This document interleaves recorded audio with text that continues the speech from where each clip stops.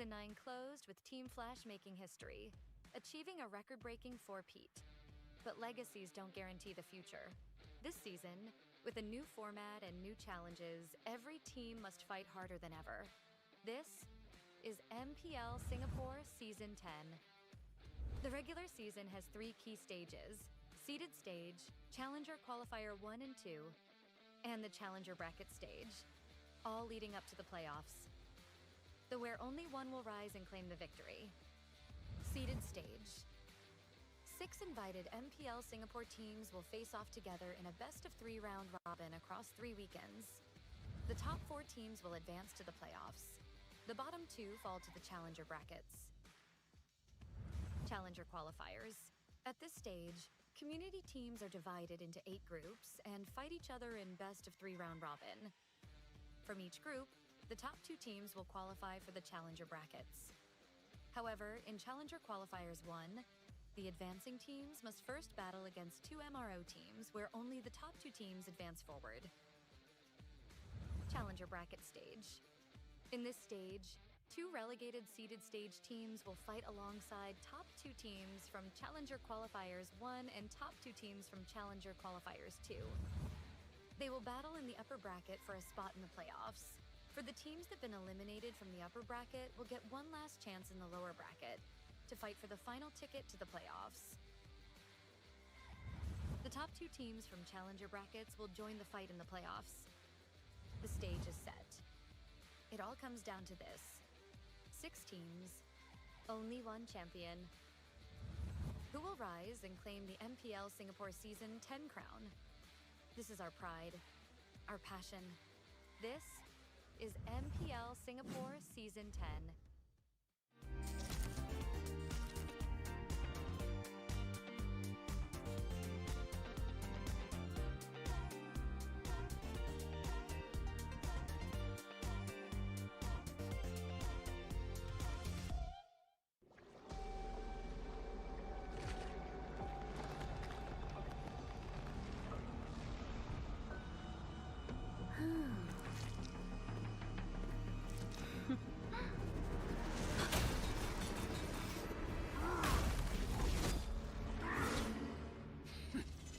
Does the Lord of Lava also crave the Sovereign's blood?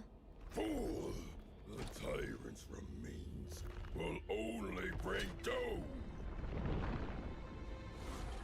Under her brutal dominion, our warriors were corrupted into foul bonds of decay. Sovereign of the Abyss, Obsidia. Her curse still flows within the Sovereign's blood.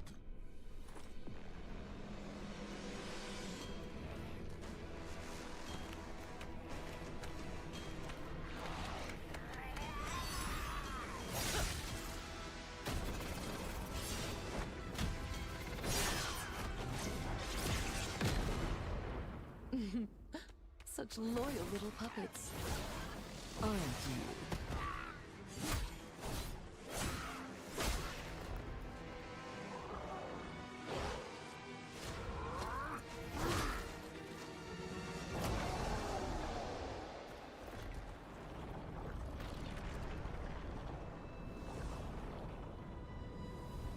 You are merely a puppet, no different from my spawns.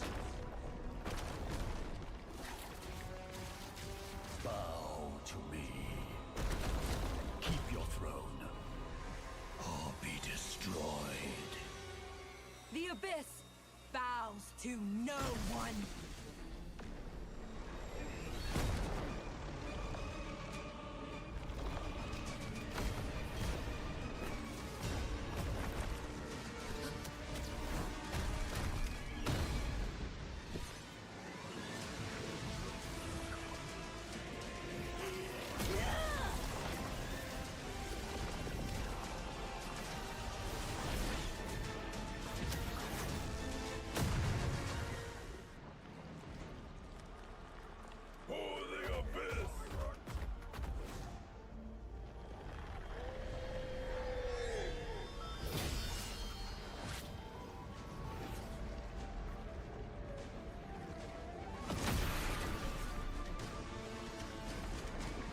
These wretched spawns reek of its corruption.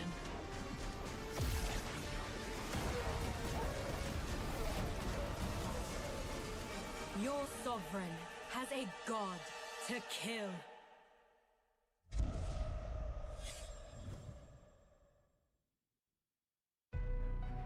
I see. Desperation. I come to crush my enemies. I reap. The strong rise. The weak crumble. My will is absolute. The abyss shall kneel.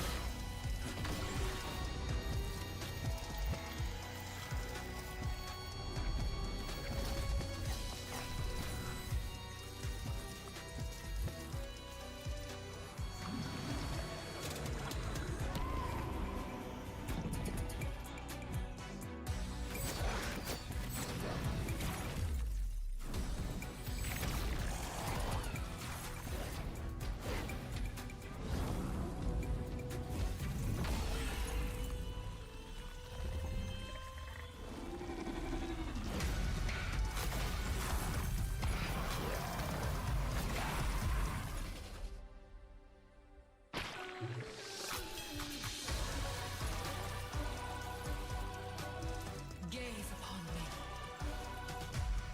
Become me.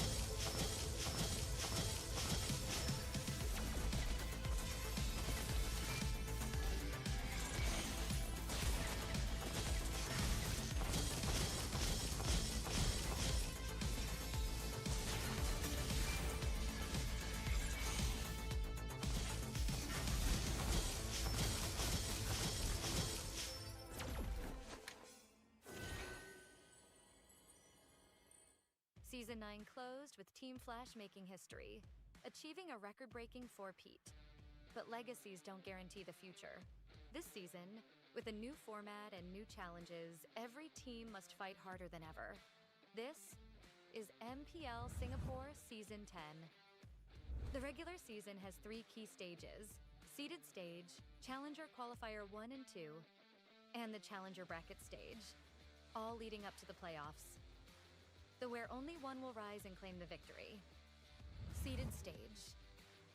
6 invited MPL Singapore teams will face off together in a best-of-3 round.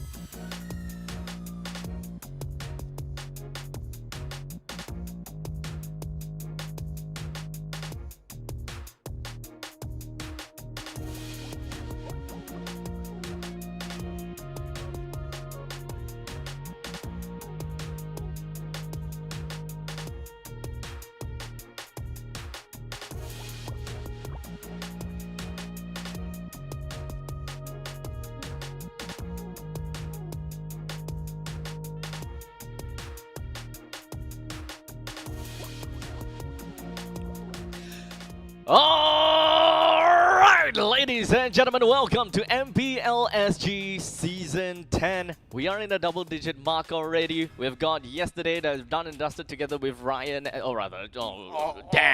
Churros, along with Jays. 07. And now we have us. My name's Abstract, with me here is Deadeye, the man who does not have Instagram yet, and still.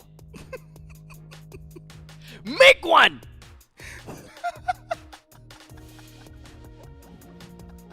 I have no comments on that. Put it in the comment section and just spam the hell out of this guy to tell him to get his Anyway, this is gonna be the day 2, week 1 of the regular season. Abstract. Looking forward for this one. As always. Yeah. Every season and every week and every day, we have very exciting games lined up for you guys, and I'm pretty sure that you guys pretty much have already known what are the games that will be running through the entirety of today. We'll tell you guys a little bit more about that bracket, or rather we'll tell you more about the schedule shortly after our quick mentions to our sponsors, as it is of course powered by Moonton and Pulse Nova Entertainment, as well as our partner IT. So now you can see there's a QR code and also a redeem code, so make sure you guys be able to claim that. You can claim it on the IT's app, so you will be able to get yourself quite a bit coming in from that QR code. And if I remember correctly, you know, IT is a homegrown brand in Singapore. Yep. Since 2011, right? 2011. Yes. So this time they're partnering up with MPL SG, and there is quite a lot of things going on. You buy two of the collab drinks, and you can get a scratch card. We'll tell you guys a little bit more about what that scratch card is, okay? But we do have got one more thing we want to talk about, and that is going to be Rising Star. There we go. Yeah, so when it comes down to Rising Star, of course, this is going to be in pretty much the same world, you know, Land of Dawn and all, but this is a Magic Chess. Yes. I, of course, dabbled in Magic Chess for quite a bit and a long time. I've been telling people that I can't remember which one was that, but basically, I played quite a bit. I think this is a perfect time also to have an experience of what Magic Chess is, especially now esports has come into this platform. Yeah, so there you go. Yeah, so make sure you guys go ahead and download Magic Chess, try out the game for yourself, and I'm pretty sure that you'll be hooked on to it like I was. I haven't tried that one though, so since esports tournament is there, I'm kind of itching on how you gotta. Lodi, you need to teach me. I'm not the one that can teach you. Jay is actually playing, right? No, it was Churros. It was Churros? Yeah. It's Churros Churros, playing? I think so. Maybe we can all just like huddle up together, just play one game together, and just get trashed by one another. It's fun. Loser is gonna buy some IT. You know what? I think I'll just buy it, guys. I know I'm gonna lose, but of course I gotta tell you guys a little bit more about our official gaming chair partner as well. We do have the X Racer, okay? Because as you can see, we are sitting on a DX Racer chair. This is one heck of a very comfortable chair, and of course, I think that when it comes down to gaming chairs in particular, we mostly have like kind of like a lever motion for adjusting the back, right? But the X Racer does things a little bit differently. This is motorized. Yeah, all push buttons there, and you know I'm kind of big, and it kind of fits as well. Yeah. So this is where you get really comfortable, because you gotta have to get comfortable for this one, because we're gonna talk a little bit more about the tournament format. So let's take a look at that graphics, okay? So tell me a little bit more about this, Deadeye, because it seems like there's a lot. There is a lot, and you know, there's some kind of tweaks right now in the seasons compared to last one, but we are now going straight ahead into seeded teams in the first 3 weeks here for a single round robin best of 3 series. in conjunction for this one, we have also the qualifiers ongoing for this. The challenger teams rather vying for the spot for the challenger qualifiers, which will be held on the 4th week of our event. Okay, so we already have the first part of the challenger qualifiers that is just concluded yesterday, That is true. right? Yep. So I remember seeing that it was Kings SG and Stallion. Team Stallion. Okay, so I don't know what their roster is just yet. Hopefully we'll be able to, get a little bit more information in the coming few days or the next few weeks. But there is still one more challenger qualifiers that will be happening on the 12th of October. So 12th of October is going to be next week on a Sunday. So once that's done, I would believe that that means that the seeded stage is more or less done, which will leave us with one final day on the 19th for the challenger bracket stage. Now, remember, guys, seeded teams, yes, they do have the opportunity to fight in their way into the playoffs, but remember the least performing teams, the top two least, the least performing teams will be relegated rather into the challenger qualifiers, which is gonna be really important for this team to have the spot into the playoffs. So the challenger bracket stage is basically the seeded stage's last chance qualifiers. Yep. Okay. This one, Abstract. I'm looking forward for the matches for today. Evil and Kingdom Esports on our first match. And I do remember last stream yesterday, of course, Jays and Churros highlighted they are looking for the Kingdom Esports to actually have a big chance to win this season. Okay, that is a very bold claim. Yep. I mean, definitely it does seem like their lineup is pretty stacked, but to be fair, Evil is pretty stacked as well, right? I mean, they haven't been changing too much. They have mostly been, using the same people and all. And what can I say? I would say that Evil is mostly very strong, same kind of consistency, and so on and so forth. I know, but you are really comfortable at DX Racer gaming A chair. little bit too comfortable. I might actually just fall asleep, so I'm just going to get back up. Just give me like 10 seconds. There you go. It's just push button out there. Yeah. There you go. Wait for it. I love it. Okay. Wait for it. There you go. Looking forward for the first match. Of course, second match is going to be Flash SG and the RSG. Last is Absolute Zero and Ignite Gaming as well. Yeah, so honestly, I will gonna have to say that the first two teams, it is definitely gonna be a fun game. But the entirety of MPL SG, we gotta take a look at who is representing for where, because this is actually a really fun graphic to watch, right? To see, rather. For the northern region of Singapore, we have Absolute Zero and Ignite Gaming. The eastern part of the region is Evil and Team Flash. And of course, on the west, it is going to be RSG, Singapore, and Kingdom Esports. And because this is the north here, these are community teams. Last season, Abstract, now they had a foothold here as considered as a seeded teams right now in our Season 10. East, Evil, and Flash SG, performing very well actually in previous seasons. They are very strong contenders as well. And on the west side is going to be Kingdom Esports and RSG as well, hailing their best performance as well in this card season. Now, of course, when it comes down to these teams and, of course, the represented regions, we will finally be able to debunk. I wouldn't say debunk. Who's but best? Yeah, which region best region, right? Because I know, like, the Westies and the Easties are always be like, yeah, let's not talk about the North because Yishun is just Yishun, right? It's not part of the battle. It's always West versus East. Jurong best, Gem best. No, Tampines one better. That kind of, all that kind of jazz. And speaking of which, not only the teams are trying to fight their regions, also the rookies are here right now to have their name unfold in Season 10. Zach here from Ignite Gaming, Nomad here on Absolute Zero, and we have Kingdom Esports, Sherm, Susky, and Shura Style as well. However, RSG Singapore, new rookies, Panthy, PTBL, and Murphy as well. Despite them being the rookies of MPL SG, I would still definitely say that quite some bit of them are actually known names in the community. Like Zach from IGE, right? I've known this guy for a long time, right? Okay. We have good conversation and all, so it's really nice to be able to see him in the MPL itself. Yeah. Yes. In the meantime, we've got like Panthy and PTBL as well, dominating a couple of these community tournaments as well. So it's always great to start to see the familiar names in community actually coming into play in the professional league. Yeah, and speaking of rookies, man, the pressure is also against them here, especially having this esports team under their banner. They're not only just proving their name, they're also proving that they are really qualified to uphold the history of the achievements of the organizations that they are fighting with. Especially when we are talking about, actually quite literally all of these organizations, right? When it comes down to Absolute Zero and the IG, the main thing that they want to do is they want to stay afloat.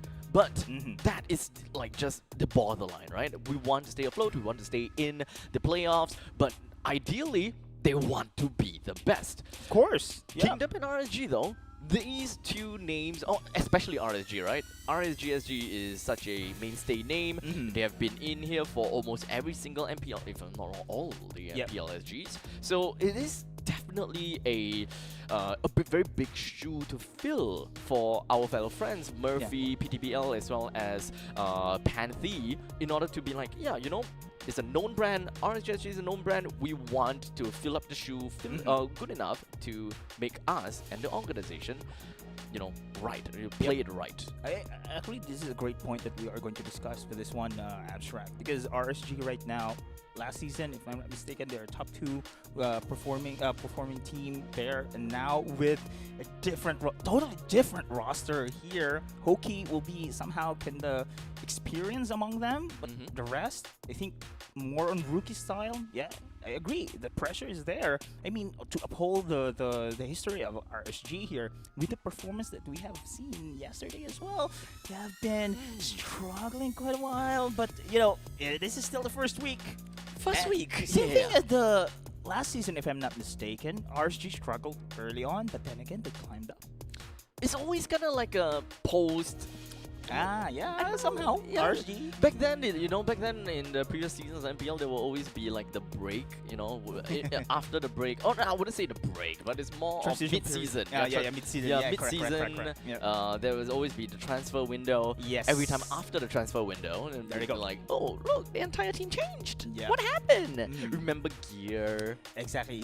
The moment they stepped in, Yeah. totally RSG just molded into a different beast. Yeah, that was one of the most iconic moments of MPLSG, I gotta have to say, right? A single player that changed the entire dynamic of a team. And this is something that could be a very known factor into all of these teams, right? Because there's so many rookies now. Yep. So many rookies in RSG, in IG, AZ, and even Kingdom Esports. Yes. How much of a change with all these players coming in and out would, you know, apply to these teams? Well, only in week 1, day 2. Understand.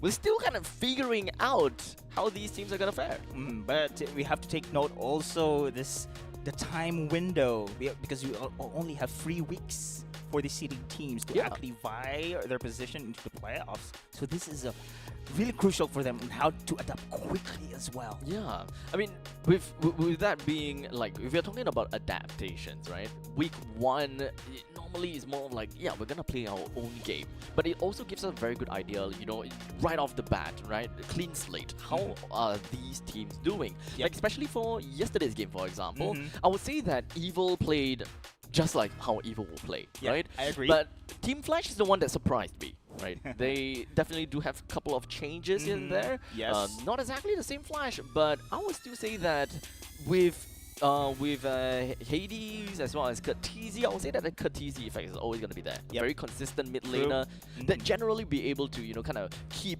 Team Flash afloat. With Bear joining in them, I think that there will be a lot more, you know, sharp edges kind of round off. I think that Bear is in a right place this time. But if whether they're able to, you know, gel together well, play together well, that is something that I definitely want to see by today's games. Yeah, I understand that Bear is actually one of the rising stars in the community teams, right? Now he has been in one of the top teams, which is Flash SG right now. Pressure is against him.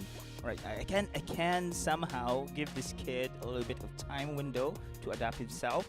But Bear has been proving himself in community esports tournaments here. Has been a rising star, and it's pretty normal for a new guy stepping into such a big stage, stage, big pressure as well. But this kid deserves a break as well. But let us see on how it goes against their fight later on, if they're going to prove how they adapt pretty quickly as well against the other teams. Yeah. So, man, I mean, I've known Bear for quite a bit of time. He's a very bubbly, fun guy. He is very down to earth as well. Yeah. So I would really want to kind of keep an eye on his career here, especially since he is quote unquote I would say taking over, or I would say the protege of Diablo to a certain extent. See? Yeah, See what I, right. See what That's I a mean? The huge shoe to Shoes to fill. fill in, You know, exactly.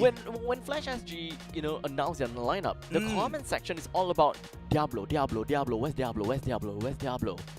That is I would say that's a really rough part for Team Flash, knowing that the most influential player is Diablo, be it impactful in game or is it just because of his looks? No, I mean Diablo already proven himself. But then again, Khalid. the meta maker with the EXP, especially the Benedetta as well, with the revitalized kind of the patch, that meta. Yeah. He did that one. Everyone's looking at Diablo, but then again, you mentioned the pressure coming in for Bear as well to step in. Not only Bear, of course, many teams right now, especially RSG Singapore, also having this new roster, feeling the same pressure also for these rookies. Yeah. So we can say that this is still the week one, but then again, time is running out as well, so they need to adapt quickly. I definitely gonna have to talk about something else Yep. because players are players. We always want to zoom on them, but later on we'll talk more about the players. Right? Sure. We want to look out for the real narratives and all. But let's talk about the patch update. Okay. So when it comes down to the patch, we have battlefield changes, right? Battlefield changes. So it's kind of like a random map draw between these four. We have Flying Cloud, Expanding River, Broken Walls, and Dangerous Grass. I don't think we need to talk too much about Dangerous Grass today. Yes, especially yesterday's matches. Almost all of the matches is going to be Dangerous Grass here. And, Dangerous Grass really adapts very well for those assassin kind of type, surprising heroes here. You have some kind of roaming capabilities as well to enable them to have the vision control. Remember this current patch as well.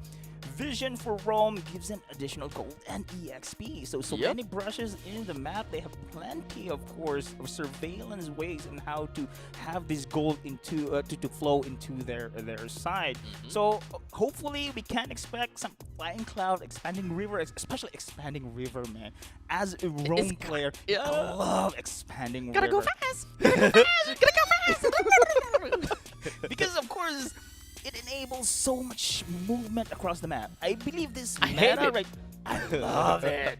This current meta, man, it really benefits to composition who are really aggressive in the early to mid. It actually changes quite a bit of ways for the XP laners, for example. Yeah, I agree. Heroes that doesn't have that good a mobility in the True, rivers. true. They don't really care. I can run. Yes. I can run. Let's talk about the team standings as of now, right? Because this is the team standings as of week 1, day 1, the conclusion of that. We've got Kingdom Esports as well as Ignite Gaming. That is actually at the top of the leaderboard with a total count of 3 points as they managed to get their flawless victory. Yeah, and we've seen also Evil taking down the biggest giants here in the competition yesterday against Team Flash for now. But this is a hurdle everyone is looking forward to beat, actually. So Evil did that, of course, against Flash 2-1. And Absolute Zero and RSG Singapore, unfortunately, in the yesterday's performance, they are on the lowest tier right now. But again, day 1. Now, we are now moving forward for the day 2. It is going to be in the first series, going to see Team Evil against Kingdom Esports. Now, we are going to go to talk about Kingdom Esports here. Churros and Jay's hyping this one up because of the Lolzy luck. The Lolzy effect. No, I was surprised as well with this transition. You know, Right? Yeah. I thought that he would be, you know, pretty comfy in Team Flash. Yes. But I would say that, yeah, JPL and Lolzy, the both of them have very varying playstyles. In fact, I think that they are kind of like polar opposites. So technically speaking, I think it's relatively fair to say that Team Flash, they will want something more methodical, a little bit more on a calm, composed way. We will take our chances when the time is right kind of thing. So that is kind of like a JPL, right? Keep looking around, okay, time right, I'll go in.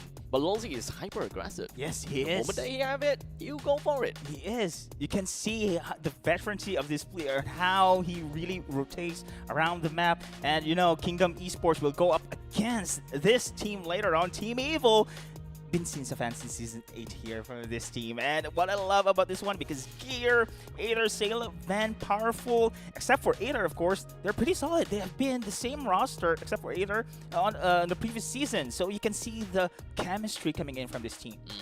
Now, of course, I would say that Gear and Sailor does have a bit of history, right? Because they have played together for quite some time. So having the both of them together is always going to be fun to watch. While in the meantime, Powerful have always been piloting the entire name of Evil. Whenever you think of Evil, you see Powerful. Yes. Right? That is His head. The book. It's kind of difficult for you to look at Evil and just be like, okay, there's no Powerful. Like, that's not evil. That's not evil. Is actually just the trademark already for Yeah, Team honestly, Evil. Powerful is evil. Evil is powerful. But you know what else? We've got Kingdom Esports. One of the other kings that we got to talk about. But this is not King News. It's a different king right now. This is KG. Is it KGE this time? Or KE? Kingdom Esports. Yeah. We got Drinsanity, Yon, FMM, Grant, as well as Lolzy. Of course, we talked about Lolzy. We have kind of painted that picture on them quite a bit as well. I would say that Yon also one of the junglers that we have constantly been seeing around MPL SG2, but he has been hopping. But FMM, let's talk about hopping. Let's talk about hopping. Let's talk about cycle. Okay? Yeah. Now he's playing as what? A mid laner? Mid laner. Did you know? Did you know? Here you go, guys. Hear it. Did you know this is FMM is actually going in circles? Enlighten us. Elaborate, right? This season, season 10, he's a mid laner. That's true. Previous season, he was a roamer. Yes. And then season 8, he was a gold laner. That's the thing. And then the previous season, he's a roamer. And then the previous after that, he's a mid laner. So we are going on around. Fly cloud! Not dangerous grass. Not dangerous grass. Not dangerous grass.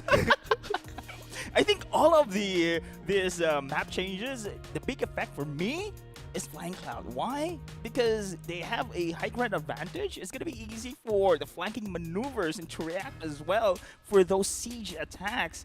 This is, I think, one of all the 4 map changes, Flying Cloud gives you the comeback potential. Whenever I think about Flying Clouds, there is just one clip that will replay for free in my head. What? MPL MY Nets. Oh. Oh no! I will forever remember the Harif just plummeting to doom. You cannot forever replace that footage in my mind. But oh my goodness. No, that's a big blunder indeed. oh man. But hopefully we're not going to see that one, and hopefully players have been They learn mistakes Yeah. from the other people's mistakes. but that was a grave mistake in that kind of situation. And hopefully that grave mistake we will not be witnessing here, because this is the first time we're going to see a Flying Cloud in our match here, Abstract. Yeah, I'm not too sure whether that is necessarily going to change anything about their roster. As compared to many of the other I understand. Battlefield changes, right? Yes, It actually can yes. change what EXP laners you're using. Yep. I would say the Flying Clouds is more of a quality of life. It would Quality of life. QOL, straight up QOL. That was deep. Quality of life. Okay. My life is of quality. I fly with the clouds. Nice. But again, as I was saying, it's one of the four. I agree with you, Abstract. Out of four, it's not really impacts the team compositions as such, but it impacts the comeback potential here for the team. So is that going to be easy for the teams to actively siege all throughout here, because you're going to look out for these flanking maneuvers once the flying cloud will be used. Yeah. So do they even bother about high ground, heroes? That's kind of the thing, right? You have you kind of have the reach. Yep. You will be able to make your way to, I would say unorthodox places, but I'm not too sure. This game, the first Flying Clouds that we'll see in MPL SG Season 10 is going to be played out by Kingdom Esports as well as Evil. Yep. Between the two of them, tell me about your predictions for the series. And I was saying a while ago here, Abstract, I was a fan of, and still is a fan of Team Evil, especially right now for all the reasons, for all the rosters here. Team Evil has the same roster except for Ether. So it means when it comes to roster changes, they're still pretty solid. They have the chemistry here, and we have seen how consistent they are playing. As you mentioned, of course, they're playing Team Evil things there. And with this consistency, I think they are proving themselves to be one of the teams that can grab the title in this season. Current season. However, of course, Kingdom Esports pretty strong as well, and this is also for Lolsey to prove himself not only in the background as an active player right now, that he is really capable as being a rogue. Is he the magic charm, the lucky charm? That's the thing. Yeah. The Lolsey luck. Lolsey luck. Maybe we'll talk about that a little bit more if they win this game. That's the next thing. week. Yeah, next week. We're just gonna mash that in. Just kind of If it's sell really that bit true. a little bit. Yep. But this is Evil after all. I mean, okay, wait. So is it 2-1, 2-0 for you? What's that gonna 2-1. 2-1 in favor for Evil. For me. Okay. Yes. How about you? I kind of want that bit to happen, So I kind of want that bit to happen. So I kind of want to see that 2-1 in favor for Kingdom. Oh, okay. I love it. Oh, is this now? Okay, this is now our official draft here, Abstract. Yep. So, Join Angela, Your team I think is this is the better. first pick. Usually we see right now here, Angela, current patch, cooldown reduced to 20 seconds. Insane. That's why it's always been banned, but now it's pretty much open here, and Evil will take advantage of this one. And look at how the response coming in from the side of Kingdom Esports, Chip, as well as Yes and Shin. Okay, so they even locked in the Lunox coming in for their third pick. So Lunox, understandably, when it comes down to being able to melt down tanks, is pretty darn annoying. We also do have an Esmeralda on the opposite side. So at this point in time, it doesn't really quite suggest as to how they will want to play into the later stages or what they are exactly going to be looking at as of now.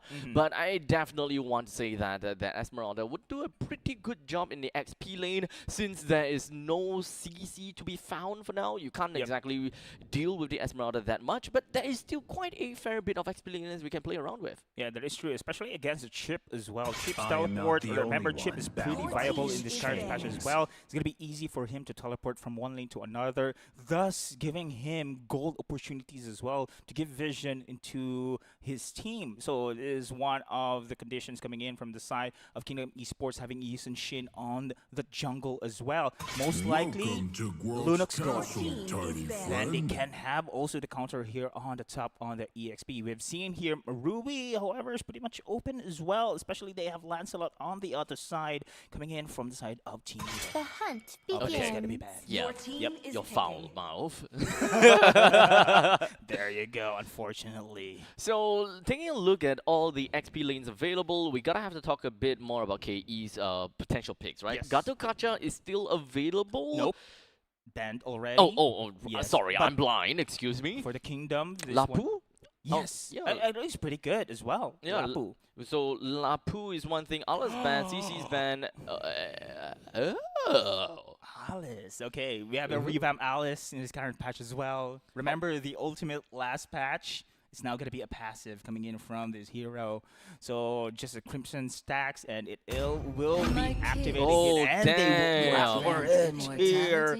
So to be honest, Alice, doesn't have really the damage capability, but the sustain is insane here, Abstract. So with this revamp coming in from the Alice, it's going to be easy for her as well to rank up those Crimson stacks, gives the HP vamp coming in from her side, and the ultimate right now gives out incredible crowd control. However, they have to look out for that long cooldown of his over skill 1. So it's really going into some mechanics coming in from the side of Kingdom Esports. So that means, okay, so Alice picked once, won once, if I recall correctly. So, wow, I don't know about this, but Khalid. Yeah, this is great. Okay, when I give the word. Khalid and a 1-1. Wow, this is great. Khalid right now, again, Very divey, huh? Very divey, which again, in this current patch enables the team composition who love to dive, who love to be aggressive. Plus a sustain coming in from the Angela is insane, and another Bane! Bane gold! Bane this time around will have his flicker. Okay. He's got his flicker. He's got his flicker. Yes. So now, gold, Bane, mid, Lunox, Alice, EXP. It's gonna be a Mage Bane, right? Yes. They have 3 magical damage dealers. I was saying, I think many players right now are considering magic build because again, magic damage enables early to mid. So this patch enables those teams who are very aggressive in the early on. Snowball effect actually just give so much credibility for all the teams right now in winning matches. Yeah, so do what they can for the early game power spikes. Yes. Mages generally have got a great power spike once, like especially mid laners, right? Level 2, that's a power spike. You will be able to do magic. Get it? Wow. Get it? Do Magic. Do magic. You know, I'm so sorry. But yeah, they get themselves powered up a little bit early and then try to end the game before, what, 15 minutes? Hopefully. Yeah. Unless you are able to really get a snowball well enough to kind of force the opponents to a really tough spot, whereby 17 minutes game end is still okay because they haven't, the opponents haven't really quite gotten the critical mass, but it varies from game to game. Yeah, and remember, there's a Flying Cloud right now, so Flying Cloud is also the combat potential or the high ground defense, so hopefully we're going to see some kind of tricky strategies on how this teams will going to use. But again, for the side of Team Evil, I love their compositions here, especially with the Khalid and Angela here. Sustain is insane. I think this is a battle of sustain, and burst damage. Right, but what else am I going to be looking out for from the KE side? Like, we've got the dive, we've got the sustain, but what does KE have got to do to kind of deal with that? So I can see, of course, KE right now, they don't have as much crowd control needed, especially catching Aether on the Lancelot. This is one of the advantage coming in from the side of Evil, because Aether right now on the Lancelot, he has so much dashes here. The only crowd control that he can rely really is for Drin Sanity here to use her ultimate, but that is very tricky. It's channeling spell. Oh, demobilize on the Lolzy. Zayla, the first blood queen being Angela, will actually be able to get that first blood onto Lolzy. Small little dent in the side of KE, but it's not gonna be that big of a deal. Well, in the meantime, up in the top lane, 4 men coming in from Evil, just gonna be dropping themselves onto the Insanity. The rest of the members just gonna be flowing back in. Sayla takes the first death, and for coming in next is going to, actually that's not the first one, there's a total of 3 deaths coming in for the side of Evil. Oh man, Evil, that was a great opening here, but then again, Kingdom Esports did dirty on the counter-attack, triple on Yawn, and this is slain the turtle. Plus now the turtle as well. We are talking about the snowball effect, the meta of being aggressive in the early game, and now Kingdom Esports just did that dirty against Evil. That was super. KE is like, yeah, you can take Lolzy, no problem. We don't care. We'll take 3 others. Oh man, the quick response coming in from Kingdom Esports here, recognizing how they bounce back on the early stage again. Remember, of course, this is still under 3 minutes, having Khalid as well as the Angela, especially now the ultimates are up. This is going to be interesting how they're going to fight in a 5v5. Well, in the meantime, this is literally an entire village that's going to be jumping in. Powerful takes SNL, as FMM will be able to slay him down pretty darn easily. Yeah, that's the beauty of having a chip as well. It's going to be easy for all the team members go into a team fight there. Surprise attack and recognizing here coming in from the side of Lolzy. Now, on the top side, though, we haven't seen the gear going into such 5v5. We need that AoE damage coming in from gear. However, still, surprisingly, it is Lolzy dictating the tempo despite having his death on the first minutes of the game. This is going to be tough for Evil in terms of the effect, right? Because both powerful as well as gear is actually kind of like a skill shot crowd control. With powerful being the only one that is a true stun, everyone else is either immobilized or root in this case. Falling star move as well as the puppet strings from Sailor. So in terms of initiation, it relies a lot on Khalid's flicker plus ult to really land something in order for gear to follow up. So there is no way for them to kind of go either or kind of situation. It must be powerful start. Oh man, look at first here. This is Van goes straight down to the hands of Yon, but it doesn't seem as though powerful really wants to come in and cut them off by the hope that he will do something. The Mila will still go down, but at least Yon will take an L from that as we do have some skill to manage to go for a passive of trade. Powerful hops onto his sand, runs away, leaving Gear all alone, but he does have a choke full of shields for him to be able to do much, popping and forcing FMM going into brilliance, while we also do have the hard gun that will be targeting right on Gear to keep him alive a little bit longer, but fortunately, this will only let FMM off. You can see that one now, Abstract. It is the beauty of having a magic-based team composition. The damage in the early stage of the game really hurts so hard. We have seen that one, but is there. However, now in the turtle pit, it is Evil trying to zone out here Kingdom moving on the outside, allowing Aether to pick up the turtle easily. But you have some with the bounce on that for everyone else who does in, as well as the baby shark. Not exactly that baby, but Aether is just gonna be all around place, almost getting F. There we go. He will be able to get double, but at the cost of his own life, giving one triple kill instead. Van pops back in. He has to kill down onto Lolzy, and they both teams, they will survive with just 2 men left on the battle. Oh man, Abstract, it really benefits here. The brawl, the team fighting, all this mayhem that we are now seeing, especially between this composition here. Magic-based damage here, AoE coming in the side of Kingdom Esports. On the other side here, we have the Assassin here and the Scaly coming in from the Van later on. But so far, right now, when it comes to early to mid, snowball effect is in favor for the side of Kingdom Esports. But look at this one. Van, once the optimization will be in his 1-1, it's going to be difficult for Kingdom Esports to stop him. Again, crowd control, yes, they do have the Lolzy, they do have Drin Sanity here, but without the so hard crowd control, they can only rely for this bash coming in from Lolzy. There's really a lot of damage in the early game that Kingdom Esports can play for themselves, right? Even when it comes down to Lolzy, that guy, Chip, have got a lot of damage right in his sleeves. So, honestly, you gotta be really afraid of Kingdom, but surprisingly, Evil is actually doing a really good job actually just holding out, right? Because, yes, they are 4-man down for the entirety of the game, but when it comes down to the economy, they are not that far ahead. In fact, they are just, what, 200 gold behind only. Oh, below. They're going to dive here. Pain is somehow dead. Indeed. That is a good dive. After all, it is Singular that managed to pop off a hard guard, giving a thick amount of shields, but a little bit of a fight back coming from FMM, popping into Brilliance, be able to get that 1 kill on the Ven. Very, very valuable.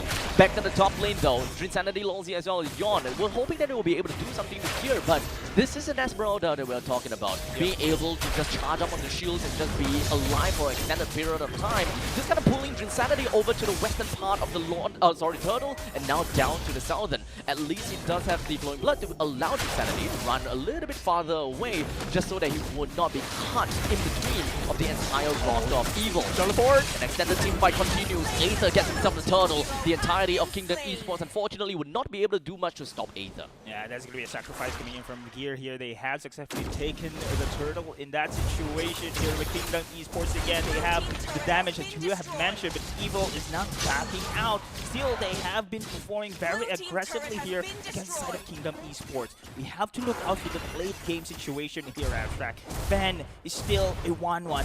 It is going to be scary indeed for this hero. However, of course, oh, the ultimate has been used here. This is going to be an opening for me on the side of Kingdom Esports to actually push through.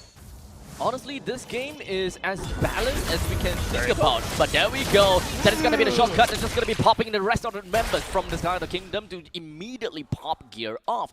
This guy, he has been, you know, unbeatable to a certain extent. You know, okay, 2 for 1. He's been dying, but he's got a lot of shields and he has been buying a little bit too much time in favor for Evil. And fortunately here for Evil, they have been picked again and again by Lolzy. Perfect timing on his vision game. The teleport is indeed giving so much opportunity for Kingdom Esports also to have those pick of plays. Now Evil on the other side, they don't want that to happen time and time again. I'm not sure if they're going to drag this game out. We have seen the damage coming inside of Peter as well. They have to push through. They have to go for the pick-off plays, but Kingdom Esports is giving it away for free. The fact that now they're going to be pushing down to the top lane as much as possible. Vander gets a kill down on Lolzy and might be able to come back a little bit more, but he's actually getting a bit too big for his shield. But never mind, because right on that fact, we got Powerful just going to be coming straight in with a great ultimate. They'll be able to hold everyone down to the ground. Aether picks up 1, picks up 2, and we'll be able to wipe out the entirety of Kingdom Esports in one fell swoop. Oh my goodness, that was a beauty there coming in from Evil. Perfect timing for the crossbow tanks and the big bam boom on the raging sandstorm. A 3-man stun just sweeping away against the side of Kingdom Esports. And look at how Team Evil is now rising on the kind of plays. That is one of the books there.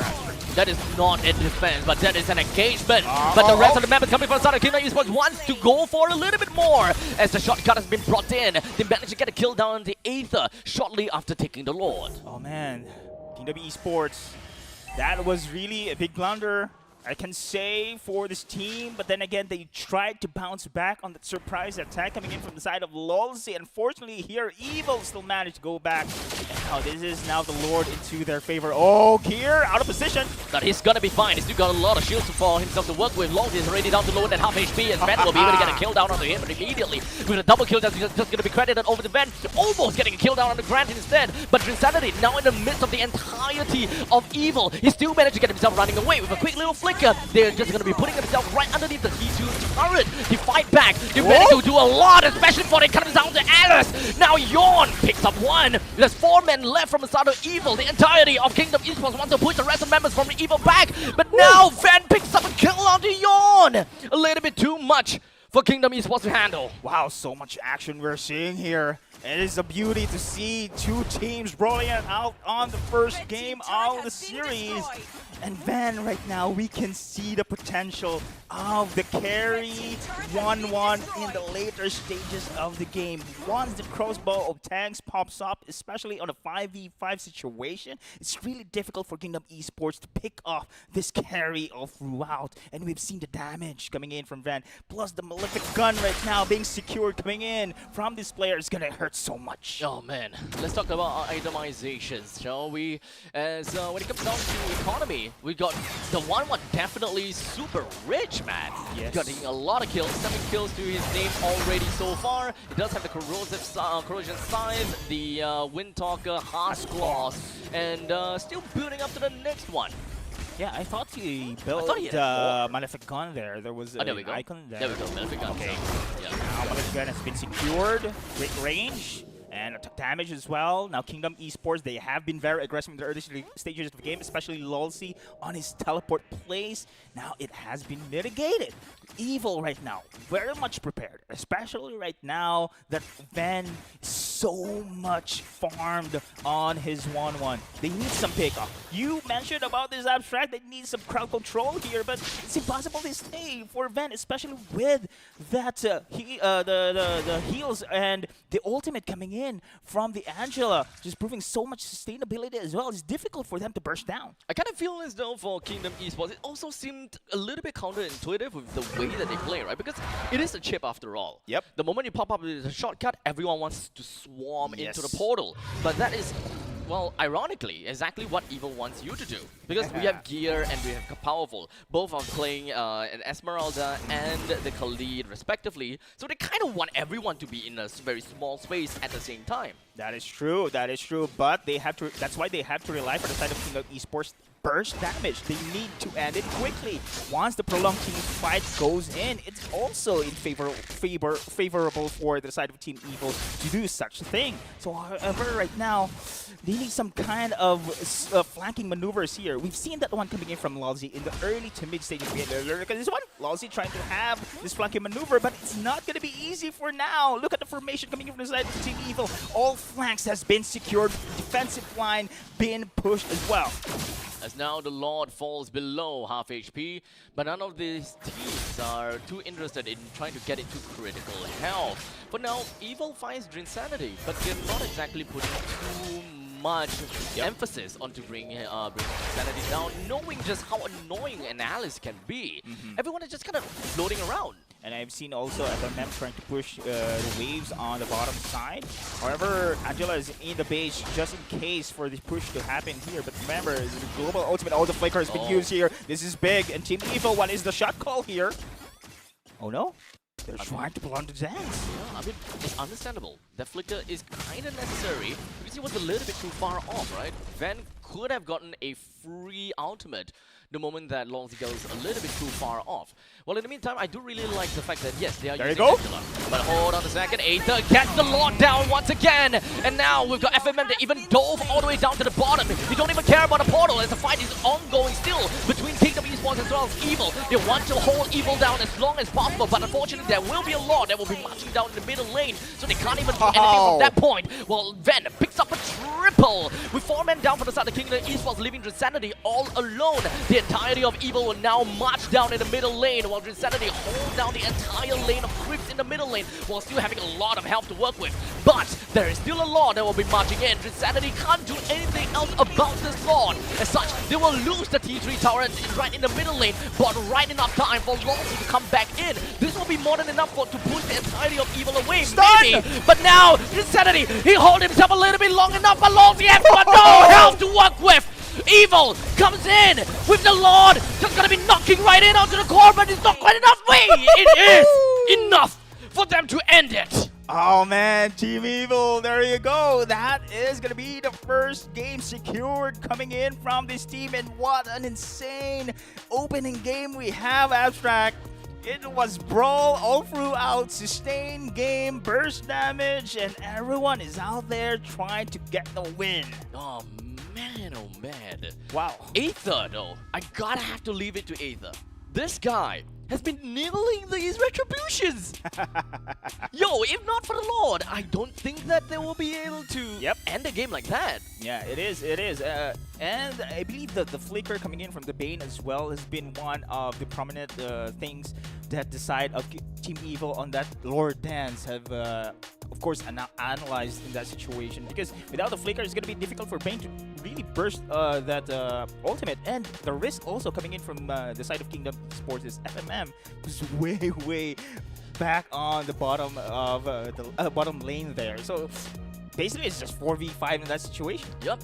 I mean, to be fair, both teams have got global presence for the two guys down the bottom lane, right? Angela has got a hard guard, and we've got a shortcut that allows the Lunox get into the action. But to be fair, at that point in time, did Angela die?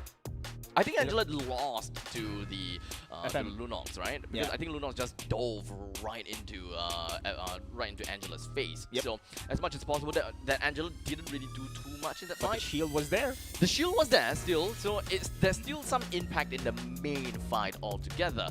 But all in all, that doesn't seem like a fight that Evil could have won if not for, I think, Aether.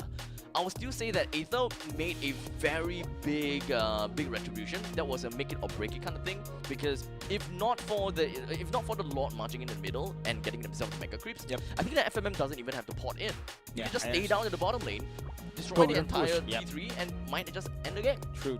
You can say, of course, they're saying that in this current meta, I mean, the assassin somehow going down, but the Lancelot, of course, proves that this dashes is pretty good as well with the clutch plays. Yeah. Give so much, and the MVP, of course, no other than Yeah. it is gonna be Van here on that 1-1. Still 1-1, very viable here. Very viable. And I thought it is gonna be fighter gold lanes here, but having a 1-1 left open, it only shows the late game. It's just very scary. Still does a lot of work, and especially since this is, I think, sub 13 minutes, if I'm not wrong about that. But he's gotten quite a bit of farm. Remember that Yeah, defense up in the top lane for T2? Man, that was big and powerful. Came in pretty amazingly as well with that, with that Yep. ultimate as well, right? That Raging Sandstorm. Yeah, that was beautiful play. One of the books. I think that was the play of the game, if I'm going, in my opinion there. But don't get me wrong here, Abstract. Especially during the early to mid, Lolsey has been giving some incredible shot calls there on his teleport on the chip. He was been giving opportunities for his team to actually go for this pick of plays, go pressure across the lanes, until that Raging Sensor play. Oh man, oh man. Now, of course, it is, you know, when it comes down to equipment, we have got, you know, okay, actually there's not much to talk about, to be fairly honest, because Evil, they have got a lot of items that really just helps them out. And when it comes down to Ven, he even did manage to pick up the Athena shield, knowing that there are, what, 3 magical damage dealers over on Kingdom Esports. So it makes very good sense. In fact, Ven even half built onto the Silent Robe in order to get more of the magical reduction in the early stages. So you don't get popped that early by the magical damage Yeah, dealers. especially with Bane here in the gold lane. We know how he can burst down anyone here over the Divine Glade. We've seen the damage as well. But again, when it comes to a 5v5 already, especially looking at later stages of the game, the 1-1 still outplays everyone. Once the crossbow attack will commit in that kind of situation. Look at the damage here coming in from the side of Van here. He is the highest with 8. No, actually it's Gear. This guy is just right in the face of everyone the whole time. But look at Dritsanity, dude. That guy have got 200,000 damage taken. Just a tad bit more than Gear, and that's totally understandable. This is just the power of XP laners, right? Nowadays, XP laners, they're taking more damage than roamers. That is correct. It's and very roamers different now. And roamers right now taking so much gold than gold. Honestly, I think it has shifted, right? Yeah. Roamers are no longer the tanks. The roamers are just like information givers. Information gainers, Yeah. yes, I love it. And also utility givers as well. Yeah. The Yeah. entire thing has kind of shifted now. Yep. XP laners, as long as you have got good kind of lockdown and perhaps even sustainability, I think that those are generally really good XP laners in this current meta. Yep. Okay, now looking back, our matchup here, Team Evil versus Kingdom Esports. We're looking for a great series all throughout for these two teams.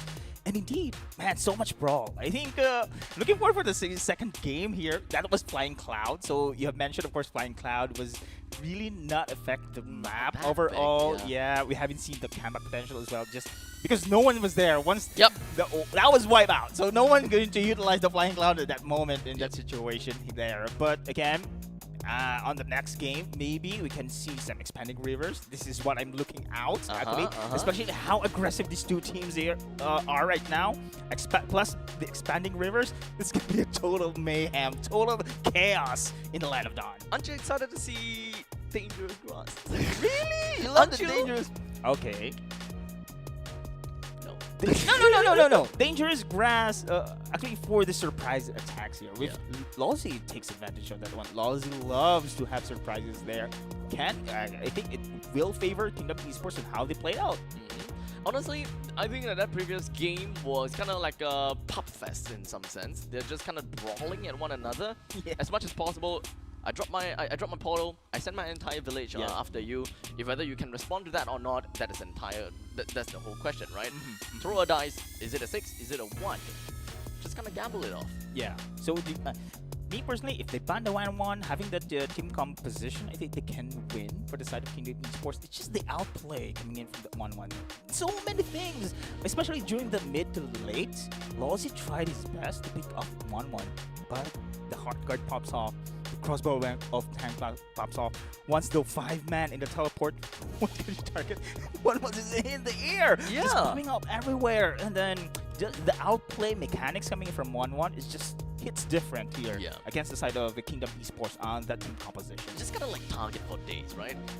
It's a lot easier because I feel like just because of the portal, it becomes a lot easier for Evil to pull off their strategy when it comes down to the Falling Star Moon or the Raging Sandstorm, because everyone is just Understand. together already, right? Understand? And when it comes down to the 1-1 being Van, he also just have to focus on whoever's right in front, you know, pop your weakness points and I fly up to the sky. So in terms of playability, I would say that Evil, given that game and the opponent's roster, it's a lot easier for them to play. Well, in the context of Kingdom Esports, they have to portal, they have to go through, they have to identify the situation in that short span of time, who goes for whom, where goes to where, and whose HP is the lowest, how do we, you know, catch on the right person, the right time kind of thing. And let's not forget, they don't have instant gratification kind of heroes, whereby they can just see, lock. Yeah. Yeah, the only thing I can think of is like Alice going into the portal, okay, boom, everyone immobilized for a while. Kind of one-sided linear kind of team composition, is it? But yeah, I can say, of course, but the burst damage, I think they had kind of worked that one in the early stages of the game, but then again, yeah, as you have mentioned, unlike, of course, for the draft coming in for the side of Evil, they have been countered very hard. So, of course, Esmeralda, remember Esmeralda was picked on the second phase. Chip was picked on the first red side there. So it was the response coming in from the side of Evil to take that Esmeralda for the counter attacks here, for the shields, for the AoE as well, stun coming in from the Falling Star Moon. What do you think about the Alice pick in this case? Yeah. Like, for the Alice, it just kinda comes to me as whereby the teams, or rather the XP laners, they don't care about each other. We just want to play to the mid stages of the game and support our mid stages. It seems like there is absolutely no threat from one XP laner to another.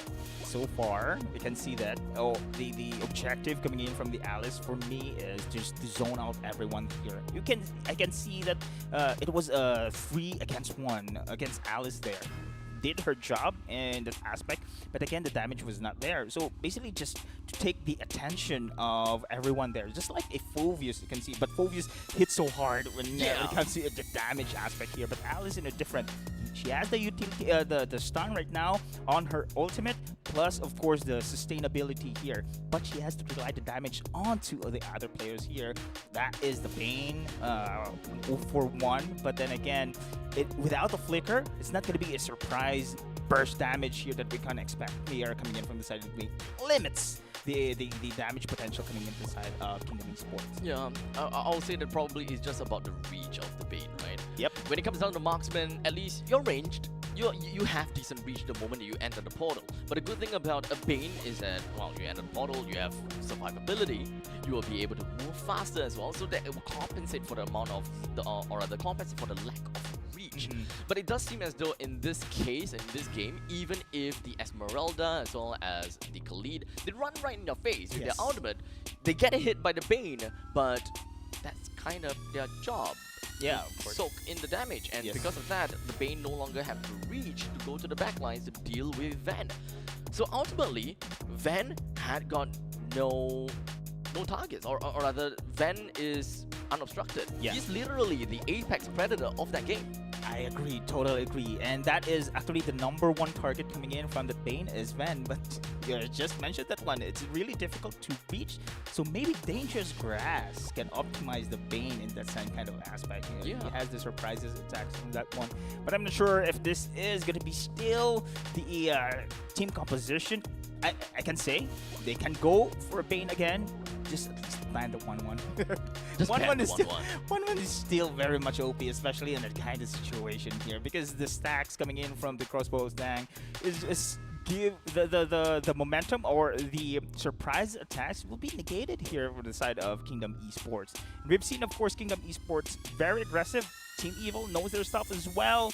With that composition, they can go for the counter attack. Okay, so here's the 1-1's stats for now, right? Pick ban of 100%, so that is a total of 7 games, not inclusive of this one, right? And have got a total of 33.23 wins. So it's not that amazing, actually. But looking at the other regions, though, I mean, yeah. 3 picks, 3 picks, 4 For now. bans, Yep. 1 win. Eventually we get there. Yeah. With Eventually, more eventually, inflated yes. numbers. With I a little understand. bit more inflated numbers. But that's why I'm also surprised, because I'm expecting all the side lanes right now more on a fighter flexible heroes like Harith. I haven't seen Harith actually been picked out.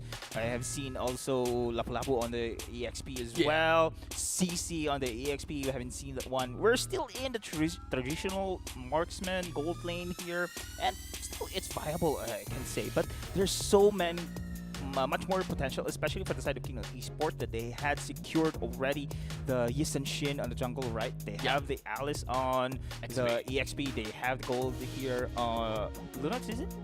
Gold is Bane. Sorry, Bane Yeah, there. Bane, So Lunox, as you can see, man, we have this transition already that it's not going to be the traditional marksman already on the gold. So it's more on the momentum of being aggressive, because when you have a marksman on the gold, you need some time to rock. And remember, this current patch, passive gold has been reduced. Passive gold has been reduced. It gives also the opportunities to actually benefit rather teams who are very aggressive across the maps, meaning having those early kills, having those early objectives right now. It's not going to be staying on your lane forever there, especially the passive gold, and the gold coming in from the minions as well has been reduced. There's also another thing, right? Oh wait, hold on. Yeah. Random map draw is Broken Walls. Okay. Okay, I was expecting hopefully expanding rivers. Yours is dangerous rats, man. There we go. It's funny. In the middle. It's gonna be broken walls right now. Tell me a little bit more about Broken Walls. Broken walls right now. They have changed the map. They have some of the walls has been minimized. I mean, the area that covers it becomes smaller. Okay. There are also walls has been, of course, giving a pathway in between. So there are so many things that the players can really reroute their way across the land of Dawn here. So it benefits for me.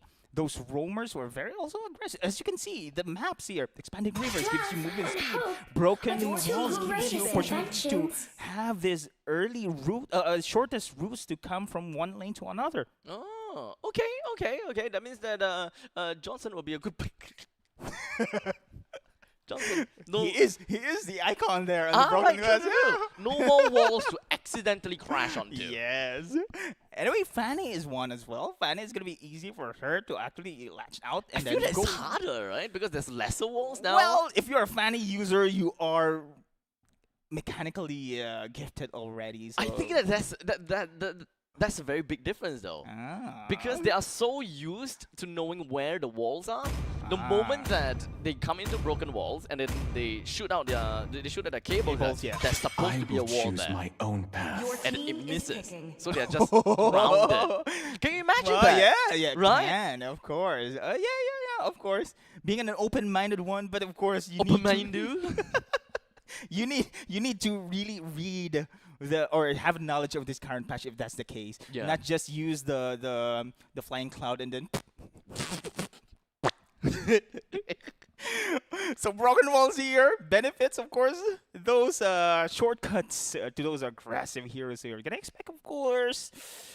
Again, Khalid for me, show Because I saved my of course, nation. Angela is Show. pretty Right, good. yeah. And there you go. There's gonna be a Yisen Shin. Why What's is great that? about the opening of a Yisen Shin here, Abstract, is it gives so much flexibility already on your side lanes. So because you have the marksman already, possibly again Harith, Bane on the gold here. On the other side, of course, Lapu-Lapu you have seen. CC as well is one of the great, but it has been banned already. Coming in from the side here, The end of one Esports. thing is the They beginning will of take the another. Esmeralda. Okay, they will still play around that Esmeralda, but in the meantime, there are still My tail's been itching for a Oh, Kalia! Okay. I love this, right? This is a lot more of a pick-off comp than what we have seen in the previous one. The previous one is just kind of like the entire village just drop on you lah. Yes, the, yes, The yes. whole kampong bomb here. Here's my kampong. Kampong. Here's my Yes, kampong, yes, right? yeah. But this That one- is true. Yeah, so now I think that KE, the one thing that they want to look out for is someone that have, same thing, like burst damage, Yep. being able to make full use of Kalia, because Mm-hmm. you can of course land the suplex, but if you don't kill anyone within of the suplex duration, then Mm-hmm. what's the point? I agree. That's somehow that is one of the downside of having a Kalea right now because it's combo dependent. So you need a certain not the burst, only again, a one certain bound by his combo to shame. pull Your through team is to utilize the Kalea pick here. On the other side, though, again, the Farsa and the Phoveus, I still love these two heroes. Damage-wise here, early game as well. So it also benefits the side of Team Evil that the 1-1 will not be secured here for the side of Kingdom Esports.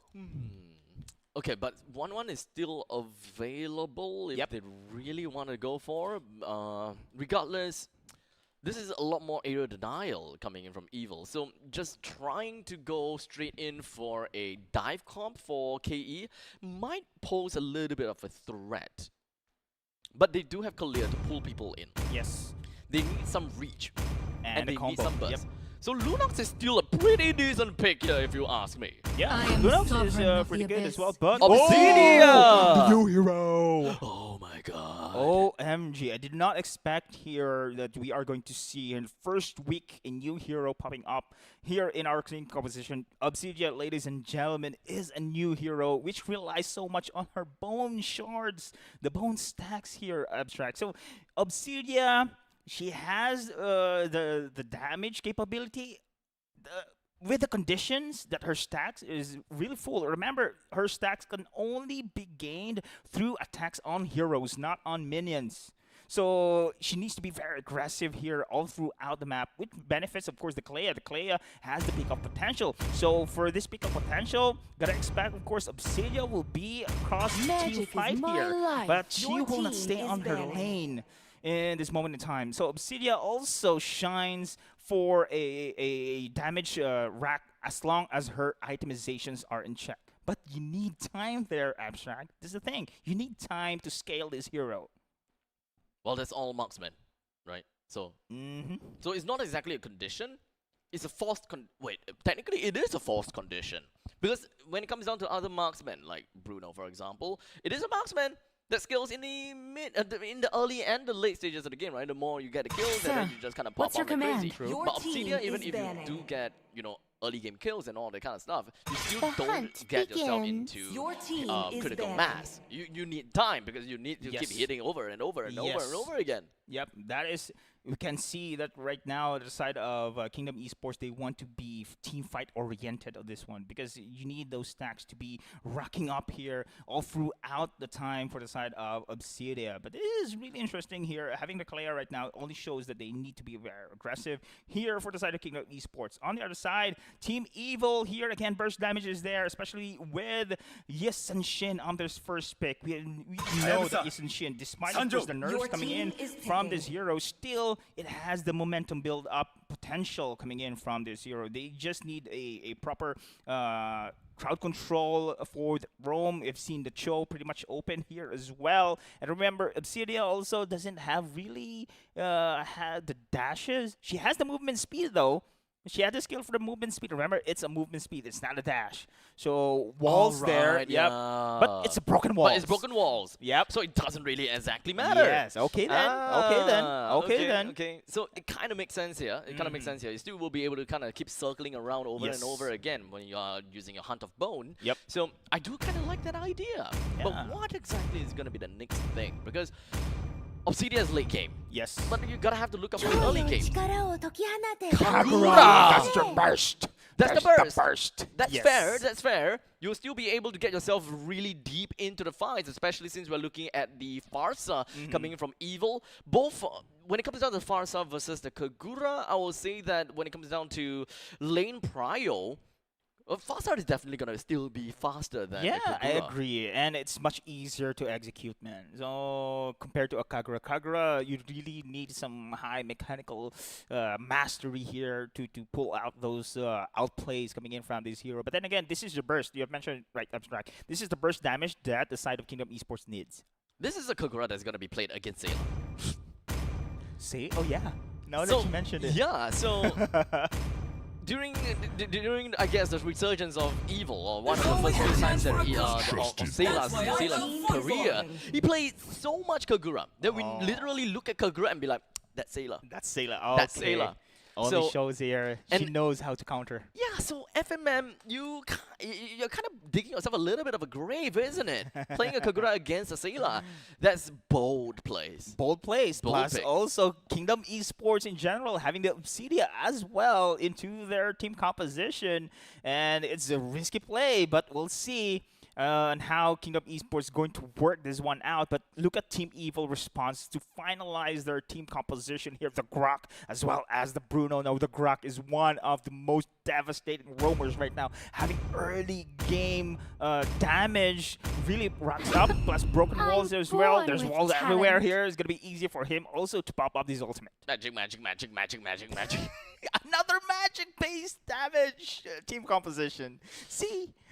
Okay. I think we can see the trend here, Abstract. I mean, it's all brawl here. It's all damage. It's all momentum, early game aggression. Yeah, okay, so at least Kalia and the Guinevere kind of play around with one another in some sense, right? Because Kalia does provide knockups. Yeah, Kalia does provide a couple of knockups, but I can't see that as a true combo with Guinevere. It's more of like a it's nice to have kind of situation. Okay. But otherwise, I still wouldn't say that Guinevere in the jungle will be able to provide that kind of early game lead that they would want against this lineup, which does have a Yuzushin and a Bruno, both of which are amazing in the early stages of the game. You give them the opportunity, you give them the time, and that is generally when they are going to be popping off. Yeah, this is the second time you're seeing the Guinevere in the jungle as well, so I'm not sure if this is really the meta here, but remember at the current patch, Guinevere is going to be easy for her to stack up or to have her skill, passive skill enhanced. Early on. Only 2 hits, and 3 hits rather. There we go. You can have already a passive basic attack coming in from this Guinevere, so all of this damage going to be rocked up in the early stage of the game. Damn, so technically when it comes down to Guinevere in the lane, she does kind of sound pretty darn annoying if she just needs 2 basic attack in order to go for the enhanced basic one. attack. Yep. Aggressive Play we're seeing here now. Well, see? Taking it all up. There's already a congregation of 4 members down in the middle lane. It's not too big of a problem for Loyalty though, despite losing quite a bit of health, it is totally fine. But that is going to be one of the first iterations of our broken walls. Yep. When it comes down to pit, the Shortcut. name kind of named it itself. The wall is broken. And we've seen also the Insanity here is going to be easy for her to respond as well in the mid on such a little wanderer aspect in the game. But this is the hero we're looking out for, especially during the later stage of the game, the Obsidia. I'm not sure how they will be able to push this one through, but remember, Obsidia having those stacks, fully stacked Obsidia plus itemization in check is going to be difficult for her to really shut down. You have so much attack potential here. Remember, each bone shell has 7% attack. Oh, good lockdown right onto FMM, trying to get himself away with the Esports, but of course, with the Rashu Umbrella Flea, allowed FMM to get himself in a pretty good spot. Right. HP is already all the way more than 50% HP, so he's gonna be fine in the middle lane, while they focus down to clear these waves as much as possible. So far, Kingdom Esports, they have always gotten themselves some great lane priority in the middle lane, focusing on to keeping Sayla in check in the middle. He does hit level 4 though, so you're gonna have to watch out for all of that fast method airstrike. And speaking of which, now this is still going to be the turtle chance. FMM has the poke as well. Look at the position here. It's going to be 4v4, and here right now going to go forward. There we go, and the airstrike just going to be landing on the Insanity. Just got himself all the way to the northern part, while Longsy as well as Yon just going to be keeping himself right in the center of the battle, being the anchor. But unfortunately, Longsy will lose his life first, while the rest of Kingdom Esports swims away. Yeah. While Aether, he goes down too. 1-for-1 trade. Oh, look at this one. Very aggressive. Wow, I don't even know that gear was there, but it's still gonna be slamming all the way through into the opponent's territory. And Insanity, he might actually die here, but with a good amount of shields, he's still gonna be fine. Powerful is right around the vicinity, and despite that, the suplex happens, but it's not quite enough to be able to do anything to gear because this guy is alive. Lawsy overstayed his welcome in his own place, but it is a 3v1 after all. Ah man, this trio, man, this is just insane. And this is the ultimate coming in from the side of Grant here, just providing so much damage on her bone shards. But then again, look at this one. Early game still is going to be Fan racking up so much as well. But you can see that one, the trio we are seeing coming in from Evil, powerful. Sayla as well as Gear. This trio has the chemistry as well, being very aggressive, trying to invade as well. Kingdom Esports is just hurting here for the other team. You can see that Grant is a little bit impatient when it comes down to the bone energy. Really want to get those bone shots stacked up. As such, he's gonna take a little bit too much pot shots off of Ven. It's kind of like a 1v1 for now, but Lawsy joins into the fray. But at least Grant will still stay alive. And I thought Kingdom Esports will prioritize the gold lane here. I think they need to babysit more the Grant here on the Obsidia. Without the window or without the space here, it's going to be hard really for Grant to rack up her accusations. But then again, Kingdom Esports here still going to go for the mid. They need to go for the objectives here, but it's going to be easy, especially powerful here. There's so many walls across the map here. It's going to be easy for him to pack his to rack up his passive as well. Yeah, so with the lack of bone shots in the early game, you always want to be brawling, right? So as much as possible, Grant wants to join into the battles, even if he's dealing, mediocre damage. At least he's still building up to the later part of the game. The entirety of Kingdom Esports is just going to be hovering themselves around in their own jungle, while Insanity opens things up a little bit. The entirety of the that is going to be the flicker of the lifetime that we want to see from the side of Lawsy. Pulls right in onto Aether. One of the junglers dead for the side of Evil, so that is going to be retribution that's gone. However, Evil is still very strong onto the front line. They are the vanguards, and they will still take the turtle down and away from Kingdom Esports. Man, very unfortunate there for the side of Kingdom Esports. I can see the intention there coming in from the side of Lawsy to go for a burst damage and pick off, but it's not enough. Evil, so much damage on their other side. They still need additional firepower here for the side of Kingdom Esports. Grant, so far, Joker here needs some itemization. Look at the top side here. It has been secured by Fan already for that outer turret. I still feel that Guinevere doesn't really come into play that well with Lawsy, or rather as a I don't know. I feel that it's combo. It's not exactly the combo I would love to. You can extend it, yes. I think that the main thing is for Kingdom Esports, they want to extend the crowd control duration of Lawsy's suplexes, and then follow it up with Yawn going in with the Violet Requiem. But aside from that, buying time in the team fight essentially just grants more bone energy, which translates into bone shards. So I don't know whether that's exactly what they want to do. Extend fight in the early stages just so that they can just kind of pop off from one. We'll see how that goes. But in the meantime, that is going to be the Violet Record that's going to be popped on to Powerful, getting themselves one kill. However, Gear is not going to let them off the hook that easily, as he constantly goes into Demonic Force to just push the rest of Kingdom Esports away while he takes control of the jungle. And look at the resources that has been expended coming in from Kingdom Esports just to pick off Powerful in that sequence, man.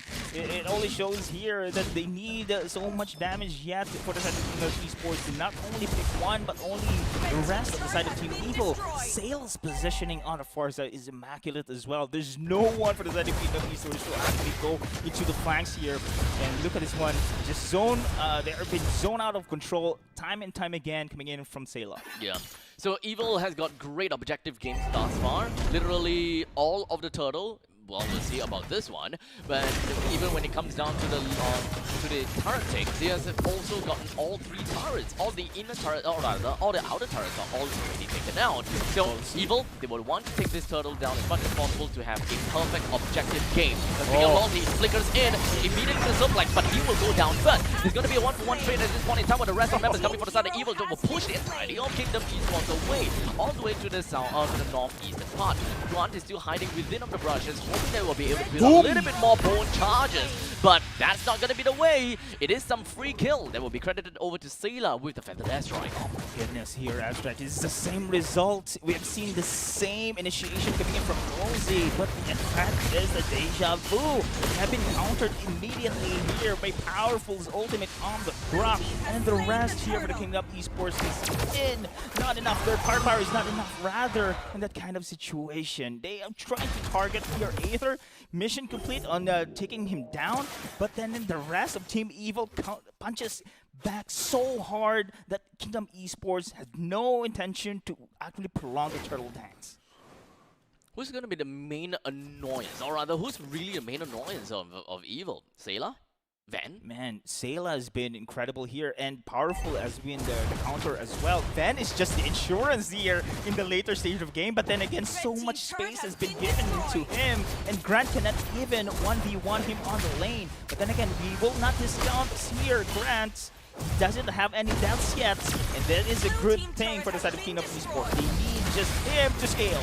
We'll see when they will be able to get himself into critical mass. In the meantime, it's fight from two fronts in the top and the bottom lane. Van hoping that he will be able to get himself running away. What? He's going 1v2! Almost getting away! He did! What? Van takes a kill off of the head of Lolzy. And look at for FMM! He takes another one! Now he's going 1v1 against Yorn, but unfortunately he will fly up to the sky and allow the Violent Requiem to land. But that is the perfect trade because it allows Aether to swipe in for the kill. All 5 members down. Oh man, if you have Drin Sanity on the other side, it's a Ben Sanity on the kind of sequence. It was great, man. That was impressive to see how Ben kept his composure to go for a 3v1 situation. And man, I can say in this moment, Abstract, you have asked me who is the nuisance here for the side of Team Evil. At this moment in time, Ben just proving his point that he's not just late game insurance right now. He is the man right now to be looking out for. He literally proved you wrong at the very same minute, dude. Oh my goodness. The very same minute. The timing coming in from this guy. 10 minutes into this game now, we are looking at 6,000 goal lead in favor for Evil. This is going to be a tough fight for Kingdom, especially since they know that it is not acceptable for them to give Evil a free Lord for this upcoming take. As we do have the rest of Kingdom Esports mostly going to be in the northern part of where Evil is. They are circling around and hoping that they will be able to encircle them. But there we go, Lofty immediately going straight into flank. Unfortunately, that is going to be the Purify that will be used by Van, so he's going to be safe and sound, allowing for a refrag, or rather, it's just going to be a counter take against Lolzy.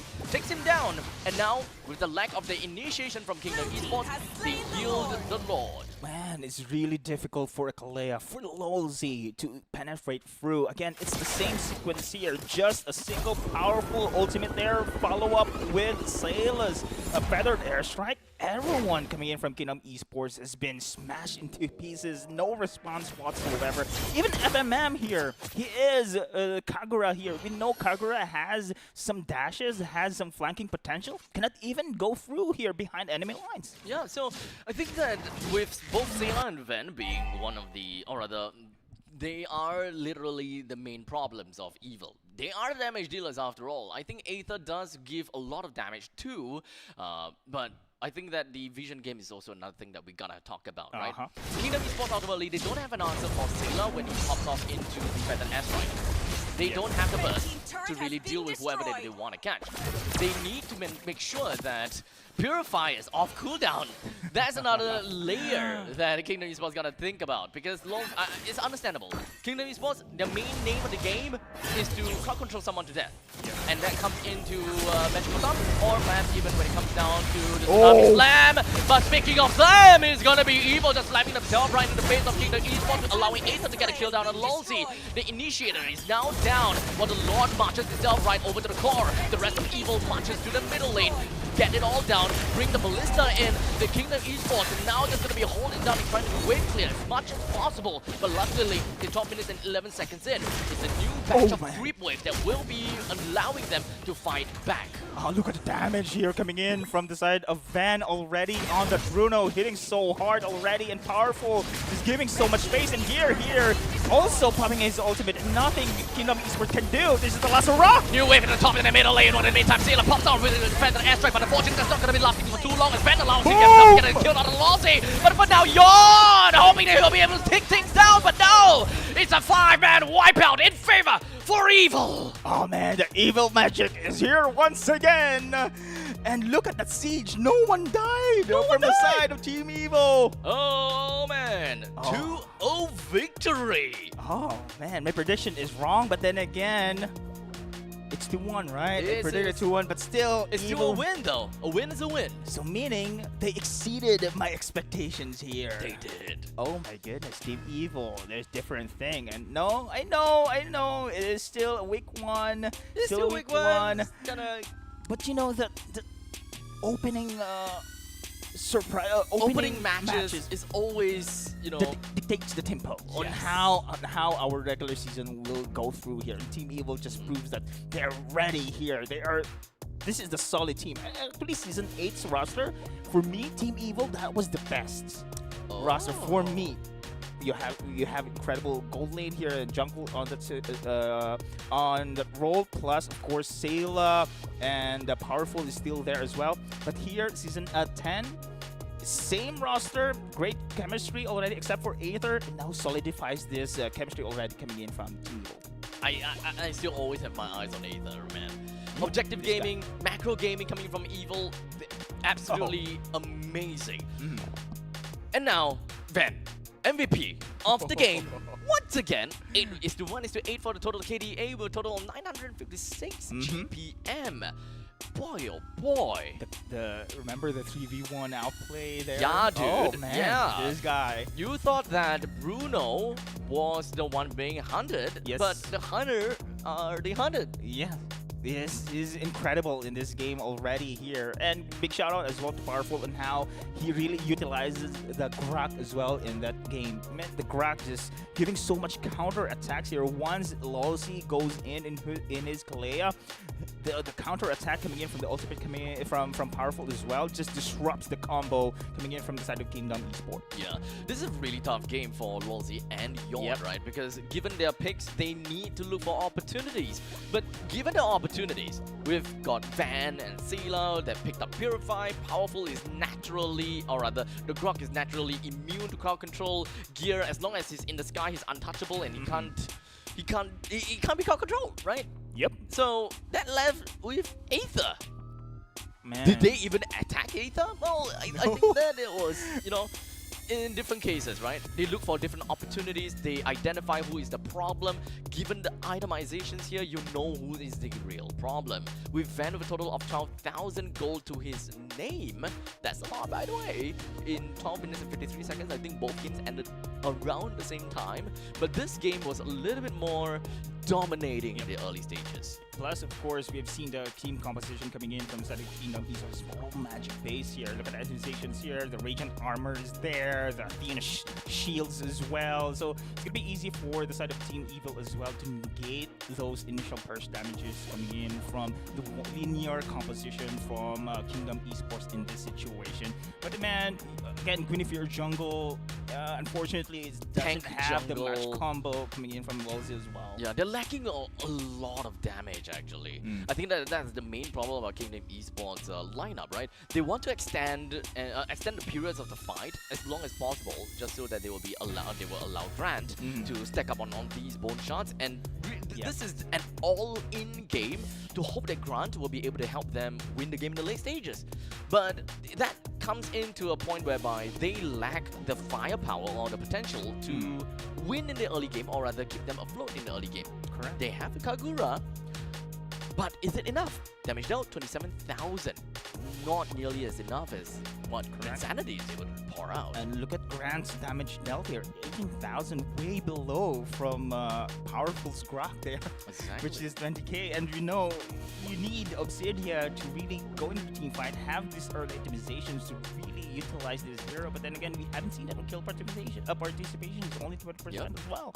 So unfortunately here, it didn't work with the team composition from the side of Kingdom Esports, and Team Evil was really, really good. I mean, the chemistry is there already. The aggressiveness coming in from Team Evil is there as well. Looking forward and how they move forward into the regular season. There's just no answer for Sailor.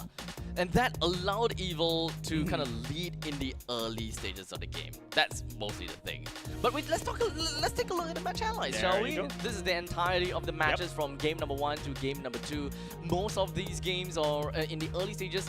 For game 1, it's a lot of back and forth, I would say. Yep. Doesn't but really go anywhere. I've seen also the Kingdom Esports trying too hard to pick off Van here on the 1-1, but look at this outplay again.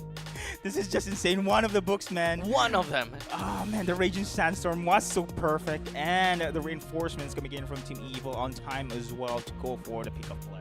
And of course, the ending play. Yep. As much as Lawsy really tried to, that's the most that he could do as a chip, right? What's a chip without his friends? Chipless. Chiplet. Wow. Okay. That's so bad. Chiplet. Okay. Then again, oh, there's this outplay. This is the 3v1 that we have seen in this side of the situation. The composure coming in from Ben. This is to be commended on this player here. Boom! 1-3-9-2! Oh, yikes. Disgusting. Ouch. Yeah, this is Ouch. absolutely disgusting. Oh my goodness. If he had one more dash, he would definitely win against Yon, but unfortunately he needed the dash to get a little bit closer over to Van, either way, or FMM rather. So that was all absolutely wonderful. And of course, the game-ending play, what can we possibly talk about? It was just Evil doing their evil magic over to Kingdom Esports. Yeah, looking forward for Team Evil this season 10 already. Hoping that 2K could grab also the title. They haven't yet gotten the MPL championship, right? Evil? Yep. Nope, but the closest was Second. It was second. Second, season 8. Season 8. That's Okay, the so thing. they were like fourth. I think they had fourth. They had Last season, if third, I'm not second, or mistaken. something Yeah, along yeah, the yeah, lines. yeah. They have been to anything and everything except for first place. Oh my. So hopefully, let's see. But then again, Kingdom Esports, they have 3 also new rookies, right? But Lozi is there as a veteran to lead them the way. Again, this is still a time for the growth, for the chemistry to build up. But then looking forward for Kingdom Esports as well to bounce back on the second week. Yep. So hopefully that we'll be able to see a little bit more from. I want to see more from Kingdom Esports, to be honest. Yep. I think that they're probably just Thursday. Yeah. Probably. But too much heated up right now. If Yeah. it's heated up, what's next? Cool yourself down with IT. Yes, exactly. Redeem your code down over at the bottom side of the screen, right underneath of Deadeye. Just take your phone, snap onto that QR code, and redeem in the IT app. And do remember that when it comes down to the IT app, or rather the our entire partnership with IT, we also do have got a point whereby you will be able, if you buy 2 of their collab drinks, you will be able to get a scratch card. And there are multiple things that you can win, but with the number 1 prize, that is that you will be able to support the champions of MPL SG all the way in Jakarta. Nice. I'm looking forward to that part. Scratch. Does it count if we scratch ourselves and we just kind of go? If we get the win and we go over? No, I would love to buy like just like 1 dozen of. yeah. I mean like we have a lot of crews here, so Yeah, just yeah, literally yeah. like just. Actually, I should tell them to buy it. I take the scratch card. I did not say Hopefully. that. I did not say that. Oh yeah. You know, sometimes. Thank you, we'll- production. Yeah, we'll find a way, okay? IT, yeah, we'll take the scratch cards. We'll talk to you guys in a short bit later on. We're coming in for game number 2 very soon.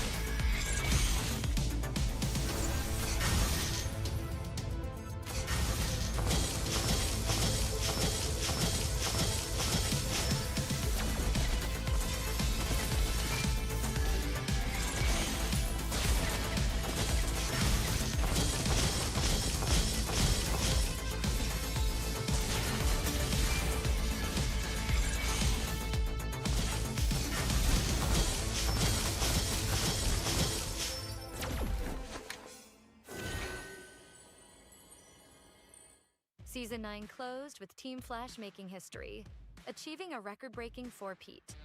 But legacies don't guarantee the future. This season, with a new format and new challenges, every team must fight harder than ever. This is MPL Singapore Season 10.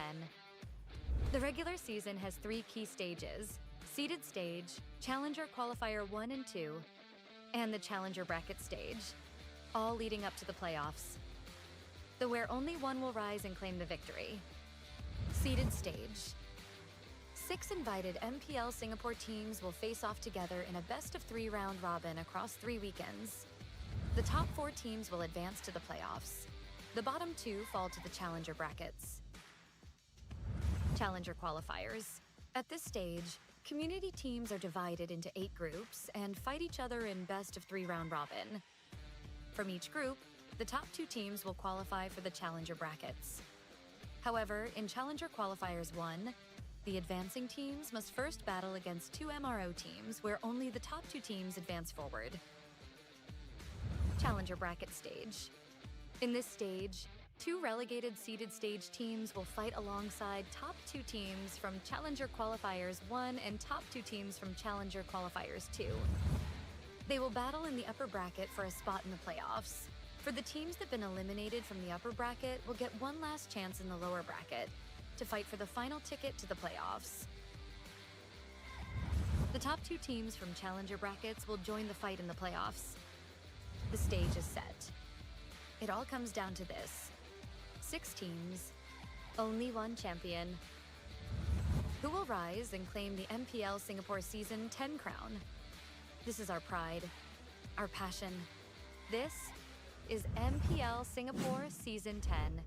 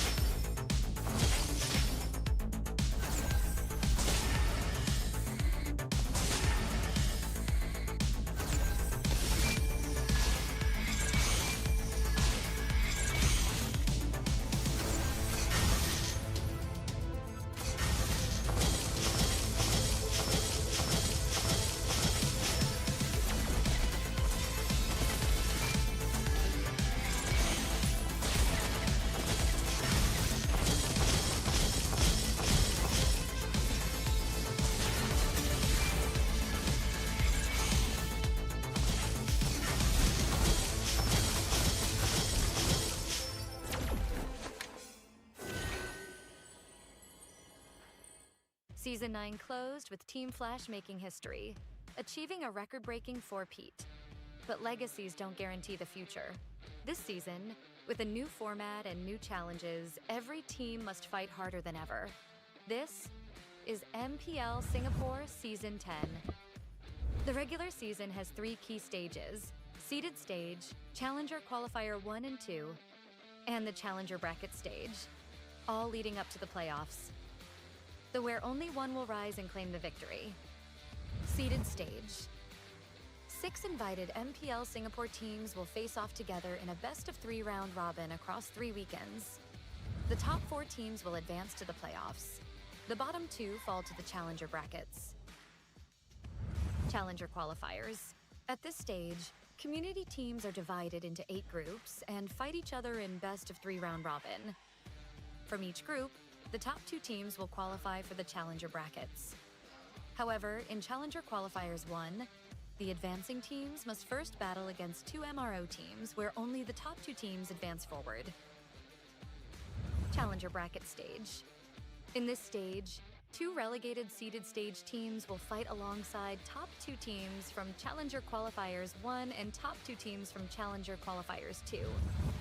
They will battle in the upper bracket for a spot in the playoffs.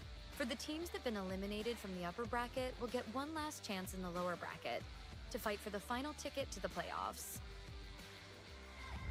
The top 2 teams from Challenger brackets will join the fight in the playoffs. The stage is set. It all comes down to this: 6 teams, only one champion. Who will rise and claim the MPL Singapore Season 10 crown? This is our pride, our passion. This is MPL Singapore Season 10.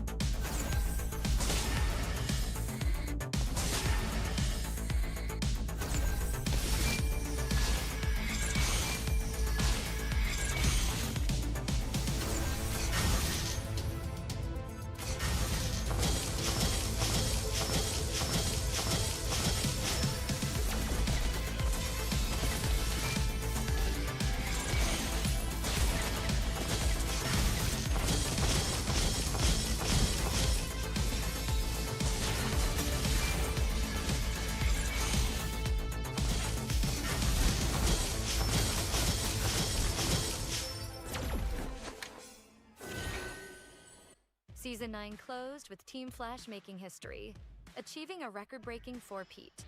But legacies don't guarantee the future. This season, with a new format and new challenges, every team must fight harder than ever. This is MPL Singapore Season 10. The regular season has 3 key stages: seeded stage, Challenger Qualifier 1 and 2, and the Challenger Bracket stage, all leading up to the playoffs, though where only one will rise and claim the victory. Seeded stage. 6 invited MPL Singapore teams will face off together in a best-of-3 round robin across 3 weekends. The top 4 teams will advance to the playoffs. The bottom 2 fall to the Challenger brackets. Challenger qualifiers. At this stage, community teams are divided into 8 groups and fight each other in best-of-3 round robin. From each group, the top 2 teams will qualify for the Challenger brackets. However, in Challenger Qualifiers 1, the advancing teams must first battle against 2 MRO teams where only the top 2 teams advance forward. Challenger Bracket Stage. In this stage, 2 relegated seeded stage teams will fight alongside top 2 teams from Challenger Qualifiers 1 and top 2 teams from Challenger Qualifiers 2. They will battle in the upper bracket for a spot in the playoffs. For the teams that have been eliminated from the upper bracket will get one last chance in the lower bracket to fight for the final ticket to the playoffs. The top 2 teams from Challenger brackets will join the fight in the playoffs. The stage is set. It all comes down to this: 6 teams, only one champion. Who will rise and claim the MPL Singapore Season 10 crown? This is our pride, our passion. This is MPL Singapore Season 10.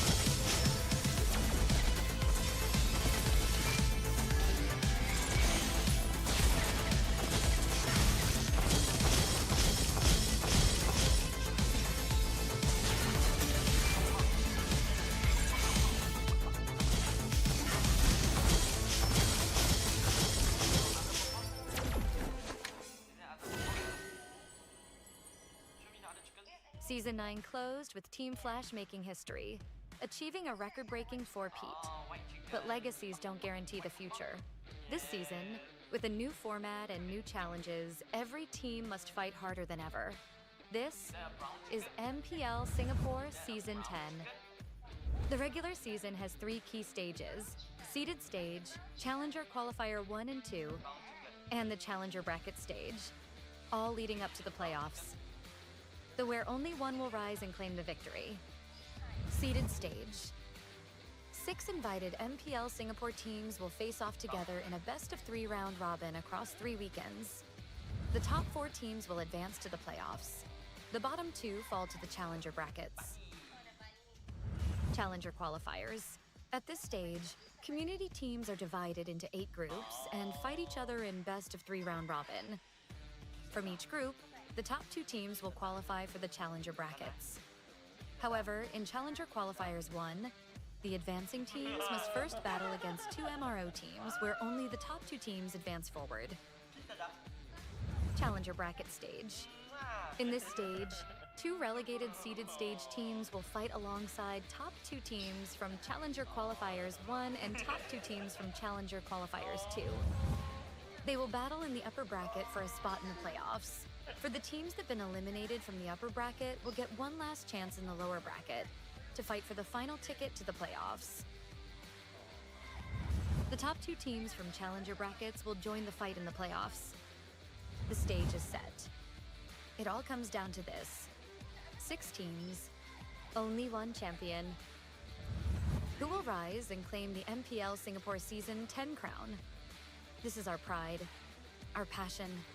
This is MPL Singapore Season 10.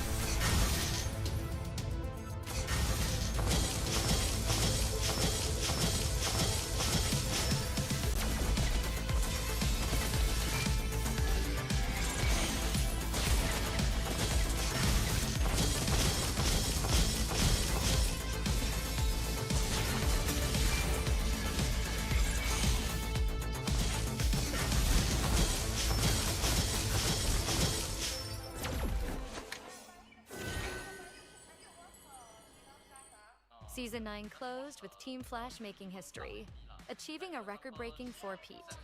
But legacies don't guarantee the future. This season, with a new format and new challenges, every team must fight harder than ever. This is MPL Singapore Season 10. The regular season has 3 key stages: seeded stage, Challenger Qualifier 1 and 2, and the Challenger Bracket stage, all leading up to the playoffs, where only one will rise and claim the victory. Seeded stage. 6 invited MPL Singapore teams will face off together in a best-of-3 round robin across 3 weekends. The top 4 teams will advance to the playoffs. The bottom 2 fall to the Challenger brackets. Challenger qualifiers. At this stage, community teams are divided into 8 groups and fight each other in best-of-3 round robin. From each group, the top 2 teams will qualify for the Challenger brackets. However, in Challenger Qualifiers 1, the advancing teams must first battle against 2 MRO teams where only the top 2 teams advance forward. Challenger Bracket Stage. In this stage, 2 relegated seeded stage teams will fight alongside top 2 teams from Challenger Qualifiers 1 and top 2 teams from Challenger Qualifiers 2. They will battle in the upper bracket for a spot in the playoffs. For the teams that have been eliminated from the upper bracket will get one last chance in the lower bracket to fight for the final ticket to the playoffs. The top 2 teams from Challenger brackets will join the fight in the playoffs. The stage is set. It all comes down to this: 6 teams, only one champion. Who will rise and claim the MPL Singapore Season 10 crown? This is our pride, our passion. This is MPL Singapore Season 10.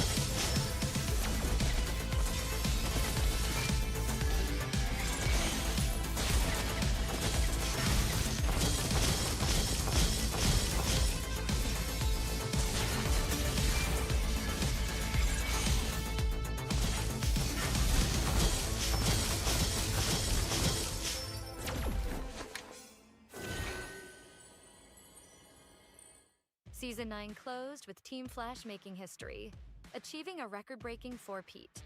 But legacies don't guarantee the future. This season, with a new format and new challenges, every team must fight harder than ever. This is MPL Singapore Season 10. The regular season has 3 key stages: Seeded Stage, Challenger Qualifier 1 and 2, and the Challenger Bracket Stage, all leading up to the playoffs. The where only one will rise and claim the victory. Seeded Stage. 6 invited MPL Singapore teams will face off together in a best-of-3 round robin across 3 weekends. The top 4 teams will advance to the playoffs. The bottom 2 fall to the Challenger brackets. Challenger qualifiers. At this stage, community teams are divided into 8 groups and fight each other in best-of-3 round robin. From each group, the top 2 teams will qualify for the Challenger brackets. However, in Challenger Qualifiers 1, the advancing teams must first battle against 2 MRO teams where only the top 2 teams advance forward. Challenger Bracket Stage. In this stage, 2 relegated seeded stage teams will fight alongside top 2 teams from Challenger Qualifiers 1 and top 2 teams from Challenger Qualifiers 2. They will battle in the upper bracket for a spot in the playoffs. For the teams that have been eliminated from the upper bracket will get one last chance in the lower bracket to fight for the final ticket to the playoffs. The top 2 teams from Challenger brackets will join the fight in the playoffs. The stage is set. It all comes down to this. 6 teams, only one champion. Who will rise and claim the MPL Singapore Season 10 crown? This is our pride, our passion. This is MPL Singapore Season 10.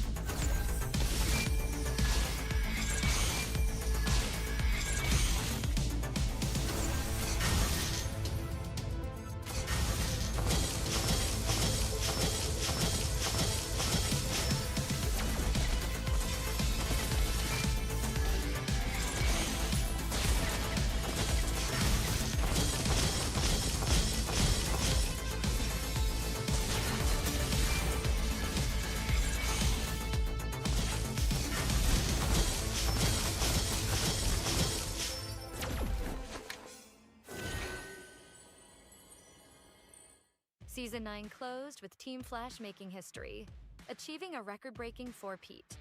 But legacies don't guarantee the future. This season, with a new format and new challenges, every team must fight harder than ever. This is MPL Singapore Season 10. The regular season has 3 key stages: Seeded Stage, Challenger Qualifier 1 and 2, and the Challenger Bracket Stage. all leading up to the playoffs. The where only one will rise and claim the victory. Seeded stage. 6 invited MPL Singapore teams will face off together in a best-of-3 round robin across 3 weekends.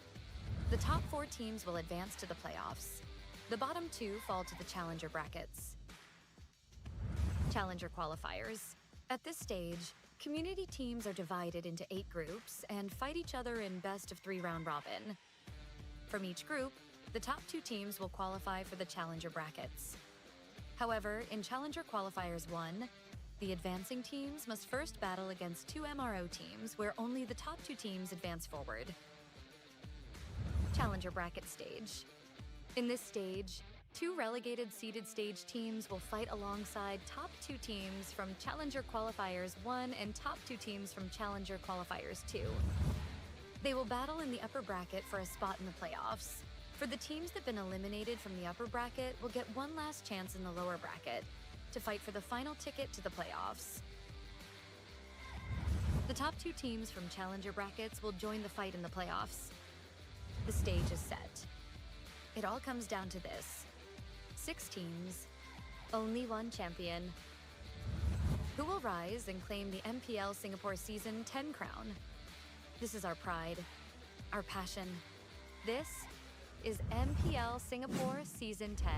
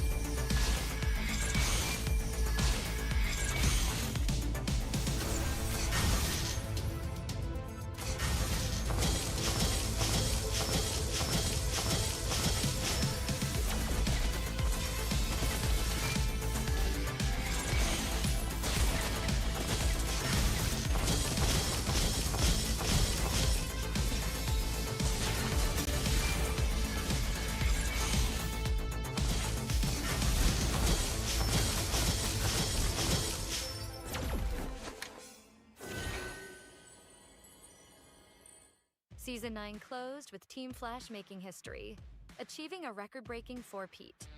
But legacies don't guarantee the future. This season, with a new format and new challenges, every team must fight harder than ever.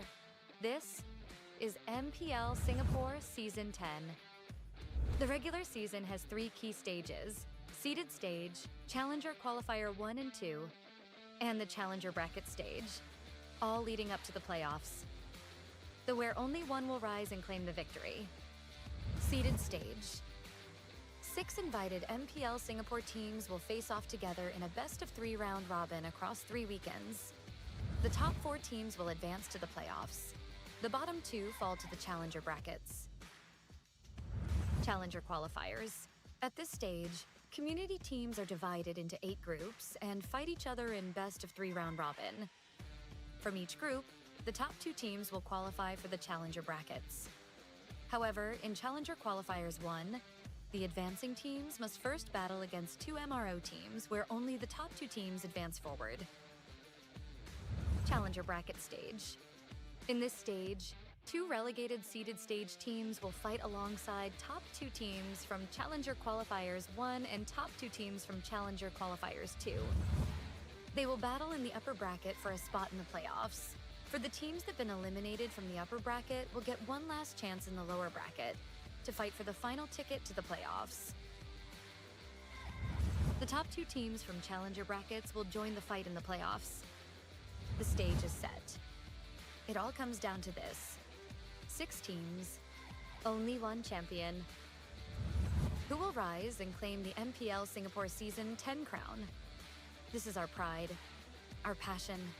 This is MPL Singapore Season 10.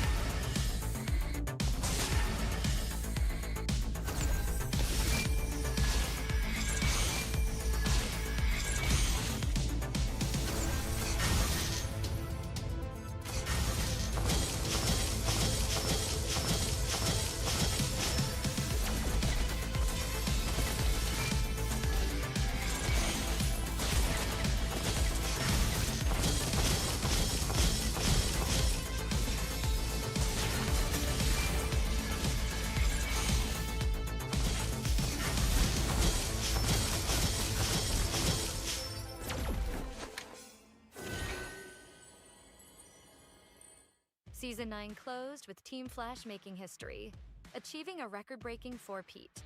But legacies don't guarantee the future. This season, with a new format and new challenges, every team must fight harder than ever. This is MPL Singapore Season 10. The regular season has 3 key stages: seeded stage, Challenger Qualifier 1 and 2, and the Challenger Bracket stage, all leading up to the playoffs, where only one will rise and claim the victory. Seeded stage. 6 invited MPL Singapore teams will face off together in a best-of-3 round robin across 3 weekends. The top 4 teams will advance to the playoffs. The bottom 2 fall to the challenger brackets. Challenger qualifiers. At this stage, community teams are divided into 8 groups and fight each other in best-of-3 round robin. From each group, the top 2 teams will qualify for the challenger brackets. However, in Challenger Qualifiers 1, the advancing teams must first battle against 2 MRO teams where only the top 2 teams advance forward. Challenger Bracket Stage. In this stage, 2 relegated seeded stage teams will fight alongside top 2 teams from Challenger Qualifiers 1 and top 2 teams from Challenger Qualifiers 2. They will battle in the upper bracket for a spot in the playoffs. For the teams that have been eliminated from the upper bracket will get one last chance in the lower bracket to fight for the final ticket to the playoffs. The top 2 teams from challenger brackets will join the fight in the playoffs. The stage is set. It all comes down to this. 6 teams, only 1 champion. Who will rise and claim the MPL Singapore Season 10 crown? This is our pride, our passion. This is MPL Singapore Season 10.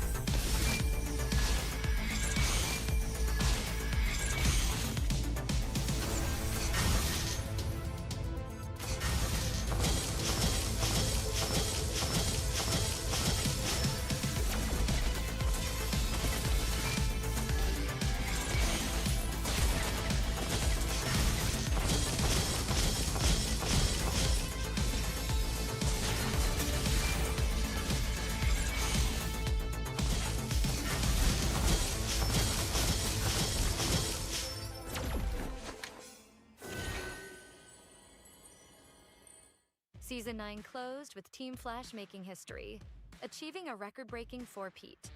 But legacies don't guarantee the future. This season, with a new format and new challenges, every team must fight harder than ever. This is MPL Singapore Season 10. The regular season has 3 key stages: seeded stage, Challenger Qualifier 1 and 2, and the Challenger Bracket stage, all leading up to the playoffs. Where only one will rise and claim the victory. Seeded stage. 6 invited MPL Singapore teams will face off together in a best-of-3 round robin across 3 weekends. The top 4 teams will advance to the playoffs. The bottom 2 fall to the challenger brackets. Challenger qualifiers. At this stage, community teams are divided into 8 groups and fight each other in best-of-3 round robin. From each group, the top 2 teams will qualify for the challenger brackets. However, in Challenger Qualifiers 1, the advancing teams must first battle against 2 MRO teams where only the top 2 teams advance forward. Challenger Bracket Stage. In this stage, 2 relegated seeded stage teams will fight alongside top 2 teams from Challenger Qualifiers 1 and top 2 teams from Challenger Qualifiers 2. They will battle in the upper bracket for a spot in the playoffs. For the teams that have been eliminated from the upper bracket will get one last chance in the lower bracket to fight for the final ticket to the playoffs. The top 2 teams from challenger brackets will join the fight in the playoffs. The stage is set. It all comes down to this. 6 teams, only 1 champion. Who will rise and claim the MPL Singapore Season 10 crown? This is our pride, our passion. This is MPL Singapore Season 10.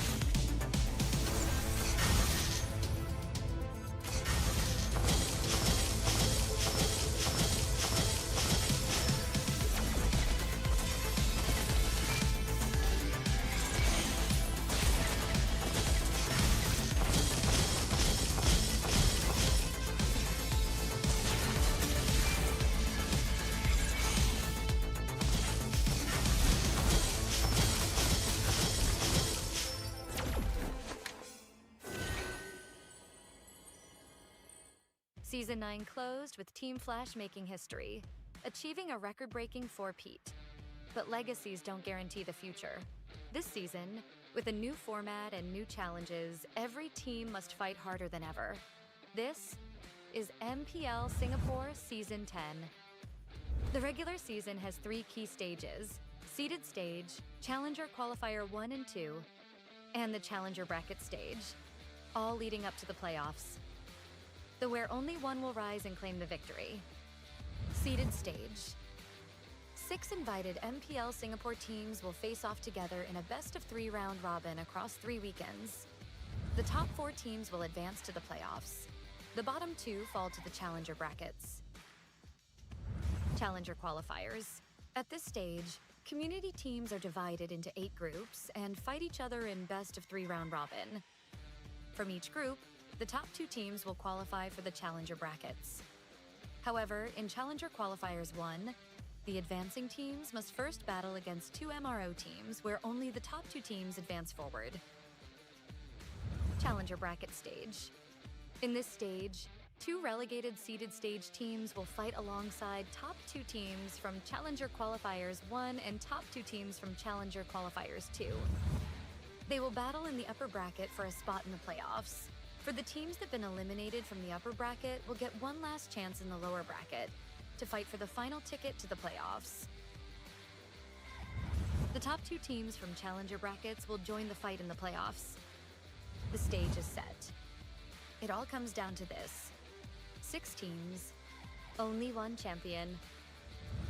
Who will rise and claim the MPL Singapore Season 10 crown? This is our pride, our passion. This is MPL Singapore Season 10.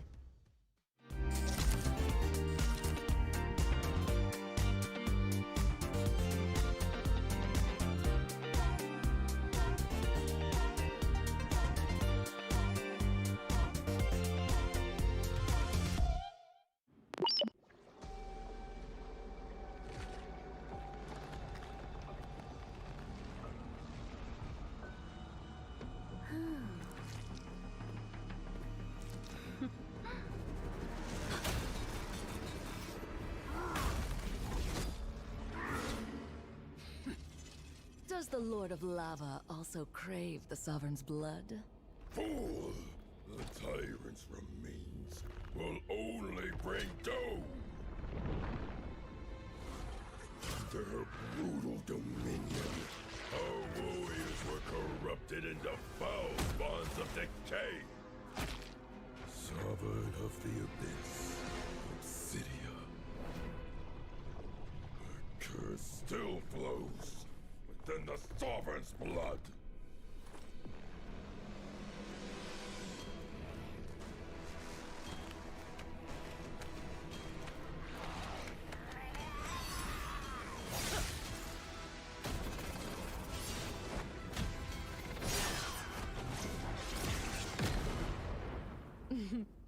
Such loyal little puppets, aren't you?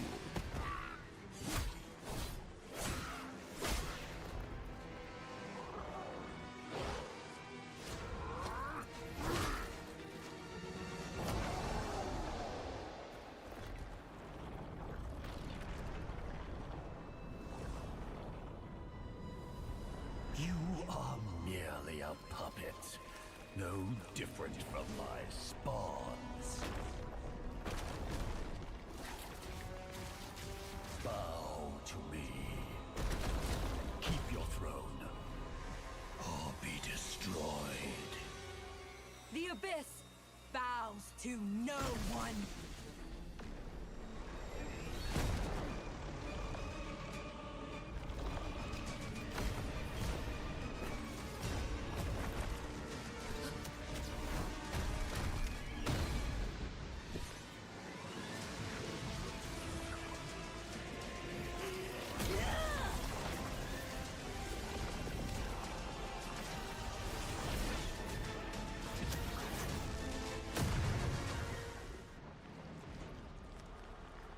For the Abyss!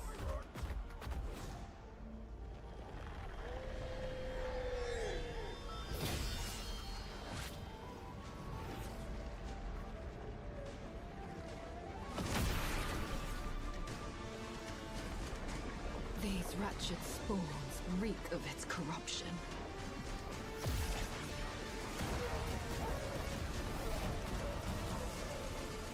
Your sovereign has a god to kill.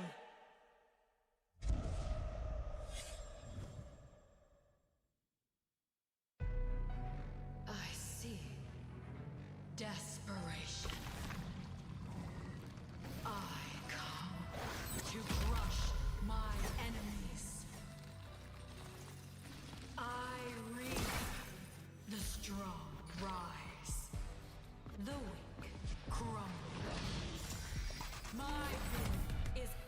Salute. The abyss shall move.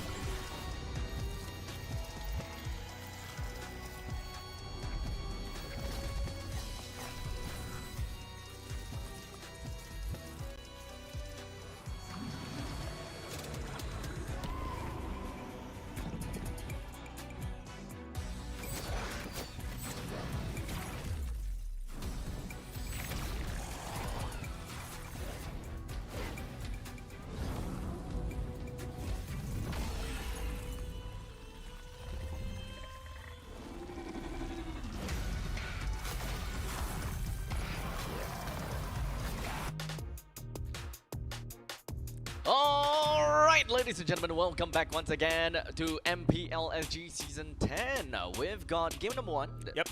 Series number Done and 1. dusted. Match number 1. Yeah, match number 1 done and dusted. We are moving on to match number 2 now, which you can see down below bottom is Team Flash versus RSG. That's coming up. My name is Abstract. With me here is Deadeye, who does not apparently have Instagram just yet. At this point in time, as we speak. The both of us gonna be your customer today. I love you, man. Hey, I love you too. That's my standard introduction for I you. know.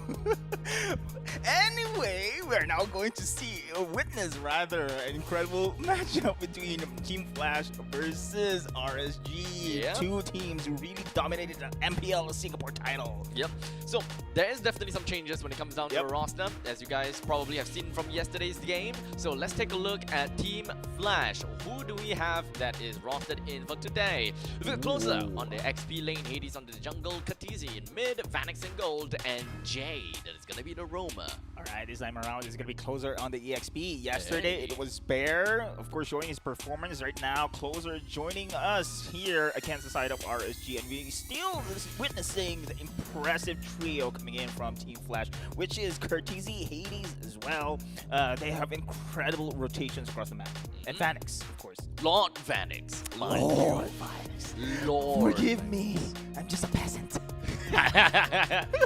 Now on the opposite side, we Yep. have RSG SG that will be coming up, Yep. that will be facing off against Team Flash.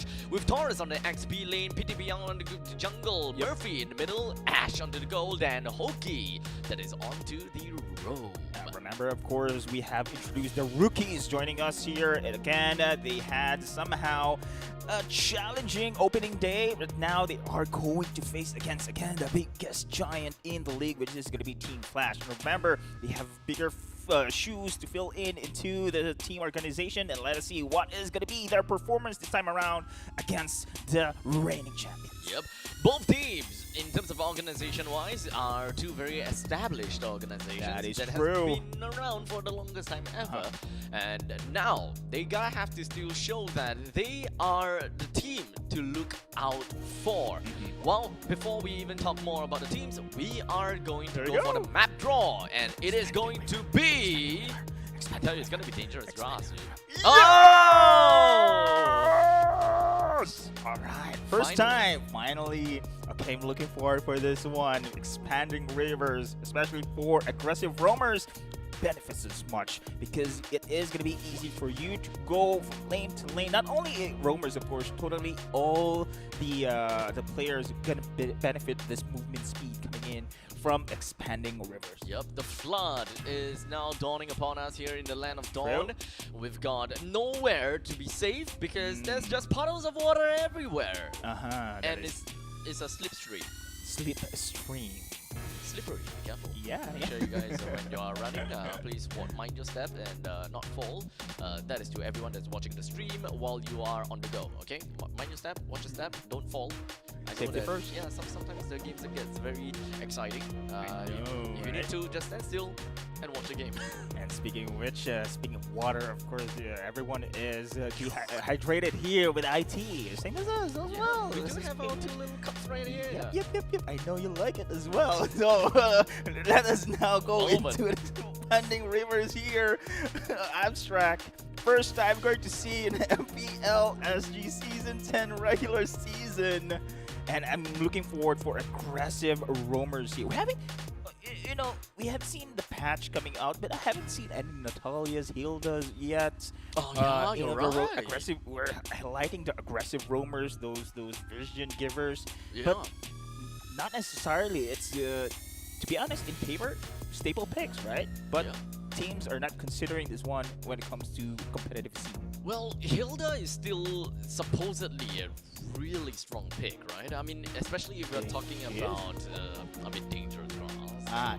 Especially that one. Especially dangerous Yep. class. But still, I think that a movement speed that will allow the Hilda to just run completely haywire is something that we gotta have to look out for, right? Correct. Hilda can already bump from one lane to another really fast. Yes. And with expanding rivers, it's gonna be even faster. Exactly. Baksha as well. I mean, we haven't seen that one being picked here by the teams. But speaking of picks, bans right now are showing up in the screen. It is going to be Zushin here, Arlot for the side of Team Flash. On the other side, though, RSG going to take out the Fanny here. And of course, Fanny's still a threat. You know, we've seen Hades doing as much here. Very consistent on Assassin Heroes. They are not going to give it away.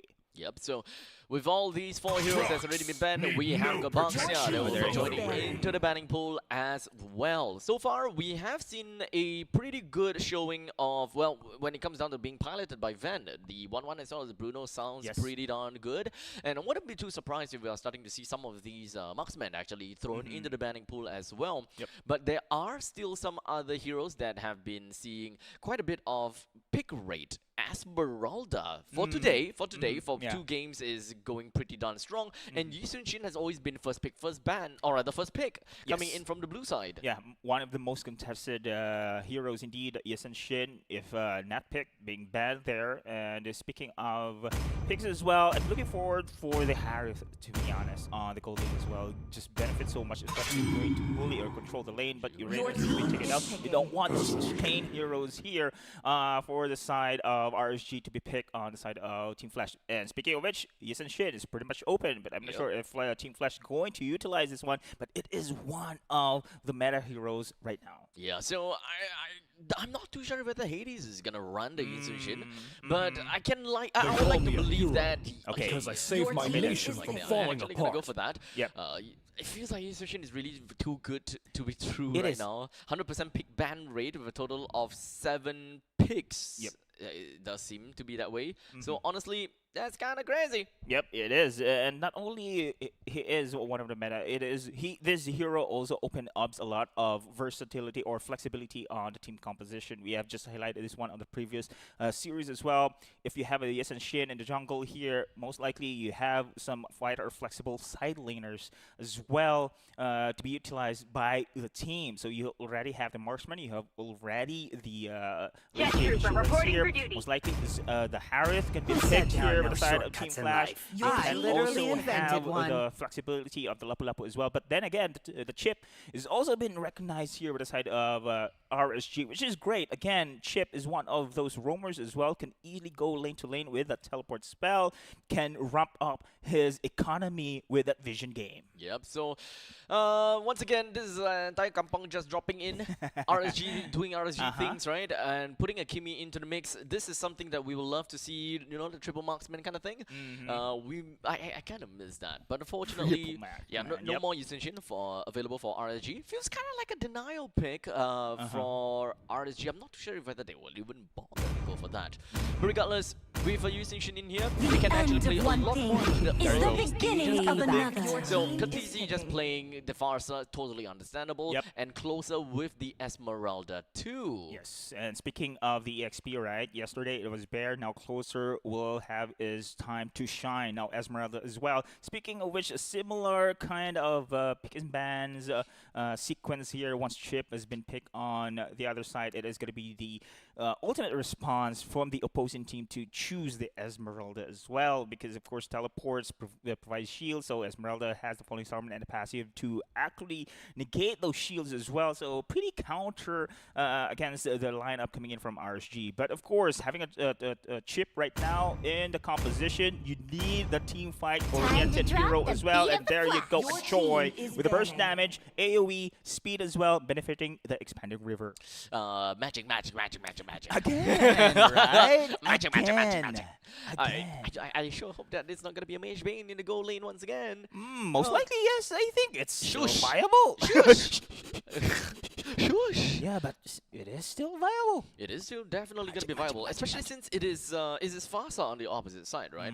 So honestly, when it comes down to having a Bane, it will always be kind of like a ticking time bomb. Or I wouldn't say ticking My time tail's bomb, been itching for but it's a just a real ticking fight. time until the Farsa have to dismount from the feathered airstrike. So there is a time sequence involved, but that is provided that Kha'Zix don't use up all of the artillery strikes by then.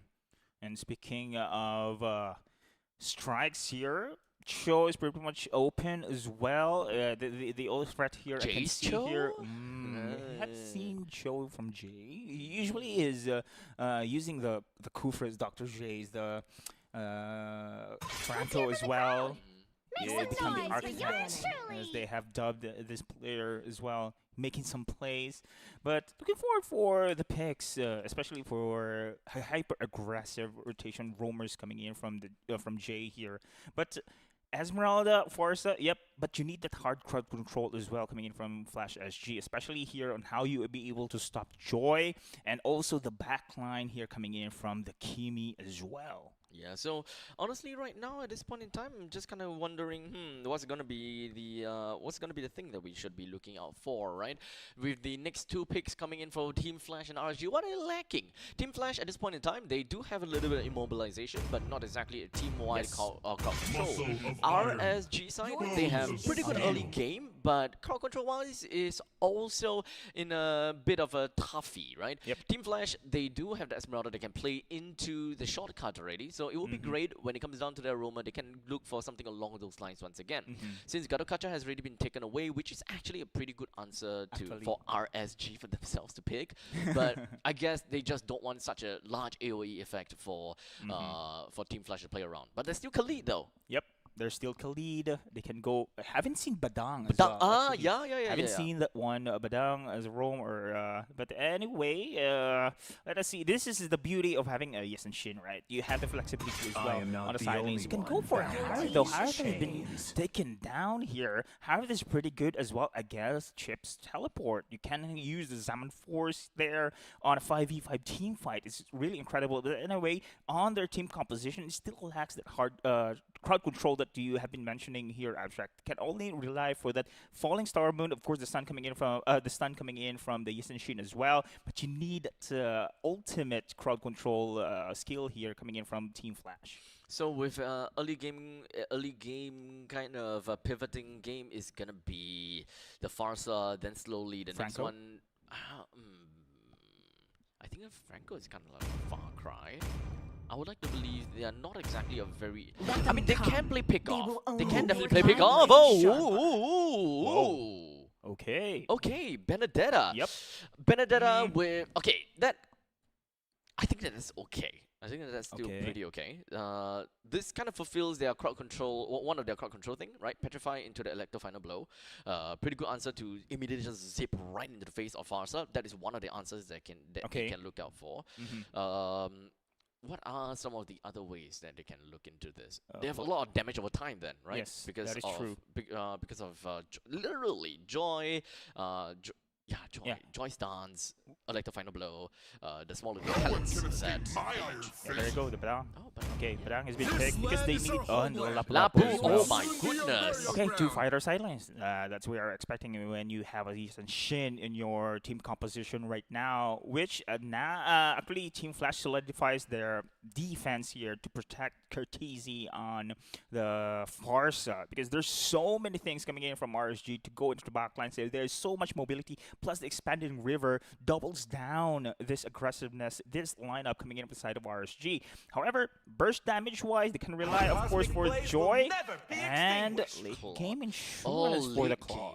Okay, this is quite a late game roster for the side of RSG, which is kind of scary considering the fact that in the early/mid phase for RSG, they actually don't have an answer for Team Flash. With the amount of crowd control coming in from Team Flash, the Badang, the Badang coming in, even when it comes down to the Bravest Warrior from the Lapu Lapu, I think that just the two of them plus the Fasa is actually already gonna be pretty darn scary. Well, RSG might not have a really good answer. They can all enter into their shortcut, but what can they do after that? Yeah, we witnessed this one in the previews, right? Even though the shortcut is there, if the opposing team has a great wall or a great defense, it's still gonna be a challenge for the cheap lineup to penetrate through. So this is one of the challenges here coming in from the side of RSG. Unless, of course, this is a Claude that we're talking about, late game Claude having incredible items already with the BMI. Now he can rip through there onto the back lines. But remember, crowd control wise, it is still in favor here for the side of Team Flash.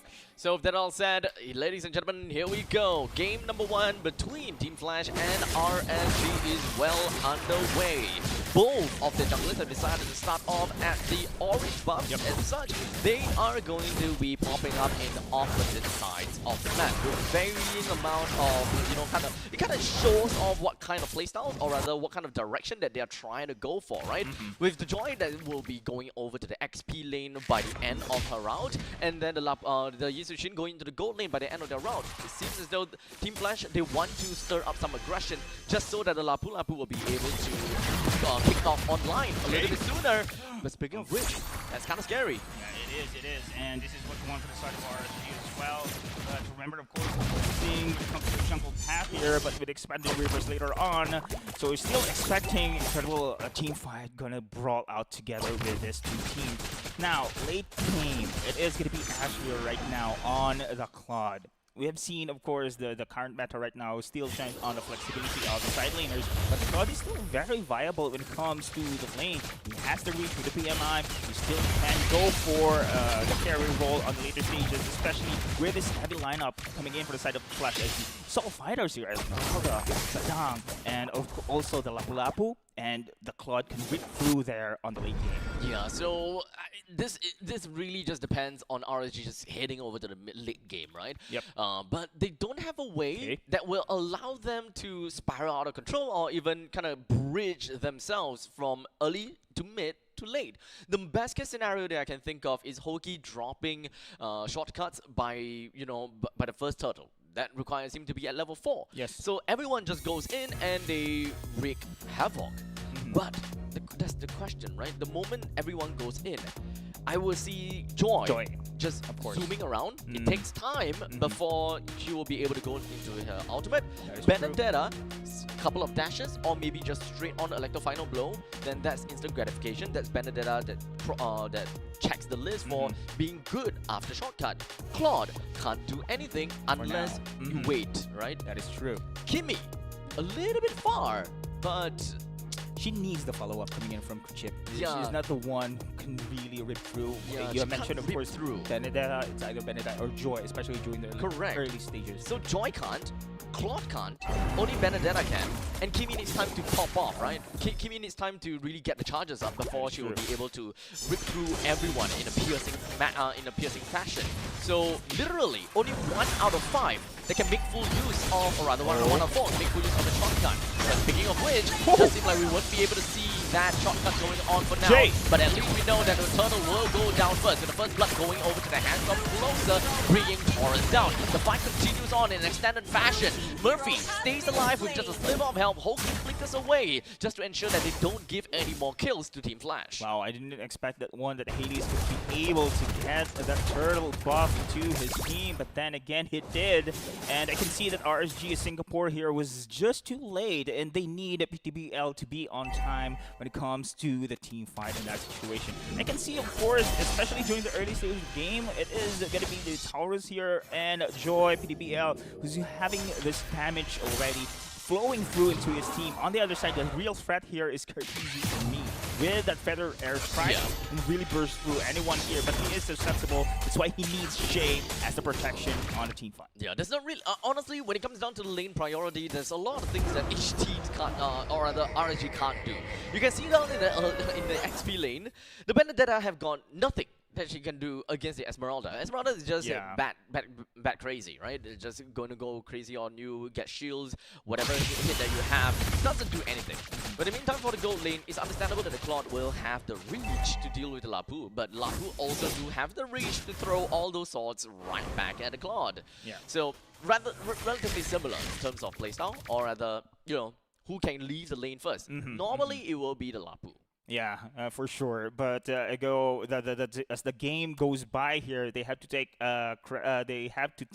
their eyes on Ashe here on the Claude. So we're not seeing actually any harassment of gold lane. It's just doing what it seems, especially with a teleport coming in from Hoki here, is gonna be easy for this Claude to go into the team fight. And speaking of which, I think we are seeing some brawl here on the bottom. Expanded River already is here. Now the movement speed will benefit both two teams. Who will initiate this one first? But then again, we're seeing Flash SG actually here controlling across the pit. With them just pulling out the turtle, the rest of RSG they're not exactly too interested. Yeah. Down. Hoki is around the vicinity though, and probably not create a shotgun and give Hades that free turtle. Alright, surprisingly, so that was the call coming in from RSG, and I thought they are going to go for Brawl that time around, but unfortunately that was not, they are playing it safe right now. So, okay, they're going to go for the late stages of the game, they'll pressure them, but look at Vanix right now, out of position though. Yep, but it does Brave with Warriors himself right out of there. Well, in the meantime, we do have Kha'Zix just popping off with the defensive airstrike, putting Hoki down to the lower amount of HP, while Hades gets to kill down the Taurus while he was stuck on over to the wall because of Jay. But speaking of which, Jay goes down to the hands of PTBL. PTBL continues on to the onslaught, getting a single claw down over to Hades, and that is 2 kills for PTBL. Wow, the tankiness here coming in from the fighters of Flash SG. Unfortunately, of course, they have underestimated the power of a Joy. Joy really thrives on those kind of close quarter combats there. And Flash SG right now just had been 2 casualties onto their side in that situation. So far right now, 3 kills. Rio 1 here for the side of PTBL. It's going great actually for the Joy here for the side of RSG. Now, Murphy did manage to pick up the Blood Wings, so that is a good amount of shield that she will be able to get for herself. However, let's remember that shields is also going to be really good for Esmeralda. Yeah, so closer, yeah, he's got that. But that is crazy heck a lot more damage for Kha'Zix, right? Just pushing Ashe away. That is a free turret all the way at the top lane. This will unlock Vanix. Oh, for sure, indeed here. And this is what we expect. Her TC has the firepower here for the side of Flash SG. And RSG Singapore on the other side still relies for the time for Ashe to go to go online here in this situation. For now, RSG's playing it safe actually. And I thought expanding Rivers with this kind of lineup, they have to be very aggressive, but speaking of which, Closer is the target. Trying to get it away. Like the final blow narrowly missed the mark, while Closer hoping they will be able to get enough shield to get himself right out of dodge, which he will be able to. Just crazy amount of movement speed, that's one thing. Yep, and no ultimates here for Joy, no ultimate as well for the Vendetta. It's going to be easier turtle right now for Flash. And now we do have Hoki that's just going to be stuck within the walls, and such is going to be the first one down, while Ashe is just going to go blazing to it to get himself right out of dodge. Oh, actually they are doing good pressure first here in the middle lane. They transition here for the turtle right now, and RSG has been zoned off here in the skirmish play.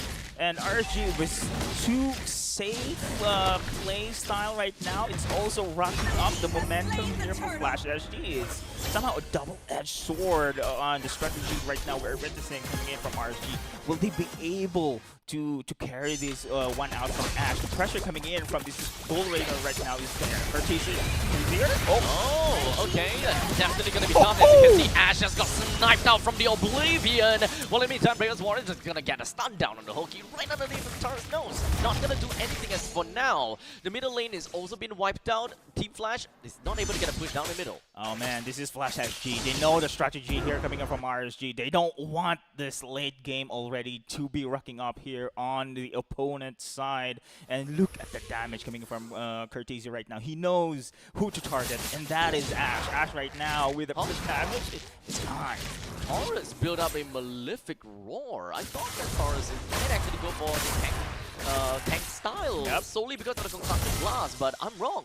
I do actually like the fact that you went damage first, but Malefic Roar for first item is not what I'm expecting.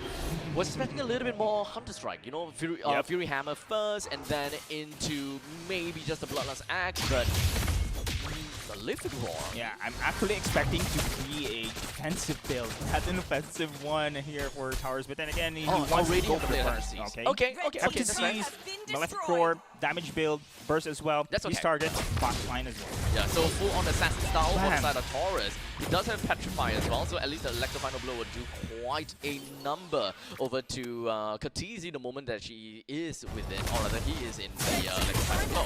But down at the bottom lane, look at the amount of damage that Vanix have got in his shoes, man. Just immediately pushing Ashe away from such bad spot. BTBL just gonna be pushing himself, or rather pushing closer away. Fortunately, closer was not able to steal away the ultimate buff, while middle lane is gonna get a siege down to the T1 turret. Close, but not close enough. Yeah, look at how the rotation's coming in from Flash SG. Beautiful game sense indeed. They go to full pressure here to top the bot and transition as well here in the middle lane. Now RSG is scattered around across the land of Dawn. They cannot even contest this Lord Dance anymore here. It's going to be freely given here to the side of Flash SG because of their pressure, their macro plays across the map.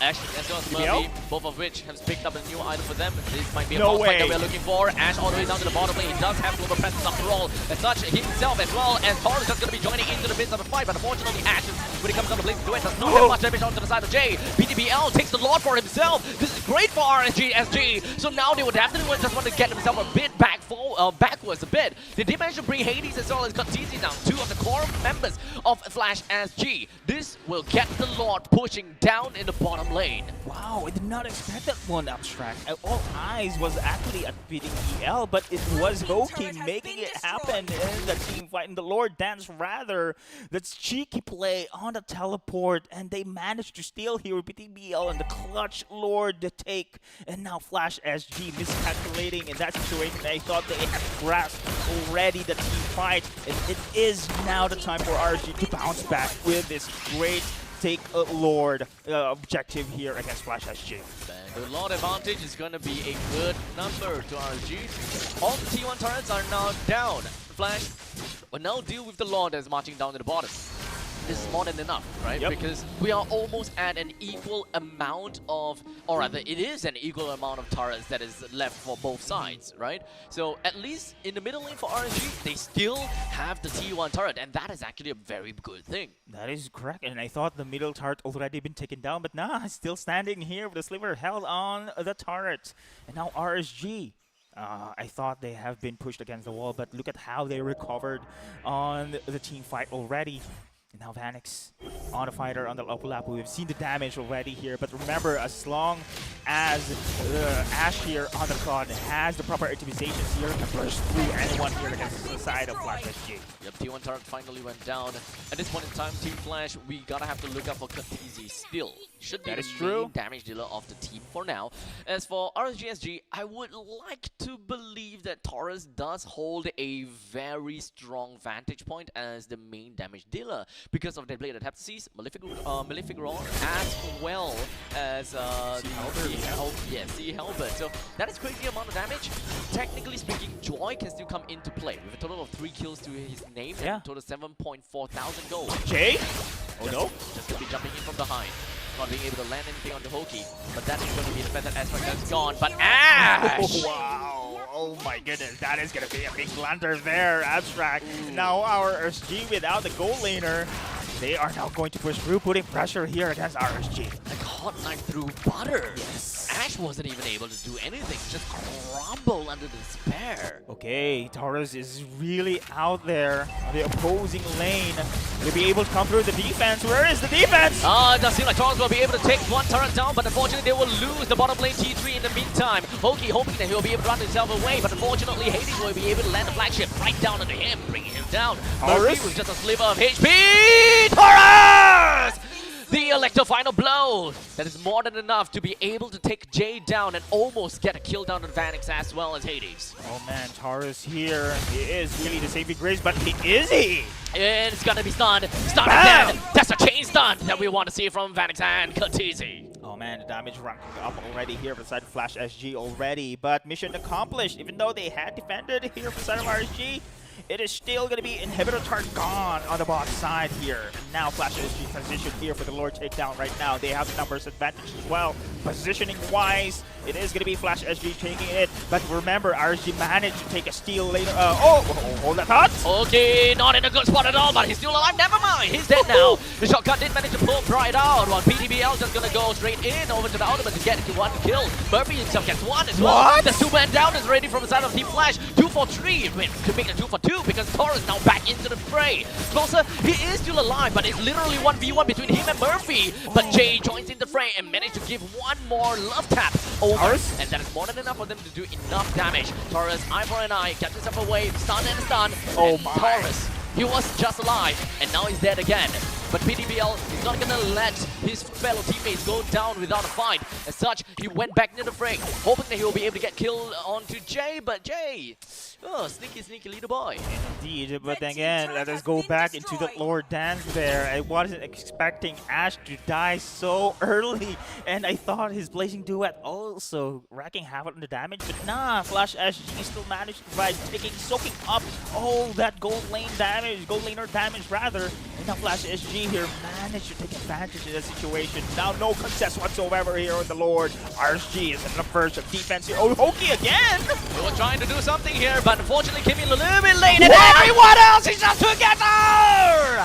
RSG, they are never mind. It seemed as though they were in a dire situation, but right now it is Team Flash that is in dire situation. Now, Vanix hoping that he'll be able to get himself away. He is in Bravest Warrior, but he's still taking a little bit too much pot shots from RSG. Taurus went a little bit too far, as such punished by Hades. Oh man, Hokey once again with a risky play there on the concealed teleport 1, but then again Flash SG secured the Lord this time around. And look at the Taurus damage, PTBL still managed to go back at that moment in time. But RSG here, they want some brawl, man. They want to fight. They want to fight it all out, man. 12 kills in total for themselves, while in the meantime Team Flash has got 16 kills in total. Only a 2,000 gold lead, that's not too bad after all. The only problem for RSG is the fact that they don't have a T3 turret at the bottom. And with this inhibitor turret gone on the bot side, still super minions will be the advantage here for the side of a Flash SG. And remember, this is again a clock, a late game hero. But the positioning coming in from Ash is not that great when it comes to the skirmishes that we have witnessed so far in the recent fights against the side of Flash RSG. He needs to proper time his Blazing Duets, his BMI here, because he is the favorite target right now coming in from Flash SG. Without Ash, on a 5v5, they have to rely for PTBL at this moment in time. Taurus as well for the damage, but at this moment in time, Ash will need to step up. Actually need to get the timing right as well. Yeah, I agree. Understandably for how Lapu Lapu plays, his stuns don't come out immediately. Yeah. There is, of course, a very long Discipline. time before you actually do that, right? Yeah. Throw the blades, dash forward, and only then goes into Bravest Warrior. Then you slash, slam, then you stun. Usually that is the pattern. So if Vanix don't see Ash, he's probably going to go for that combo and just wait for the point in time that he really needs a stun and stun Ash down when the Blazing Duet is happening. He does have a flicker to reposition himself just so that he will be able to hit Ash. I'm not too sure how easy that will be, but if he does land, Ash will have to use the Purify. Yeah, he must do that. Yeah. And we can only see also Vanix has the trigger discipline or the veterancy coming in from this player as well. He's not just clicking mindlessly here for his skill set to push through. But anyway, we have some pause right now here. But at this moment in time, it's still not over for RSG here at Abstract. They can still have a fight. We can see how risky Hokey is on his chip as well to go for the teleport plays anytime soon with the combo coming in from Joy as well on that AoE damage. But looking forward for Ash as well to step up. As you mentioned, of course, his positioning is key in this situation here. So at this point, we know that RSG is in a tougher spot, right? What exactly is something that we need to see or we need RSG RSG to do? They have late game insurance coming from They the have. board. Yep. We are already 17 minutes in. We are almost at the critical mass for Claude. So would it be an execution that RSG gonna have to wait for to do it correctly? We have seen, of course, Hoki doing the concealed play, the flanking maneuvers. I have no questions about that here. But the only threat here is they need to pick off Cortese first. Cortese dealing the most damage here in this team. Of course, without Cortese, they have the crowd control set, but without the follow-up firepower, it's not going to be enough for a Flash SG to break through anyone here against the start of RSG. Remember, of course, Ash, his timing as well, need to synergize well on Hoki's shot calls. It all boils down to Benedetta then. Taurus really need to get an electro final blow right to Cortese. But understandably, Cortese is not just going to give his position away from Cortese. True. That is the tough call. The moment you go into the shortcut, or if you were to play a long route and just walk all around the place, you're very likely to see either Esmeralda Lapu-Lapu or Badang first. They are all the way in front. They're all very self-sustainable, except for Badang, but he's a tanky boy. He is. So you wouldn't want to elect a final blow your way out of that. Even if Badang were to kind of slam your face with the face crack and face break, Benedetta is someone that can get out of that very easily. Correct. Eye for an eye, can go for an active final blow, or can go for a flanking with a different route though. Yeah. You can go for a surprise attack on the rear side against Flash SG. But of course, as the game goes on, we are also not to discredit Hades here on the ESM Shin. Also did great damage dealer here. Great follow-up as well with synergy on the Cortese burst damage. But these two are glass cannons. We really remember that. This is why maybe the Benedetta here going to go for a damage build. Yeah. Because of that purpose. He wants to pick off those damage dealers to the back lines. So this is one of the objectives here for the Benedetta. And also PDBL just trying to take attention of the rest of the Flash SG at this moment. We have a lot of back line plays for RSG.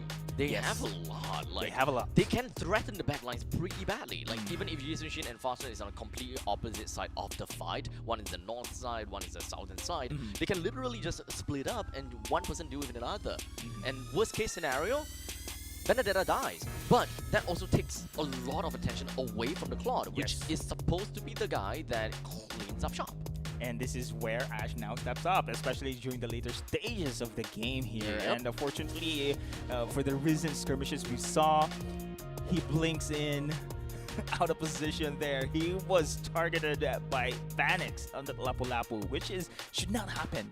Lapu-Lapu shouldn't reach him. That's the point. So as a Claude there, he needs to position himself very well here. Either target BMI on the back lines. But again, this is easy to see in paper, but very challenging here on how Flash SG positioning themselves as well. Yeah, exactly. I think that the fog of war is always the problem for the players. They can't see what's going on. It's a lot easier for us to say, oh, he's just right there. Why can't you position to the northern a bit because he's right there? But they can't see. So this really just boils down to the roamers, right? Which is Hoki in this case. But as a chip, you're not exactly a hero that goes around and give a lot of information, especially where an entire team is. How are they positioned? You want to play more of an ambush thing, right? Come into the back and immediately just drop a portal right on the backliners of Flash SG, for example, and let the magic happen. Speaking of which, we got a position coming in from Hoki here. On the teleport, or I think he found his way in against the Badang here, but no teleport been committed yet. Yep, because it is a Badang after all. You don't want to drop a portal right in front of Badang. I think that's the worst case scenario. Expanding reverse right now here. Look at the zone coming in from closer as well. Hoki, all eyes on him, but the conceal hasn't been used yet. But 50% health for the Lord. Yep, one of the main threat for Team Flash SG is already right now in the fountain. So now they have no chance to fight for the Lord. Just because of a single play from closer to push Taurus away. But now the fight continues. Why are they fighting? I don't know. But RSG, they are fighting. They're going in straight onto Team Flash. No one's dealing with Cortese just yet, but at least the play do it coming in from Ash finally made its way over to Cortese. More than enough for for them to do the trick. It's 2-for-1 at this point in time. RSG is winning. But until now, because now Ash is dead. They're still Vanix, they're still closer. They will still stomp their way through if they are able to find a 2v3 win. But unfortunately, it is going to be a little bit tough because Forrest is, after all, a damage dealer after all. Team Flash is going to be going straight right into the face of Murphy. Vanix gets 1 kill. 2-for-2 right now, or rather 2v2 right now. Immortality is just going to be popped. Closer gets 1 kill. Gonna be left with just gonna be left with Toki. He's running away. Vanix, he should be able to get a free charge in all the way from the top side while Closer deals with Hoki. Are you kidding me? That prolonged team fight there. Abstract. I think I just witnessed 3 falling star moons in a row. And Was it really 3? How long the team fight is. It was incredible to see. They were to finish the game. PDBL doing whatever they can to sing and song and dance for the team in order to deal enough damage, but it is not. Team Flash takes game 1. Oh my. What was that? That was kind of... That was a forced fight. That was Hands down a forced fight. Yes. That was not a fight that is going in their favor. my. But that is also a that is also a fight that Team Flash played extremely well micro, right? Because they seem like they are losing. It's a 2v3, but Vanix thinks, Lord Vanix thinks, Lapu thinks. Lapu things as well. But man, they were zoned out incredibly there on Lord. They cannot even penetrate through. That was a free Lord for the side of Flash SG. But then again, they decided to force the team fight on the top side. But what was the call though? I mean, I have seen also Taurus very late into the team fight as well. Because he was poked out by Closer. That was a very big opportunity for Team Flash to just take the Lord for free. Because now the main threat in the backlines is no longer there.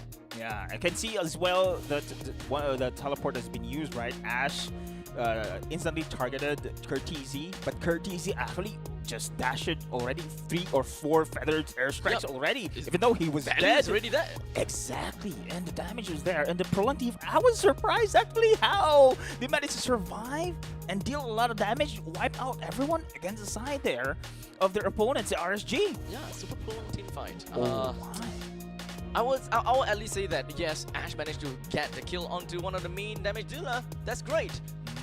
But of course, MVP, we gotta talk about this, is Closer that is onto the Esmeralda.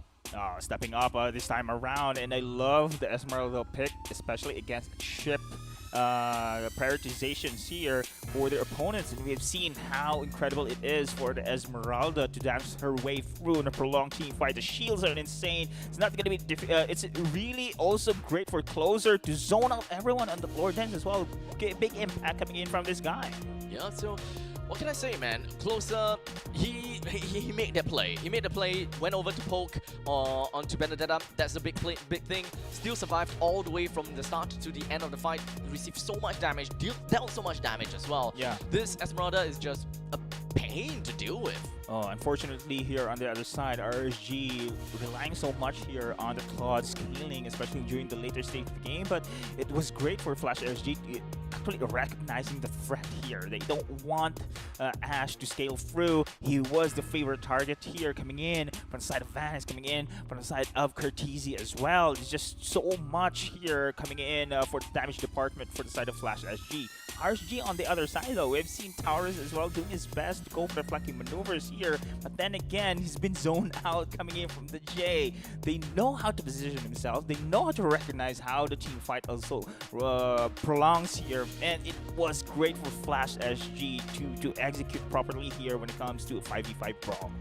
Yeah, so itemizations wise, this is pretty much late game territory. Yeah, everyone have gotten the exact items that they wanted.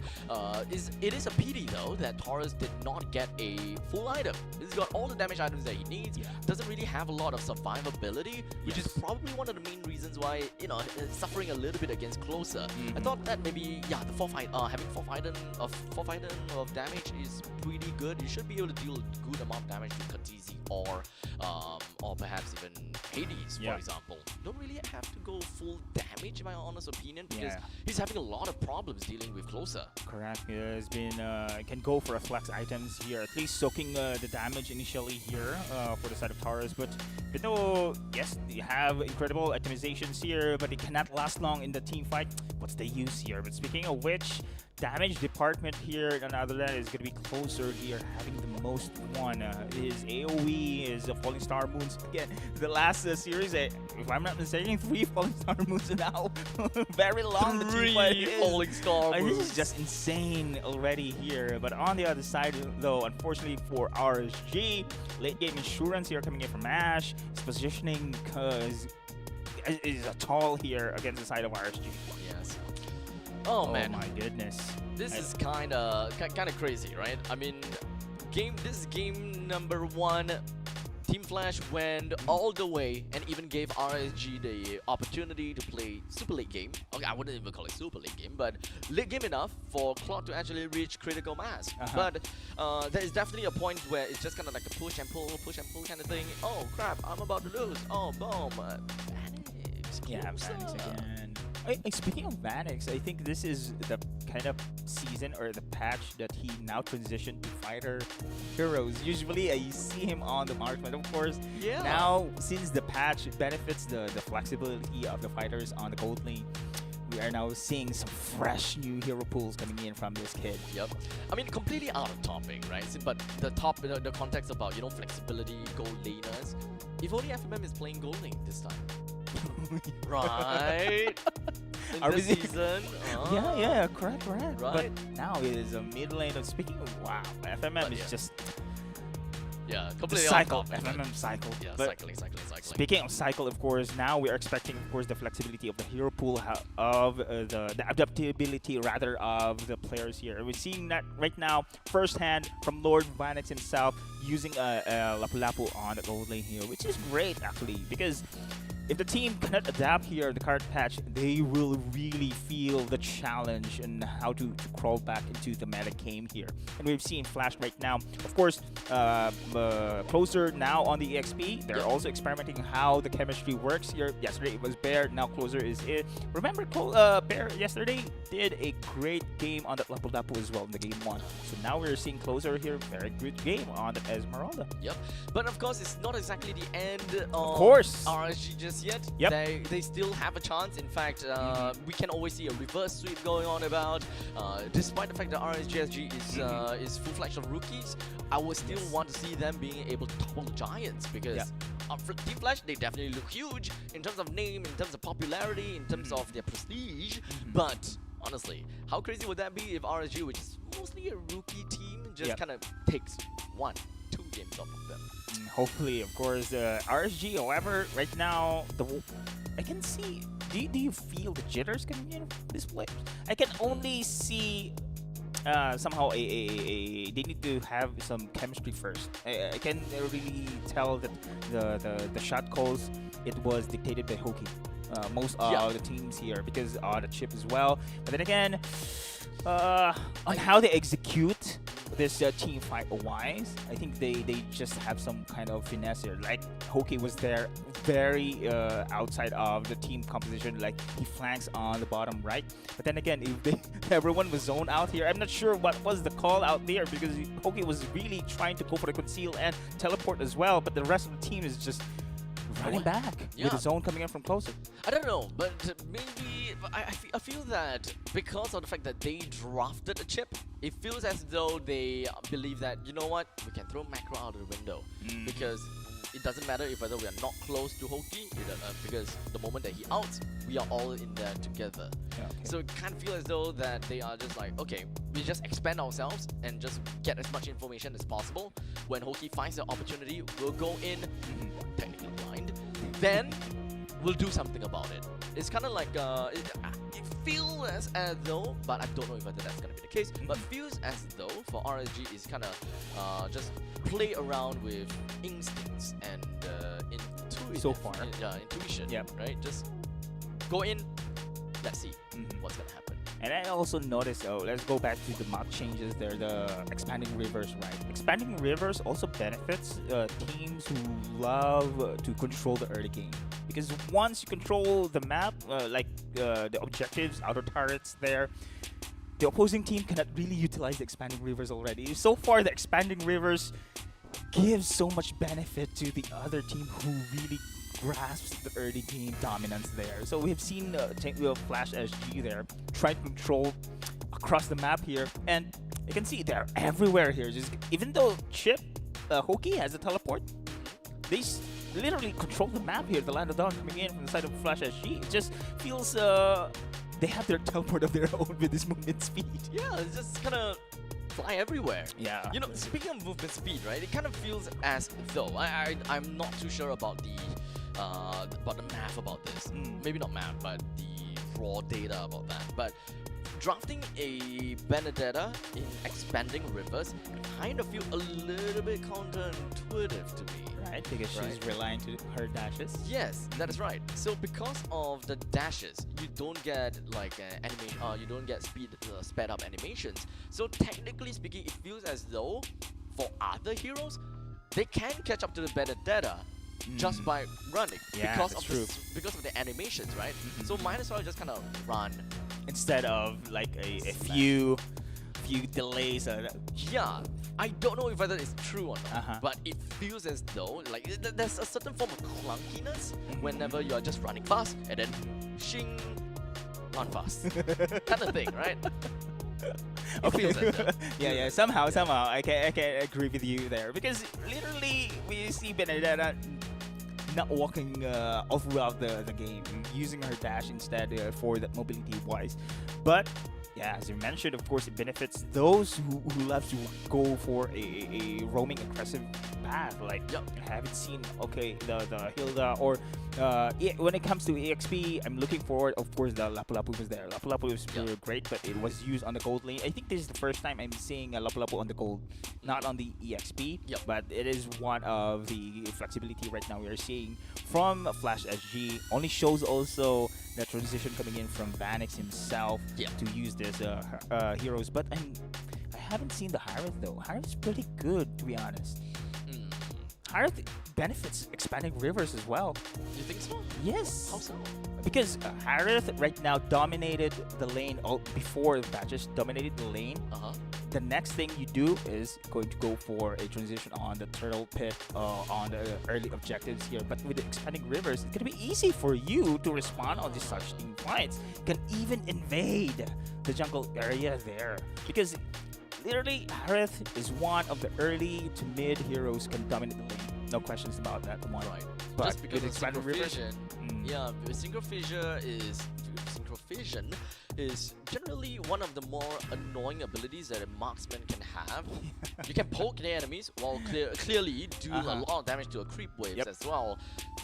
It's kind of on the same part. Would it be in the same part? Nah, I don't think it's on the same part with Irithyll. There's higher reach for Synchrophasia as compared to Irithyll's the crossbow attack thing. So okay, I can see what you mean. Win lanes, start running. Yes. Win lanes, start running. Be aggressive. And I am also not seeing the Julian one as well. Because, again, my opinion for this Skyrim patch benefits really those aggressive heroes. So, having Julian level 3 can, even Suyo as well can benefit on that one. But oh my god, we completely forgot about Suyo. Yeah, he's gone. He's out of the picture. That's a hero? Yeah. But remember the moment he was a meta back then? Picked every time. Picked every time we were so bored. Exactly. A level 3 can really burst down anyone already. Expanded rivers also benefits the one. So we haven't seen that one, but still we're seeing somehow teams kind of in between with the previous to the current patch right now. Yeah. So what else are we... Okay, so for today we also haven't seen Ruby just yet. Yeah, that is correct. Would have thought that the Ruby gold lane instead of the Lapu gold lane. But to be honest, the Lapu gold lane seemed to work out pretty darn well, right? Yeah, I didn't expect that one. I thought that was... Yeah, it seems like there is a pretty good amount of damage onto it, right? Or maybe because it's Vanix. Vanix. Lord Vanix. Lord Vanix, sorry. It's a Vanix factor. Okay, let me take a look at. Let me take a look. As you can see, it's Lord Vanix who is on the gold lane, and how he be able to because he knows, of course, the Claude doesn't deal so much in the early game. But if it's gonna be Harith against Harith against a Lapu, Harith could probably still dominate the lane.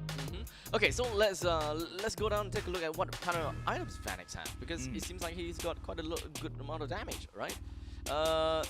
It's just a Hunter Strike, War Axe items there. Hunter Strike, defensive items. Yeah. War and Axe. everything else is defense. Everything else is defensive. Yeah, right? yeah. Queen's Correct, Wings, Queen's Wings, yes. Oracle, as well as the armor. Yep. Honestly, that's the thing. I mean, Lapu is in the meta, man. Lapu is still one of the strongest, if not CC, on the EXP. damage dealt 41,000. Yep. Oh, that is big indeed. That is big. As a fighter, Lapu is pretty good. But you know, with this team composition that we are seeing right now coming in from RSG is pretty good as well. But I'm not expecting really for a Tarish to be fully go of a attack build here. He's being very squishy in the later stages of the game already. Cannot really utilize this kind of optimizations against the side of Flash SG. Yeah, so what kind of changes that we are hoping to see for the side of RSG? Is it more of a lineup draft thing, or do you think it's just communication and Yeah. and execution? Yeah, that's one thing I just noticed. Maybe the chemistry first coming in from this team. Again, hokey shot calls while everyone is out there. I mean, that was one thing. When it comes to the composition, I think composition-wise, they can have their own strategy there. But then again, the item build or the intention coming in from the team of RSG is not put into the full execution there against Flash SG. Or maybe they're just against the Flash SG here is more experience against them. Yeah, I think experience really counts a lot, right? Ultimately, it is veterans versus rookies. Yep, I can say that one. Yeah. Abstract. At least I would say in the previous seasons, you know, Bray kind of made things a little bit, I would say, not that rookie-ish. Back then we also got CS and Closer, so it's really a little bit more on the veteran side. Yes. But this is almost a total revamp of their roster. And I am very interested to see how are they going to change things out, or rather how are they going to, you know, how well are they going to fare against Team Flash. So we'll see how that goes.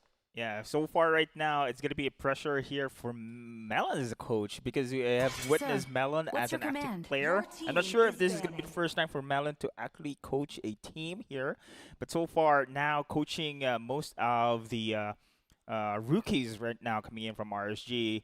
Pressure also into the backlines. Unlike, of course, here over the side of Flash SG, Cartesi, Hades, Vanix here, they have the experience all throughout internationally as well. And Closer and Jay here, despite, of course, new to the roster, they have the experience themselves also in the competitive scene.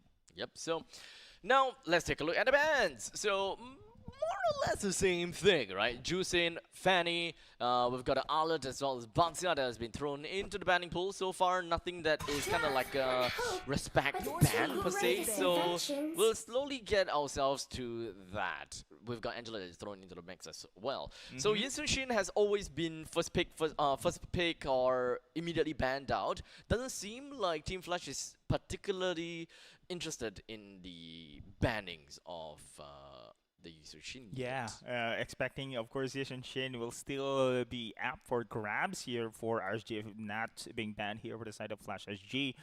So now, with the Yishin Shin, it opens up here a lot of flexibility in the team, and expecting, of course, Chip right now pretty much open as well for the other team. So usually this is the sequence we are seeing here, Abstract. First pick, Yishin Shin, the second pick will be either the Chip there on the opposing time, but anyway, we're waiting here for the teams to come in, but looking good right now coming in from the side of Flash SG. Remember, of course, yesterday they have been been taken back by Team Evo, and now against RSG. If they win this, of course, still I can say Team Flash is still pretty dominating here in this league. Yeah, I'll still say that Team Flash is a scary one. They are. I mean, let's be honest here. We have the mainstays from the Vanix, Katizi, and Hades joined in by Closer, which was RSG, and then we also have Jay, right? Jay has been bumping from places to places. Yeah, he's got vast amount of experience. He is. And on one of the seasons where they were so close to becoming champions as Flash, I mean, he was there. Jay is not new to Flash. He has been in and out. Ah, I see. So he is the return of the prodigal son. I guess you can say it that way. There you go. Welcome back to the family here. And speaking of which, Shin is not being banned here. So it's pretty much open here for all the two teams here, but RSG has the advantage to pick it priority in this moment in time. But so far right now, Team Flash on the other side, match point against RSG. So Yuzushin is very likely going to be the first pick here, without a doubt, right, for RSG? For sure. For sure. I think it would be a very big mistake for that not to happen. Yeah, I agree. Again, unless they have some things in mind here for the side of RSG. I don't know, though. They don't seem so much here. Do they have an answer to the Yuzushin in its previous game? With this blade, Oh, sweep away all evil. It's gonna they be are Lance here. not playing Yuzushin, but they did not ban Yuzushin. Yep. So they- Yuzushin, Sounds Ruby. like they don't care about the Yuzushin then. Like, they don't care that Yuzushin is annoying hero and all. Okay, you can use the Yuzushin yourselves here, but is this a risk that RSG is willing to take here? And of course, Flash RSG on the other side. Remember, Yuzushin is open. They can have a Ruby here as well. It's one of the staple picks to counter attack those dashy assassin heroes. because I saved my Focus nation has from not been falling taken apart. away as well. And Uranus instead, it will be the priority here for the side of Flash SG. Okay. Oh. Okay, so Uranus and Yuzushin. So Esmeralda seems like it's gonna be the next understandable pick for RSG. This becomes a lot more of a divey composition, which actually allows them to play that chip again. Actually, if they really want to. Speaking of which, chip is pretty much open as well. But will RSG take that Ruby themselves? But nope. It's gonna be Lunox here once again, and Esmeralda, as you mentioned, of course. Abstract. So the flexibility coming in from the Lunox here can be on the mid and be on the gold as well.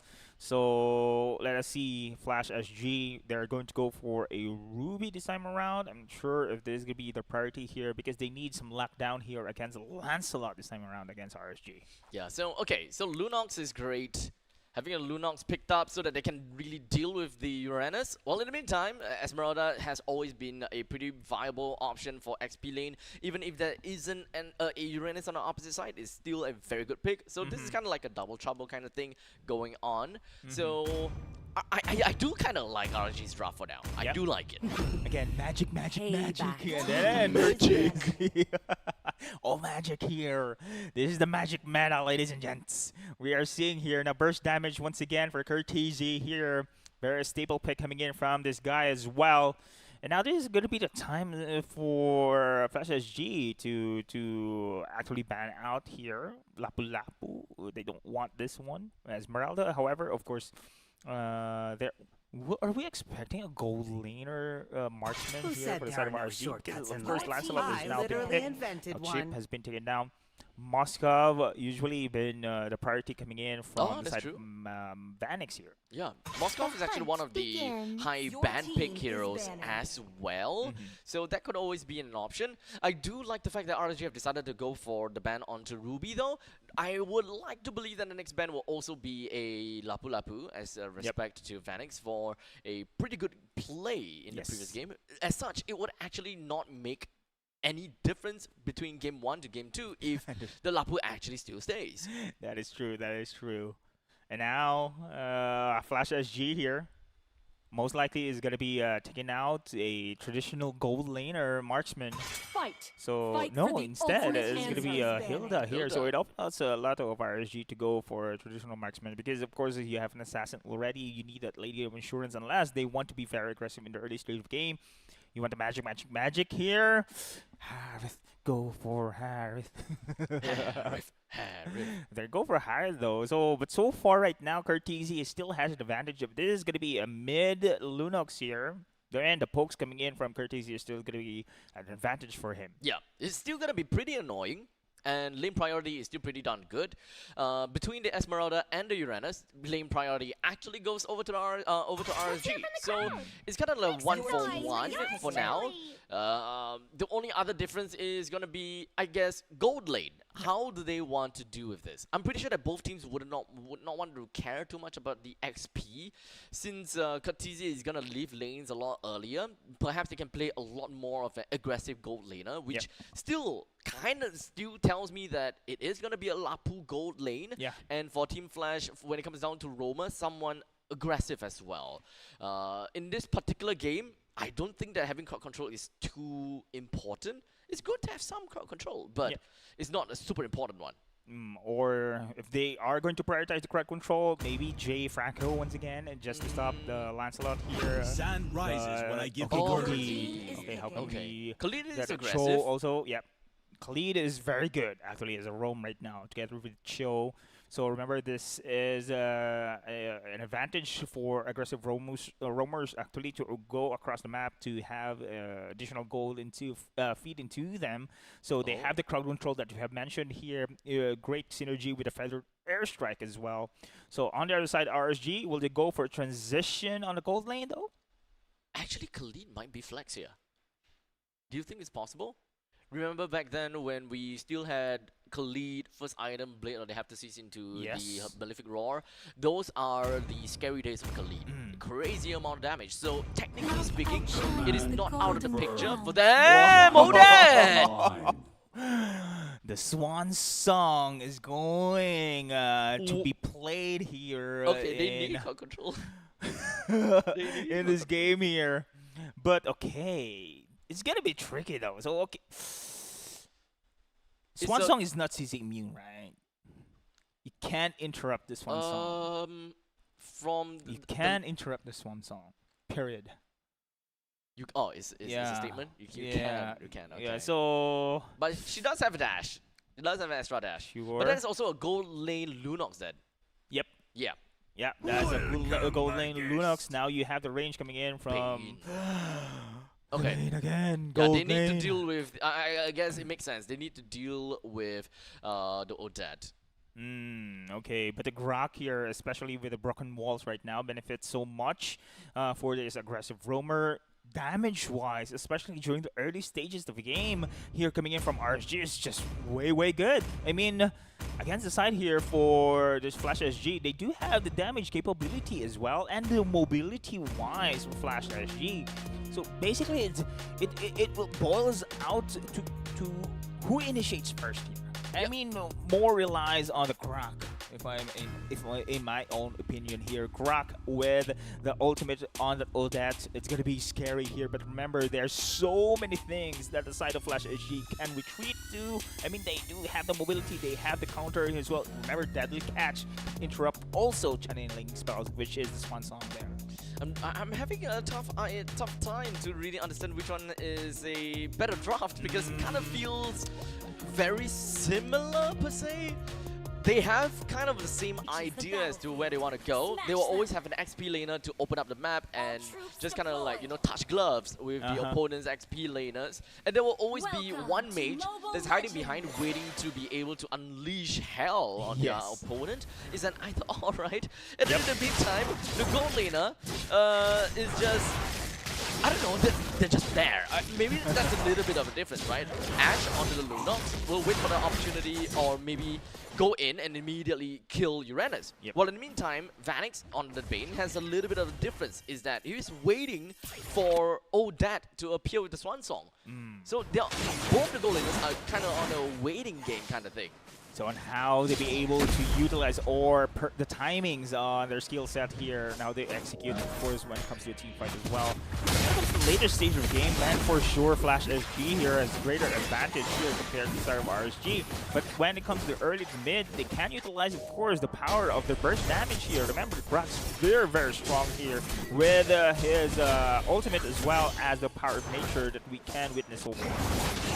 Fortunately, Jay wasn't able to get the steal of the orange buff, but that's fine. Jay has got some crazy movement speed, so just walking away from Murphy as well as Hoki is not a problem at all. And remember, this patchman benefits really the aggressive roamers, the collision game, surveillance, gold flowing in, and so far, Kurtizi having the advantage to clear the waves easily here in collaboration coming in from Jay as well on his Khalid. But so far, look at his roaming path here. He's just out there behind enemy lines waiting for the rest of the Flash here to be very aggressive as well.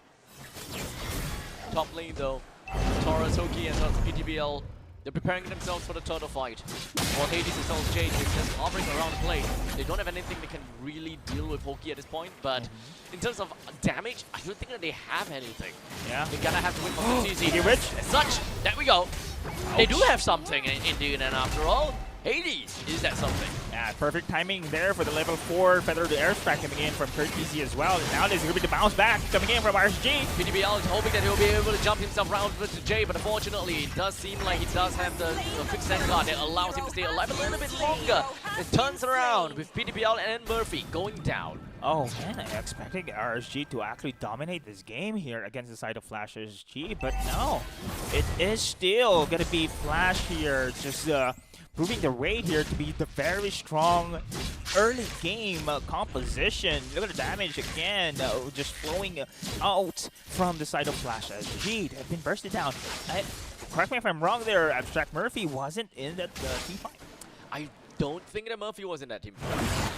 So it's something a bit big for us to see if that actually does happen. 3v1, Hoki only received half damage. To be fair, Hades wasn't going all in for the damage. Otherwise, he would be a little bit too big. So, good call.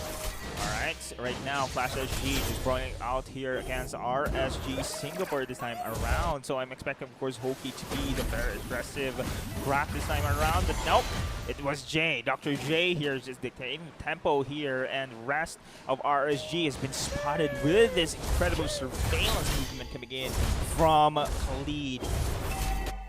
Bottom side though, Planix here. And as well as Ash, silently as you have expected. Also, all is silent gold lane. They are just doing their own thing. Yep. XP laners, they're fighting their own game. Middle lane, they are choking out. They're just like, it's really a mid lane priority all throughout here. All the games. Where it is! Oh, 3-man! There we go! Murphy was stunned, but it doesn't matter. Oh, wow. He was in Swan Song. He's stunned, but he still continues. Really? I think I saw that. Stuns does not deal with him. I completely forgot. Oh, PTBL. Oh, Jay, you are in a dire situation, but never mind. Ash goes in with Power of Chaos Darkening. Does have quite a bit of damage, but he actually didn't do anything to Closer at all. As Closer slowly walks his way right in the face of Ash. Quicksand Guard over to the side of Jay. Is still in the midst of everything. Both teams, they are just touching gloves with one another, while Kurtizi pops open with the Feathered Airstrike. Alright, so this is going to be a zone out coming in from Flash SG here. Again, another turtle takedown advantage here for the reigning champions, and now outer charts simultaneously been secured coming in from Flash SG. Talking about macro plays here, ladies and gentlemen, it is going to be Flash SG now dictating tempo with 4 kills, and now putting pressure onto the top side as well. All turrets here, except for the mid lane, has been secured. Okay, high level control effects can stop Swan Song. Alright, okay, we'll talk about that in a bit. And Taurus now currently finds himself in the top spot.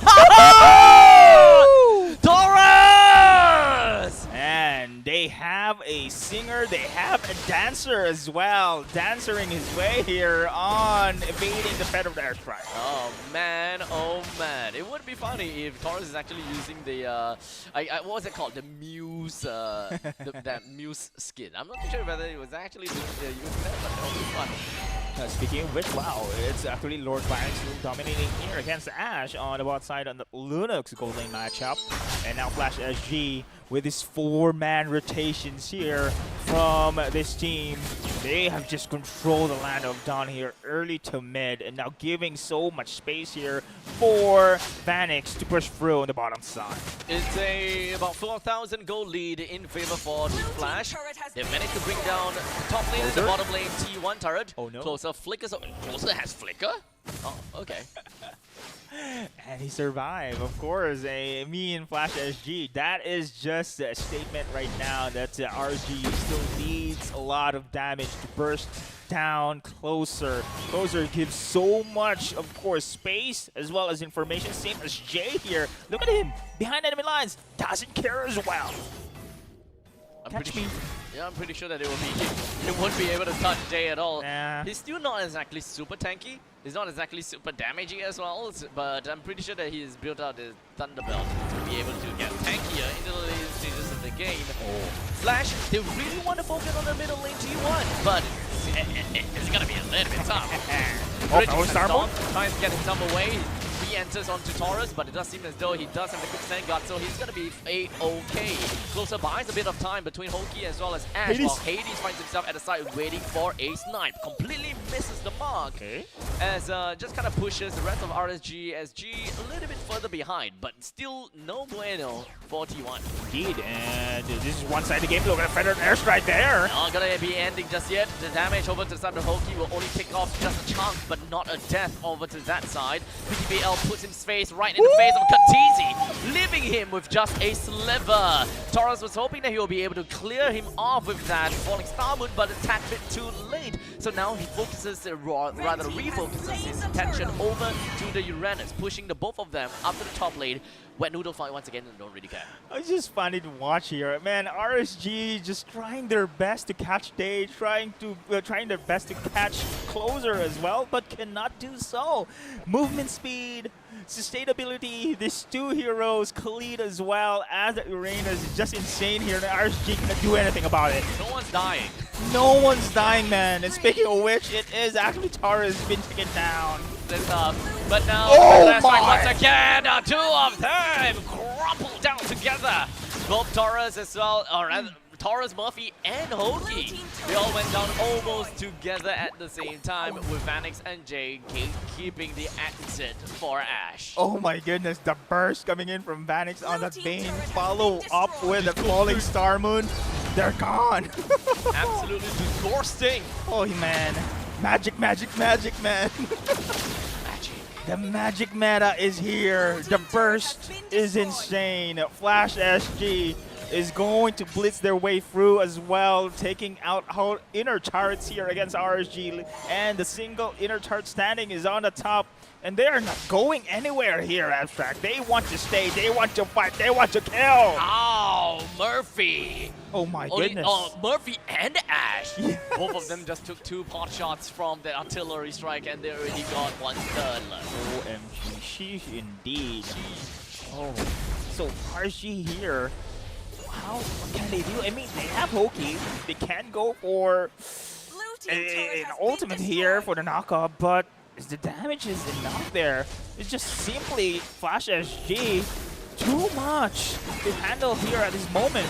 I mean, that's a rough part, right? Because Hoki is quite literally the only answer for Katizi to immediately stop that, to stop their ultimate by a flicker and a wall charge. But you kind of need that for initiations too. Exactly. I mean, the other way is PTBL just rush right in the face of Katizi, but there's also a chance of him dying. And he needs to focus on logs as well, right? So we'll see how that's gonna go, because the rest of the members from RSGSG seems like they want to push Closer away, while the rest of Team Flash is focused on to zoning. Oh man, speaking of zoning here, completely obliterated here by the side. Oh, Flash SG, they're going to go for the conceal J on the other side. Okay, waiting for the right moment to bounce in. Remember, they have just taken Lord, and look at the damage coming in from Hades as well. Indeed, OUCH. That's on an Esmeralda, remember that. That is on Esmeralda. If you're telling me it's on Ash or it's on Murphy, I'm like, okay, it's understandable, but that's on Esmeralda. Better dash right once I see again. a flicker! When it comes down to Murphy, he got himself right in the face. He say, you can't deal with anything, Honky can't deal with it, I will deal with it. Flickers on forward with the Swan Song, dashes on forward. That is a 1-for-1 trade between the majors. Oh man, the deadly catch first again, coming in from Vanix, just obliterate Murphy out in the line of down. Now it is going to be the Siege Lord coming through the middle lane. And now the middle lane, T3 turret will now eventually go down. The Raging Sandstorm, Jerry lands on the 2 as they continue to crumple themselves right on over to RSG, demolishing whatever that's right in front of them. However, Taurus is a little bit too thick for them to handle. As Sun Team Flash, they might want to slowly make their way back because PDBL is dealing with quite a lot of damage over to the side of Vanix. But now Jay is moving himself all the way to the westward. He will still go down to the hands of Taurus. Good defense coming from RSG. They managed to defend the post T3 in the middle lane. They're going down, but unfortunately there's two creep waves that is marching down from the top lane and the bottom lane. So this could be a barren wasteland.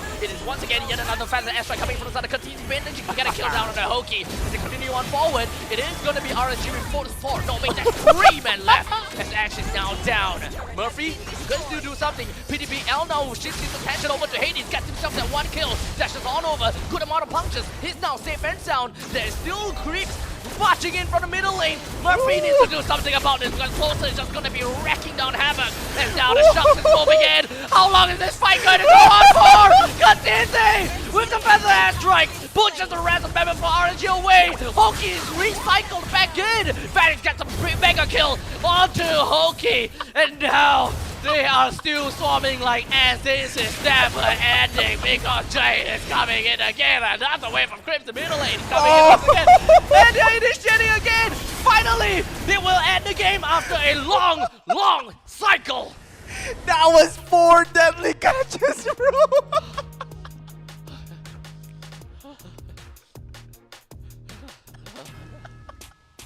4 deadly catches on how long the team fight was.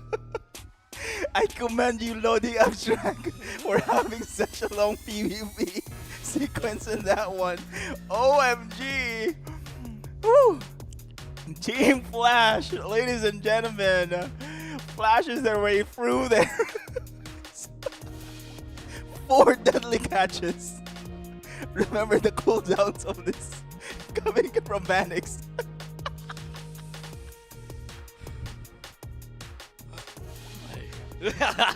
That's why you're my Lodi. Oh my goodness.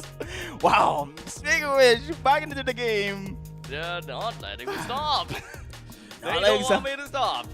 Correct me if I'm wrong. There's no turret been taken down by no RSG, turret by RSG. No turret, yeah. It's And- all being aggressive coming in and from Flash. In fact, for the longest time ever, for 10 minutes and 30... Okay, so about 10 minutes and 30 seconds. 30 Yep. seconds, Yep. right? 35, 40 seconds. Yeah. 0 kills for the side of RSG. Oh my. So, who made all of this happen? Definitely the MVP coming in from Closer. Oh Uranus. wow. Dang. Uranus Closer once again, back-to-back MVP here, showing his impressive EXP performance on the side of Team Flash against RSG this time around. Man, the zone, they cannot kill. Not only Closer, of course, Jay, give credit also to Jay on his lead, but Closer, man, many things we have seen from this player, zoning away everyone here. Even though, man, all magic based in composition here, he is still one of the players that really dominates the zoning control. Okay, what can I say about that, right? RSG, they did what they could. It kind of felt as though there will always be a sliver of hope for RSG because they have an impressive front line coming from Ahoki. Yep. They have impressive damage from Ash and Murphy in PTBL too. And Taurus is just an annoying little ant that is just running around all the time. So honestly, it kind of feels as though it is more about the mid lane control and the macro game coming from RSG. They are unable to get themselves turret takedowns, and they are just losing by the minute. It's kind of it's death by 1,000 needles from Flash SG. Somehow I agree with your statement there, Abstract, especially the mid lane priority, that one. They have so many clearing waves here, especially Jay and Curtizi on the combo as well. Now Jay was everywhere as well. You know, Rapid Boots was the game here. It's very quick already. It's very hard as well for the side of RSG to catch him through, because there's no really hard CC until RSG will really commit all those ultimates coming in from Hoki, coming in from Taurus, but not enough follow-up damage. We've seen Murphy going to follow up with Swan Song, but then again, it's going to be easy for Flash SG's composition to run away. No hard controls whatsoever we can witness here for the side of RSG, except those ultimates from 2. Oh my goodness, but Vanix, I have to give credit coming in from this guy here. The burst damage, the deadly catches, and the lane dominance as well against Ash here on the bottom side of the map. Yeah, so in terms of damage dealt, this is what I want to see, right? Yeah. All around, it's always the XP laners that always deals a lot of damage. So Esmeralda doing Esmeralda things, still most amount of damage. PTBL being a focused style hero, dealing 33,000 damage is still pretty amazing, considering the fact that Murphy is playing as Odette, massive AoE from Swan Song, only dealt 31k damage. Yep. So imagine 33k onto one person, or you know, multiple different persons in single instances. But I have to give credit here as well. The power coming in from the side of Vanix here, man, the burst damage, I really surprised. I thought it was Curtizi having the most damage in that sequence, but it was Vanix all throughout. This is how great the burst build Bane is in this current patch. And look at it here on our match highlights in the game 1 here, being aggressive all throughout here. We've seen the power coming in from the side of Flash SG. They have just been dominant, especially Curtizi here. I can give credit on his performance, even though of course he is the target. He dishes out a lot of damage feather to Abstract against the side of RSG. Yeah, so ultimately, game number 1 is definitely a lot closer for RSG to kind of play around with. I agree. While game number 2, it was a lot tougher for RSG. Oh, this is a highlight there. Yeah. The sustain. Yeah, the sustain all the way, right? Closer and Vanix, they were ultimately just playing a 2v3 fight, and they still managed to get back up, mostly because of just the amount of sustainability that they have within the mix, right? Yeah. Remember, that is a Lapu Lapu that has a War Axe, a War Axe Thunder Strike, as well as Queen's Wings. So with the Queen's Wings, damn, you've got some crazy amount of damage reduction, 40% damage reduction if I remember correctly. Plus it's passive as well. Yeah.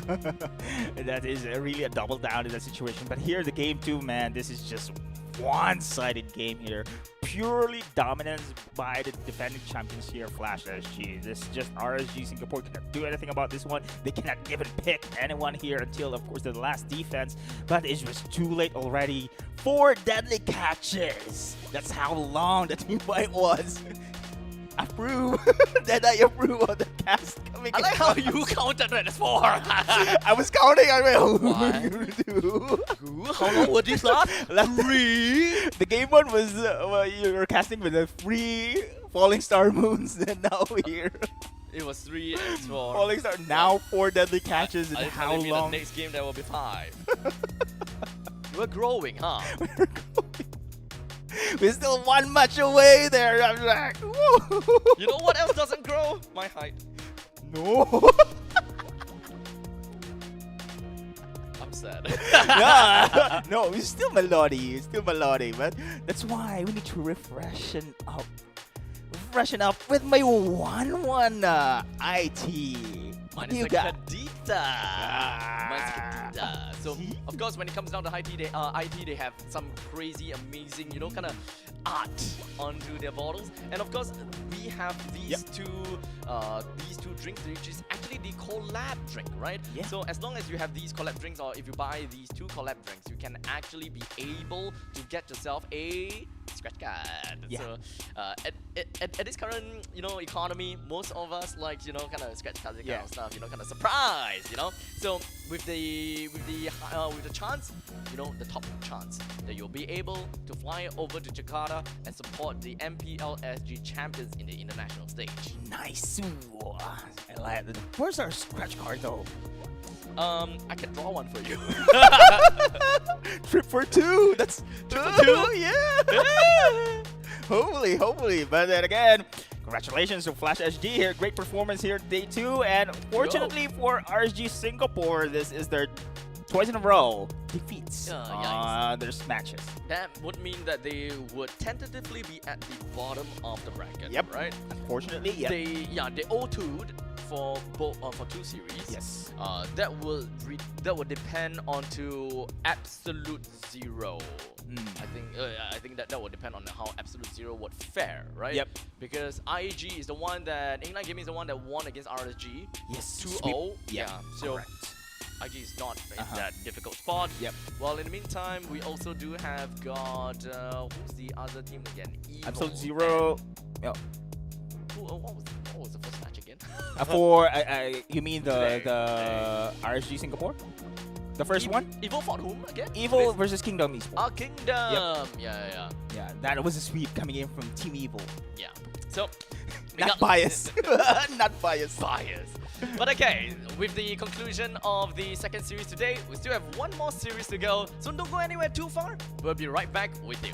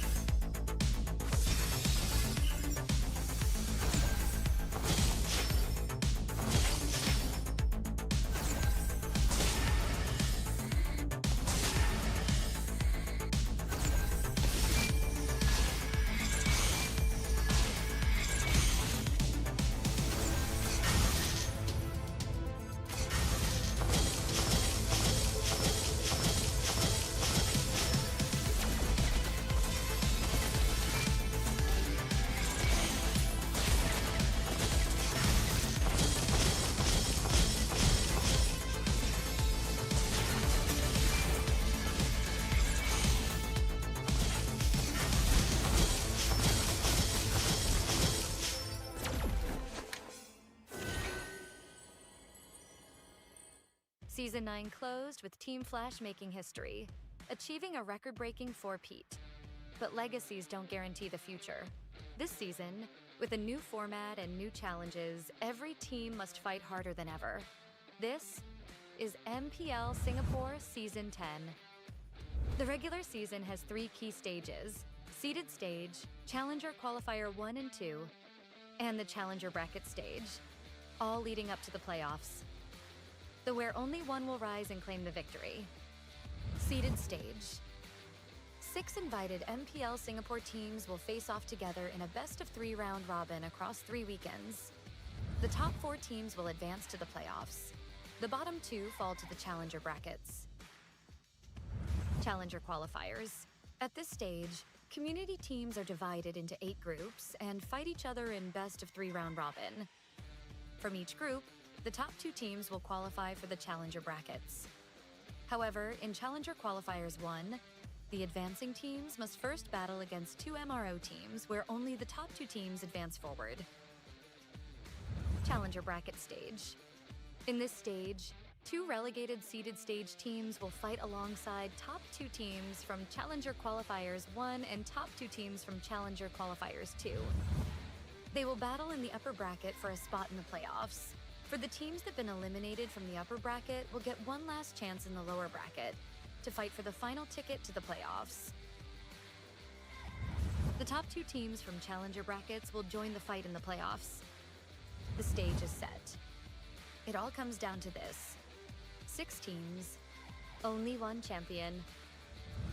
Who will rise and claim the MPL Singapore Season 10 crown? This is our pride, our passion. This is MPL Singapore Season 10.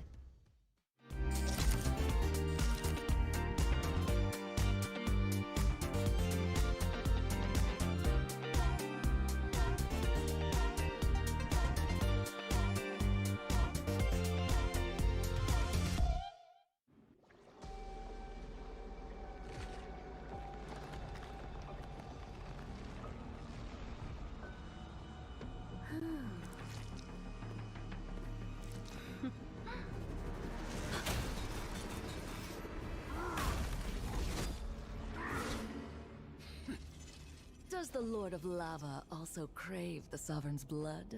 Fool! The tyrant's remains will only bring doom! Under her brutal dominion, our warriors were corrupted into foul bonds of decay! Sovereign of the Abyss, Obsidia. Her curse still flows within the Sovereign's blood!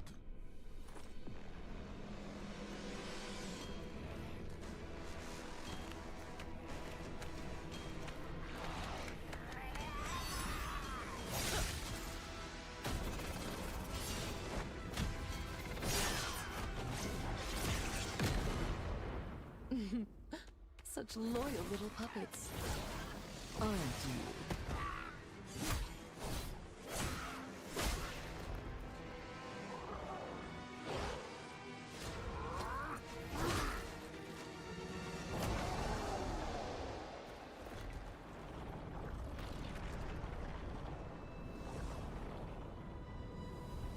You are merely a puppet, no different from my spawns. Bow to me. Keep your throne, or be destroyed. The Abyss bows to no one.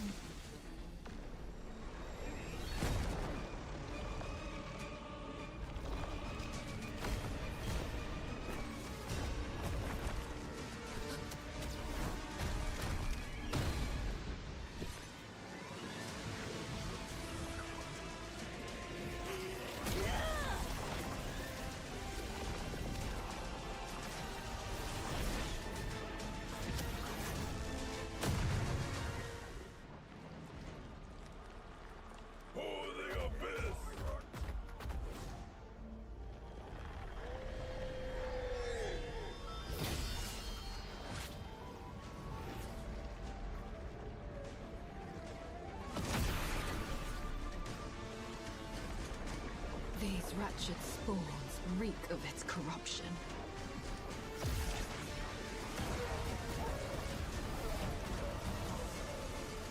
Your sovereign has a god to kill.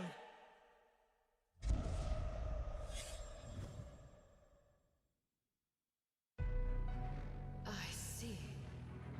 Desperation. I come to crush my enemies. I reap. The strong rise. The weak crumble. My will is absolute.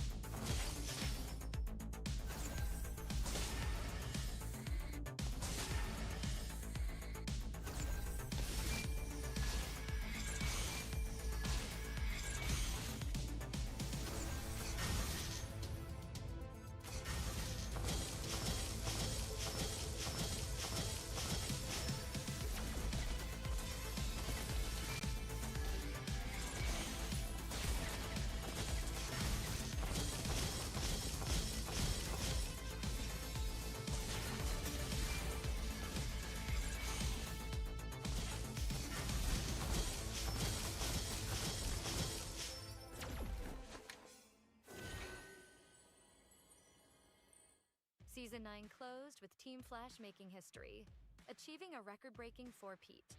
But legacies don't guarantee the future. This season, with a new format and new challenges, every team must fight harder than ever. This is MPL Singapore Season 10. The regular season has 3 key stages: seeded stage, Challenger Qualifier 1 and 2, and the Challenger Bracket stage, all leading up to the playoffs, though where only one will rise and claim the victory. Seeded stage. 6 invited MPL Singapore teams will face off together in a best-of-3 round robin across 3 weekends. The top 4 teams will advance to the playoffs. The bottom 2 fall to the Challenger brackets. Challenger qualifiers. At this stage, community teams are divided into 8 groups and fight each other in best-of-3 round robin. From each group, the top 2 teams will qualify for the Challenger brackets. However, in Challenger Qualifiers 1, the advancing teams must first battle against 2 MRO teams where only the top 2 teams advance forward. Challenger Bracket Stage. In this stage, 2 relegated seeded stage teams will fight alongside top 2 teams from Challenger Qualifiers 1 and top 2 teams from Challenger Qualifiers 2. They will battle in the upper bracket for a spot in the playoffs. For the teams that have been eliminated from the upper bracket will get one last chance in the lower bracket to fight for the final ticket to the playoffs. The top 2 teams from Challenger brackets will join the fight in the playoffs. The stage is set. It all comes down to this: 6 teams, only one champion. Who will rise and claim the MPL Singapore Season 10 crown? This is our pride, our passion. This is MPL Singapore Season 10.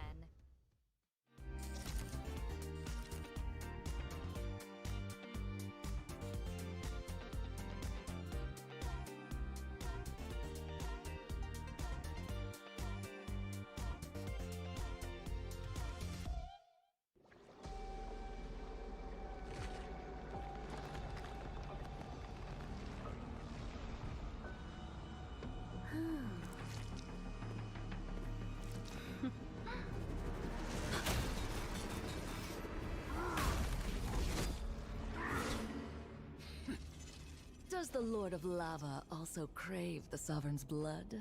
Fool! The tyrant's remains will only bring doom! Under her brutal dominion, our warriors were corrupted into foul bonds of decay. Sovereign of the Abyss, Obsidia. Her curse still flows within the Sovereign's blood.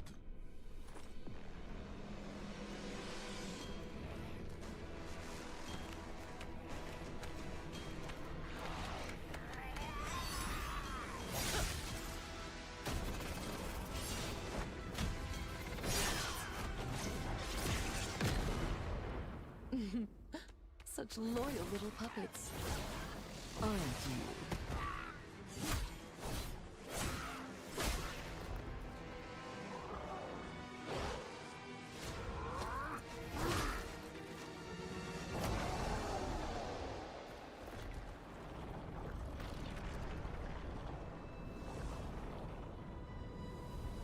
You are merely a puppet, no different from my spawns. Bow to me. Keep your throne, or be destroyed. The Abyss bows to no one.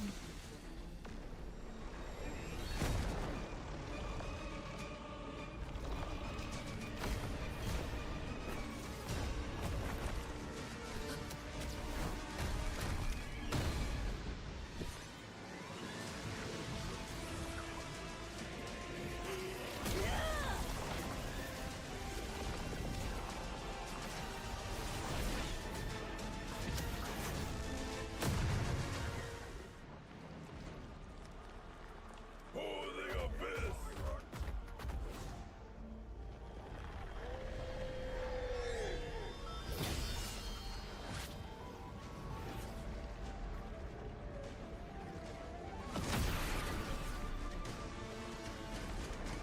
These wretched spawns reek of its corruption.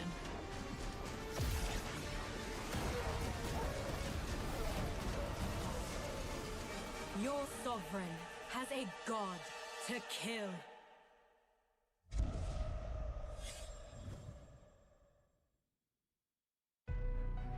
I see. Desperation. I come to crush my enemies. I reap.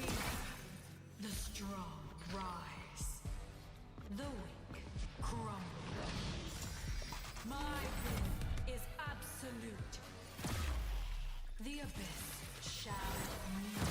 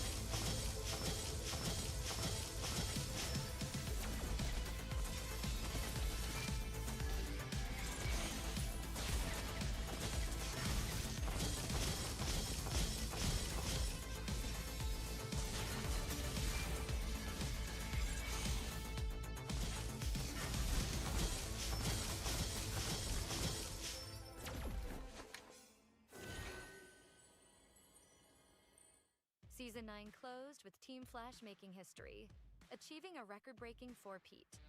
But legacies don't guarantee the future.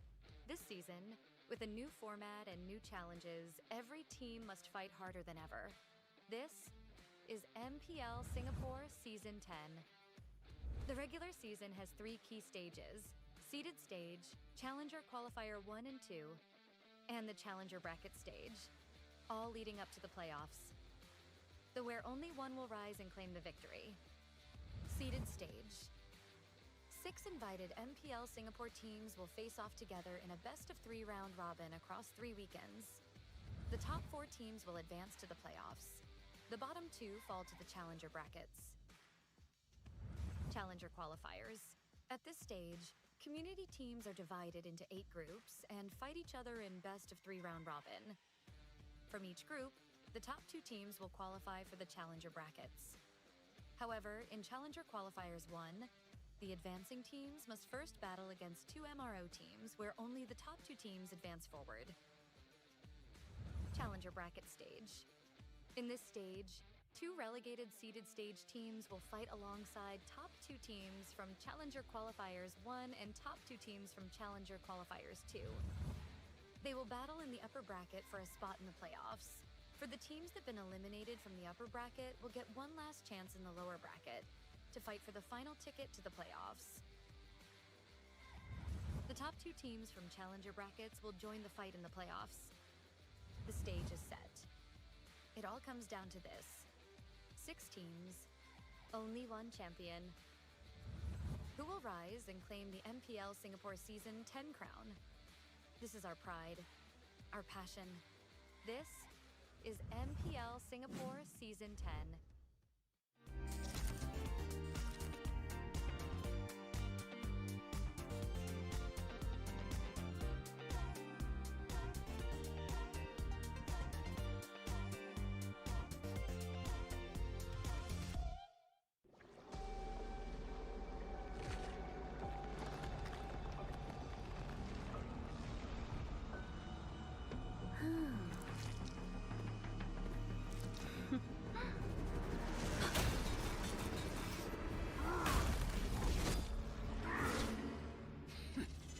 Does the Lord of Lava also crave the Sovereign's blood?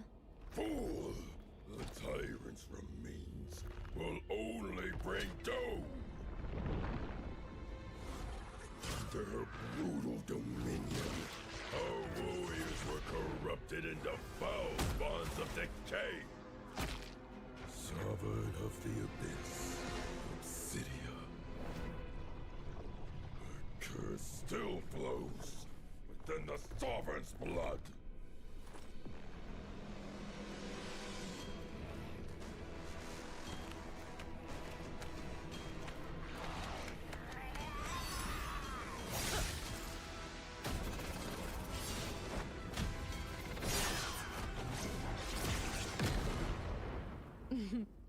Such loyal little puppets, aren't you?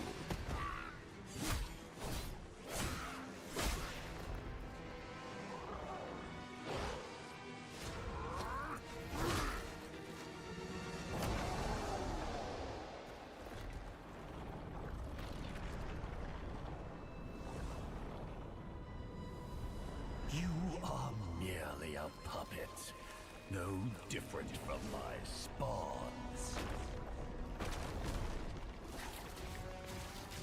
Bow to me.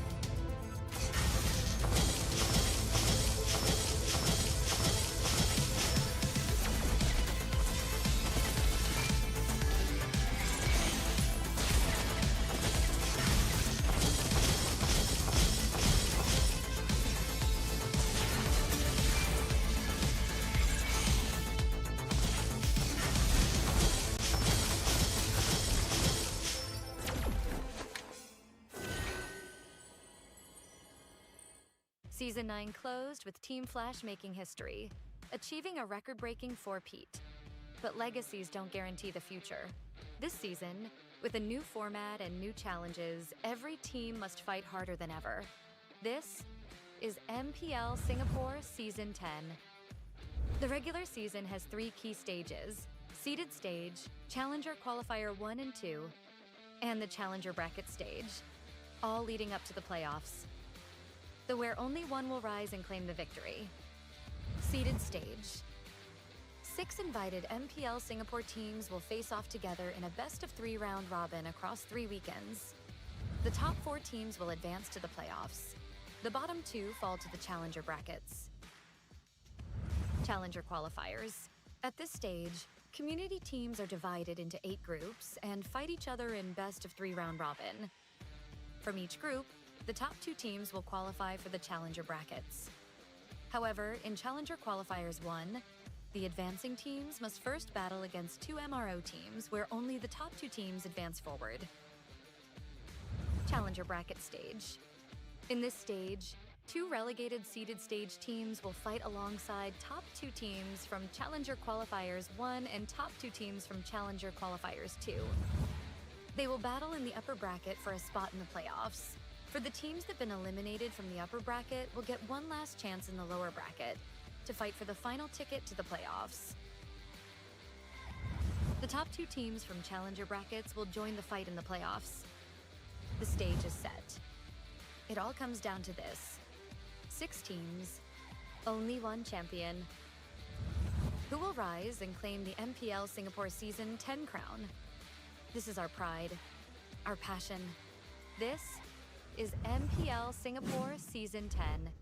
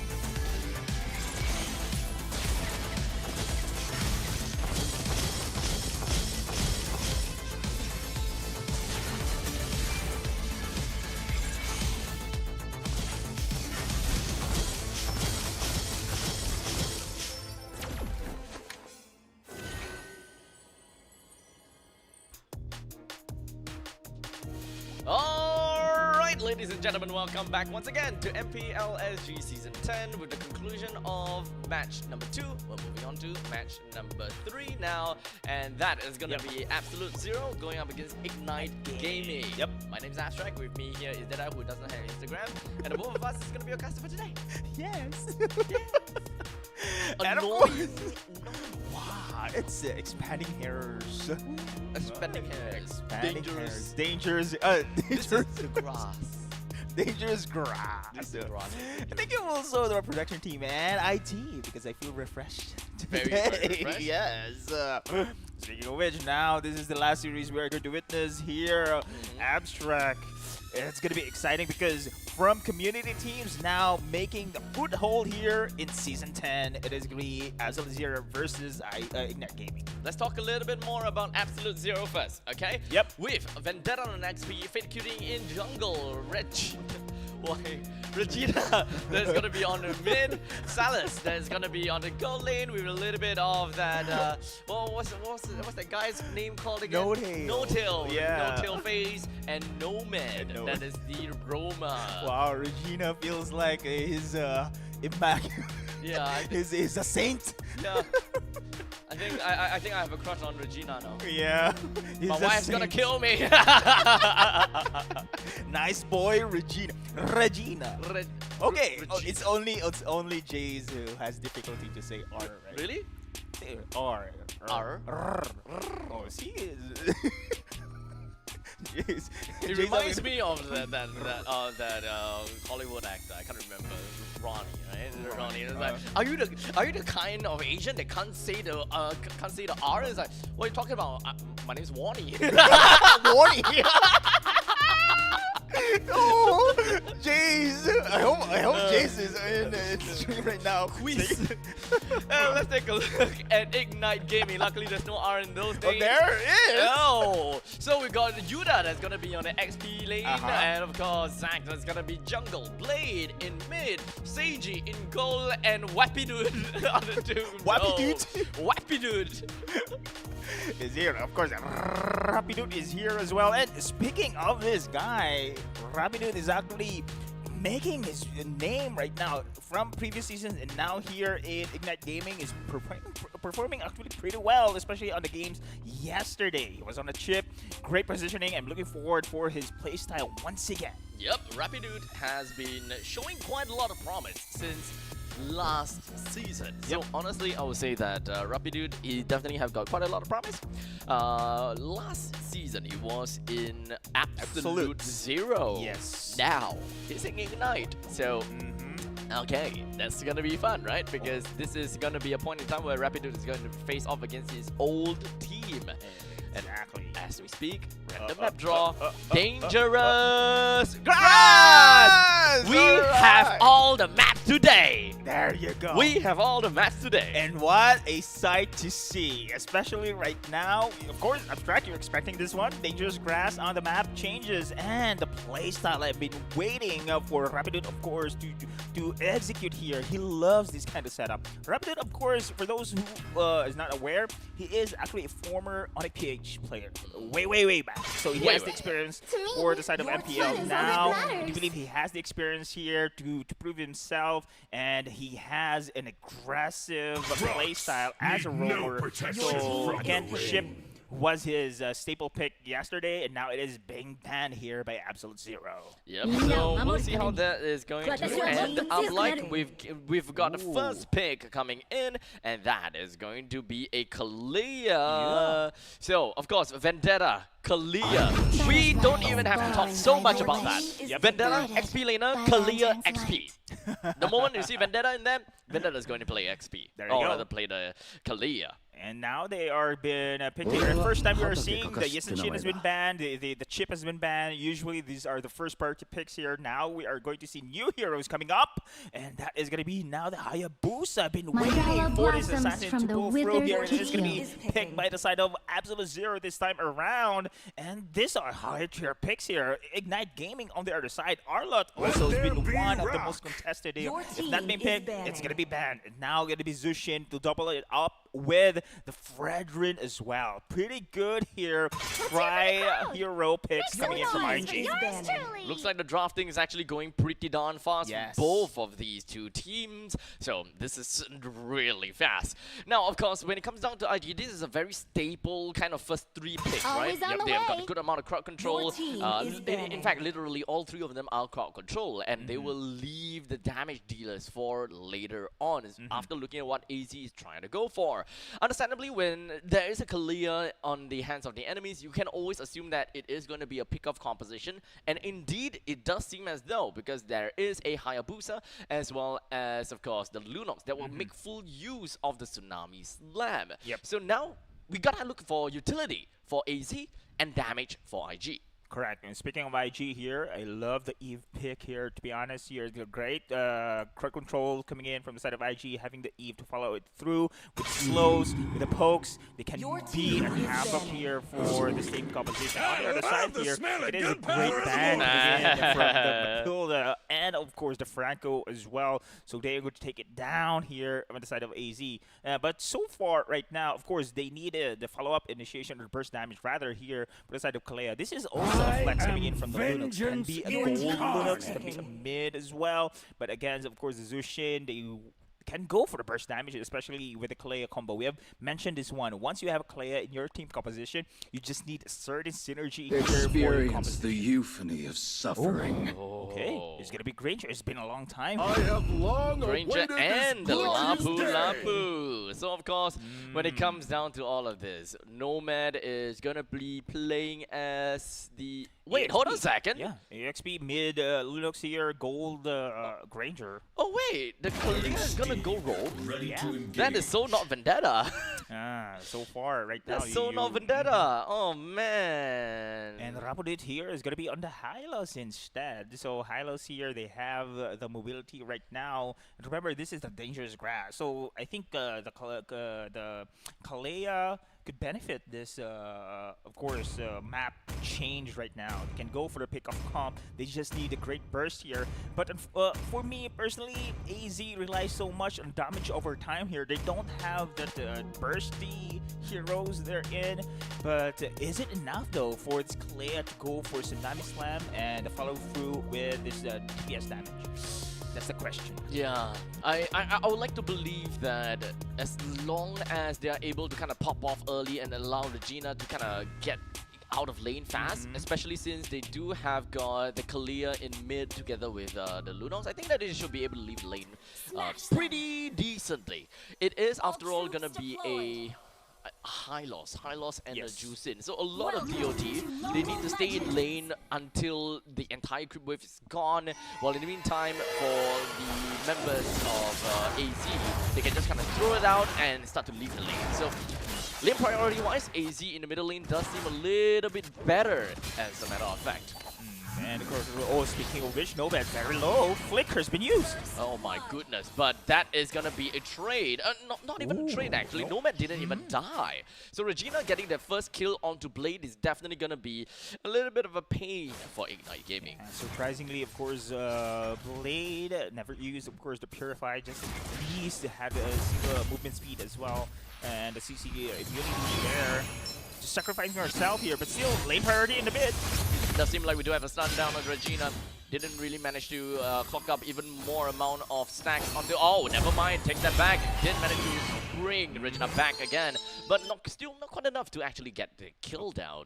Alright, two flickers has been used here. It is going to be Regina, of course, taking into account that he has no battle spell already or no escape mechanism until his level 4 can be used at this moment in time. But so far, Ignite Gaming is just lane priority right now. We're expecting here on the mid. But once those level 4s will be available, it's going to be Ignite Gaming having the advantage when it comes to sustained team fight, especially for the Hylos, Glorious Pathway there. Looking at the rest of the map, it does seem as though that when it comes down to the XP lane, the Lapu is suffering a little bit because it is early game after all. Lapu don't really have a very good way of shoving the waves. So having the outlet that just slam and dash 3 times is more than enough to clear out the entirety of the lane.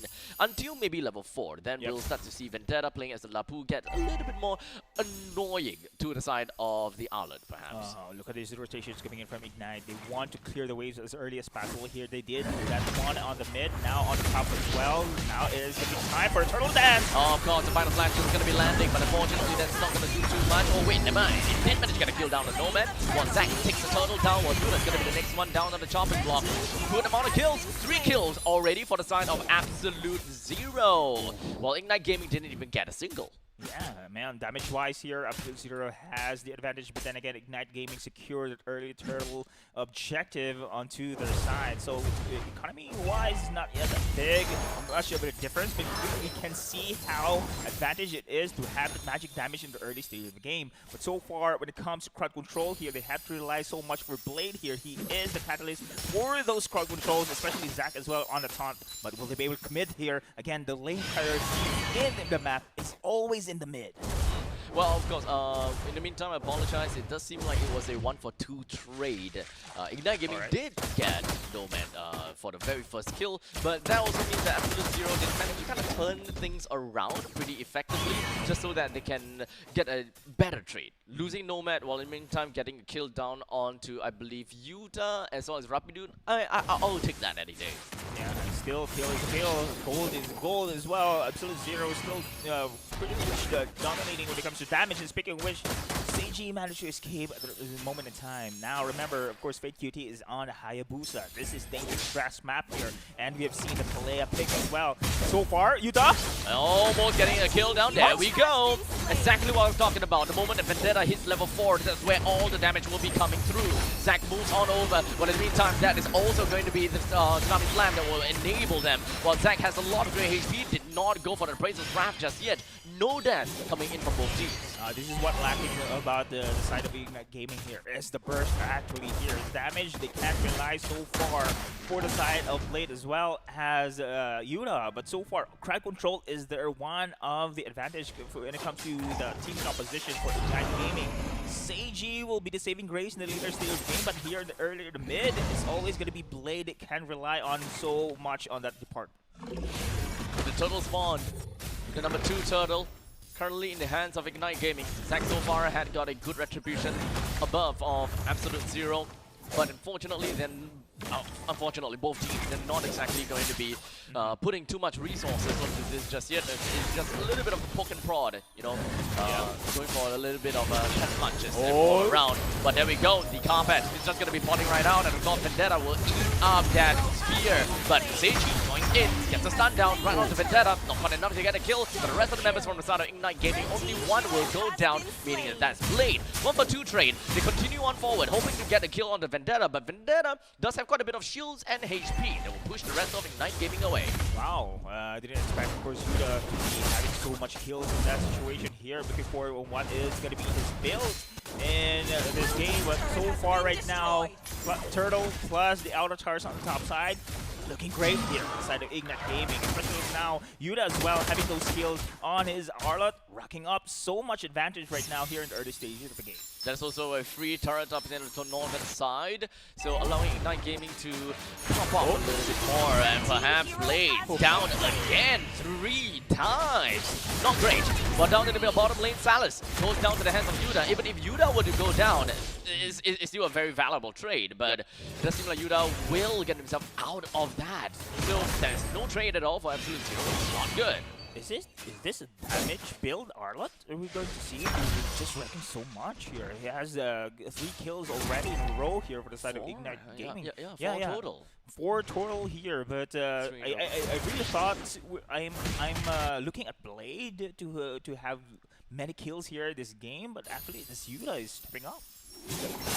Kind of surprised with the fact that Juicin is not having a very good time, considering the fact that they have Rapidun as the High Loss. So High Loss should be able to kind of open up the map, pretty well. So that would give Blade a lot of opportunities. But for now, it's going to be, doesn't seem like one person is going to be in the pretty bad spot, and that is going to be Vendetta. He flickers himself away, out of sight and out of mind for Ignite. Okay, Vendetta, no flicker this time around here, and look at Ignite Gaming controlling the lanes here. But in the meantime, it is going to be Outcard being secured by Absolute Zero on the bot side here on that skirmish play. They've taken advantage of the pressure going on the map now. The third turtle in the game is now spawning here in the pit. It's going to be a dance once again. And Vendetta opens things up, round the Rapidude. Unfortunately, not going to land the CC, but he's going to be going right into the face of 3-person. But he's still alive all the way through. As he goes for Slash and Slam, he's still alive. This guy is not going down at all. Absolute Zero held their ground against Ignite Gaming during the fight for the turtle. And this is going to be an absolute win for Absolute Zero, and that's a kill for the turtle. That is great. Recognizing, of course, Absolute Zero that Utah is the threat. They prioritize this kill here against the Arlot. So without the damage dealer at this moment in time, it's going to be easy for Absolute Zero to secure the turtle at that moment in time. So Ignite Gaming, they recognize this one as well, so they must need Seiji here to scale up as early as possible here, because you know Yuta has been considered as the damage dealer at this composition here. Seiji needs to follow up this one through as well, because without the damage, they do have the sustain, they do have the crowd control. Without the finishing blow, it's not going to be enough here for Ignite Gaming to win. And Vendetta opens things up, slamming himself around the blade. And in the meantime, we do have the spear. Lands on the Salas. He goes for the stun, but unfortunately wasn't able to pin Salas just yet. Seiji goes back to the fight, but now we're just going to be focusing right on over to Zac. As now he doesn't have a lot of HP back, but Fake Cutie joins in the fray, hoping that he'll be able to get the one single slash, and he will be able to get the slash down. No, maybe it was Salas that gets the kill instead. He picked up a triple and might very potentially get a little bit more, because now Vendetta stuns him down! Oh my! Gets a Maniac for Absolute Zero. Oh man, Salas now making name here in this game 1 against Ignite Gaming. That poke, and I do love that tactical retreat coming in from Absolute Zero. It was overstretched already from Ignite Gaming's position in that sequence. They have committed everything there against Absolute Zero, but without poking anyone, it's going to be the counter attack. What? Oh, wait.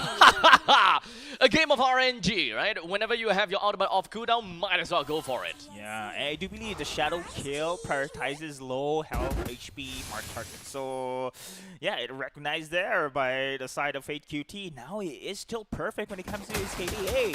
Absolute Zero rocking up here at this moment in time. And Ignite Gaming knows about this one. So it is now the time for Seiji to step up. Zero. Got some time. It's only 9 minutes and 30 seconds. Not quite there when it comes down to reaching critical mass just yet. And ultimately, they are down by about 6,000 gold. By the time the Absolute Zero were to get this spot, it might accelerate it even further. Wouldn't be too surprised if there will even be a 10,000 gold lead. But in the meantime, Spear completely misses. That is Moskov that's not going to be joining the fight for the next few minutes. While in the meantime, the rest of the members from Ignite Gaming comes in to stop the rest of Absolute Zero to get the Lord. But in the meantime, they will get stomped down. Oh, man. Such Yuta loses his life. And fortunately, the Spear of Destruction did not hit anyone there, and they were caught in the choke point as well. Ignite Gaming now suffers casualties in the 2 skirmishes in a row. Absolute Zero right now racking havoc here in this game. Now pushing through here in the middle lane as well. Salas here freely hitting into the back lines, and no one's there to actually pick him off here in the rear side. It's going to be a little bit rough. Even though Ignite Gaming have got everyone all hands on deck already. But it is still a lot that's marching in the middle lane while Absolute Zero starts up 5 as Nomad just goes straight in with the Tsunami Slam. Great pick off onto Yuta. Identifying that Yuta is probably one of the most annoying players from the side of Ignite Gaming. While the Lord single-handedly together with Fake Cutie brings down the turret in the middle. That's a T3 down while the Ogi Shadow Kill slashes down over to Zac and Salas picks up the kill onto Rapidude now. Oh man, numbers advantage right now here is going to be here now showing the TP of victory. They are going to push through. They want to end this. And now, yes again, another one of the knockups onto Seiji. There's no way that Ignite Gaming could do anything and allowed AZ to get himself the first win. Oh wow, that was fast. That was fast. That was fast. That was very fast. That's the beauty of dangerous grass. Man, Hayabusa is still viable, you know? Damn! And this is the first time I'm seeing Hayabusa being picked. If I'm not mistaken, yesterday Hayabusa was not really the priority, if I'm not wrong. And man, Absolute Zero is different beast here against the side of Ignite Gaming. Actually, remember Ignite Gaming? They won their series, swept here yesterday, and now Absolute Zero here. I thought yesterday was underperforming, but this time around it only shows here that they are really capable to step up as well. Maybe the pose of Regina is above there. Regina. He's praying to something, that's for sure. Praying. So, as of this game, Hayabusa has only been pick banned 3 times. That game was the first pick. Exactly. First pick, first win, 100% win rate. So I can say it's not the most contested hero, right? Not at all. Only But it has been banned twice. Yeah, only twice banned. First, the first time we were to pick, still Assassin, Lancelot Hayabusa is very viable, and there's no question about that one. Incredible, and unfortunately, of course, there's no much of a crowd control I can say on the other side. For the side of Ignite Gaming, they do have the sustain, but the damage still lacks. I'm trying to see when Hayabusa was banned. Second phase, it was once is second phase blue ban, and the other side, the another time second phase red ban. It's always a second phase ban. So maybe time to change it up, because Hayabusa in the hands of Fate Cutie has managed to get a total of 5 kills, 0 death, and 9 assists. Okay, I can say maybe Hayabusa was the least priority yesterday or until now, because Yesen has been banned, Chip has been banned as well. I mean, they have recognized many junglers at this moment in time, but now it only shows here Fate QT can really pull it off here. Absolute Zero having an assassin jungler here utilized so much, especially with the dangerous grass map change this moment. Has so many pick-off plays here we have witnessed coming in from this team, Absolute Zero. Great, incredible opening game here against the side of Ignite Gaming. So, with that all said, total game time 11 minutes and 9 seconds. Let's really take a look at the entirety of the emblems. So, understandable, I don't think that there's anything too out of the ordinary at this point. We got a thrill from Seiji, as well as Master Assassin, nothing too out. Yeah, everything is just all darn and normal. Assassin emblem on the side of Salus, that's fair. Assassin emblem for the side of Fate Cutie.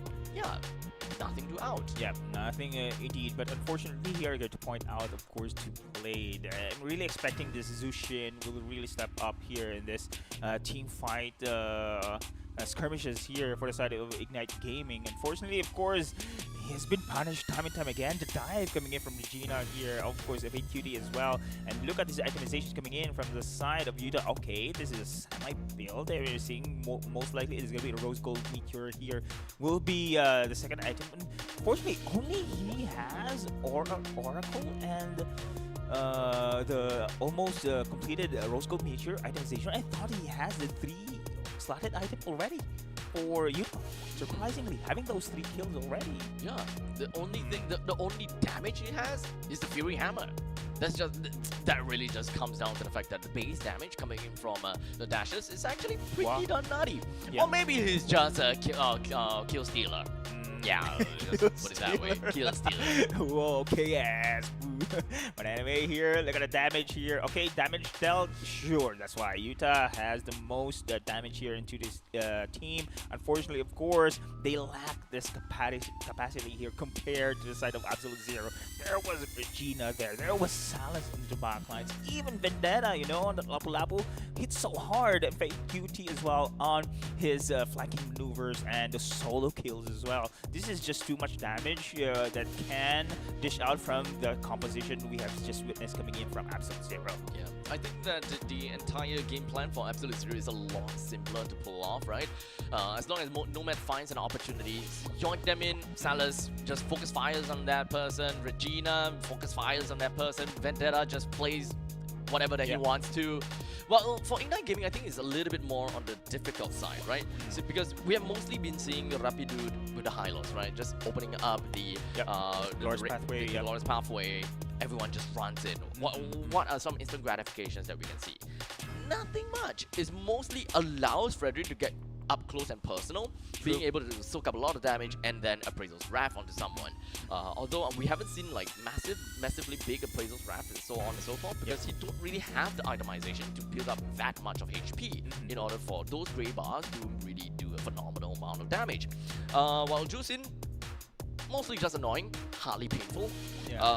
And Moskov can't go online just yet, and this is why most of the damage actually was credited to Arlott, because he is by far probably the most damagey person in the team, and there's a lot of crowd control. Juicing can crowd control, Frederick can crowd control, Hylos can crowd control. So it really enables Arlott with all these dashes.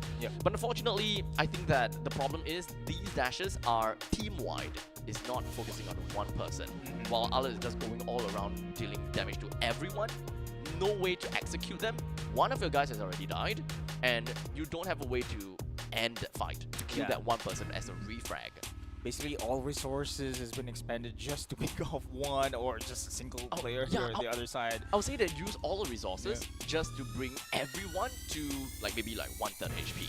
As compared to, you know, a composition that just use the same amount but snipe one person down. Yeah, that's true. And I can see also on the other side. Actually, I was in doubt with a composition coming in from Absolute Zero. I thought the Kalea Tsunami Slam could not be followed up with such damage, but I was wrong. It was completely different here that I witnessed here. Everyone stepping up. As you can see in the damage stats that we have witnessed so far, even Stevens on the stats there all throughout for the team, so it only shows here all of them can dish out incredible output damage here against the side of Ignite Gaming.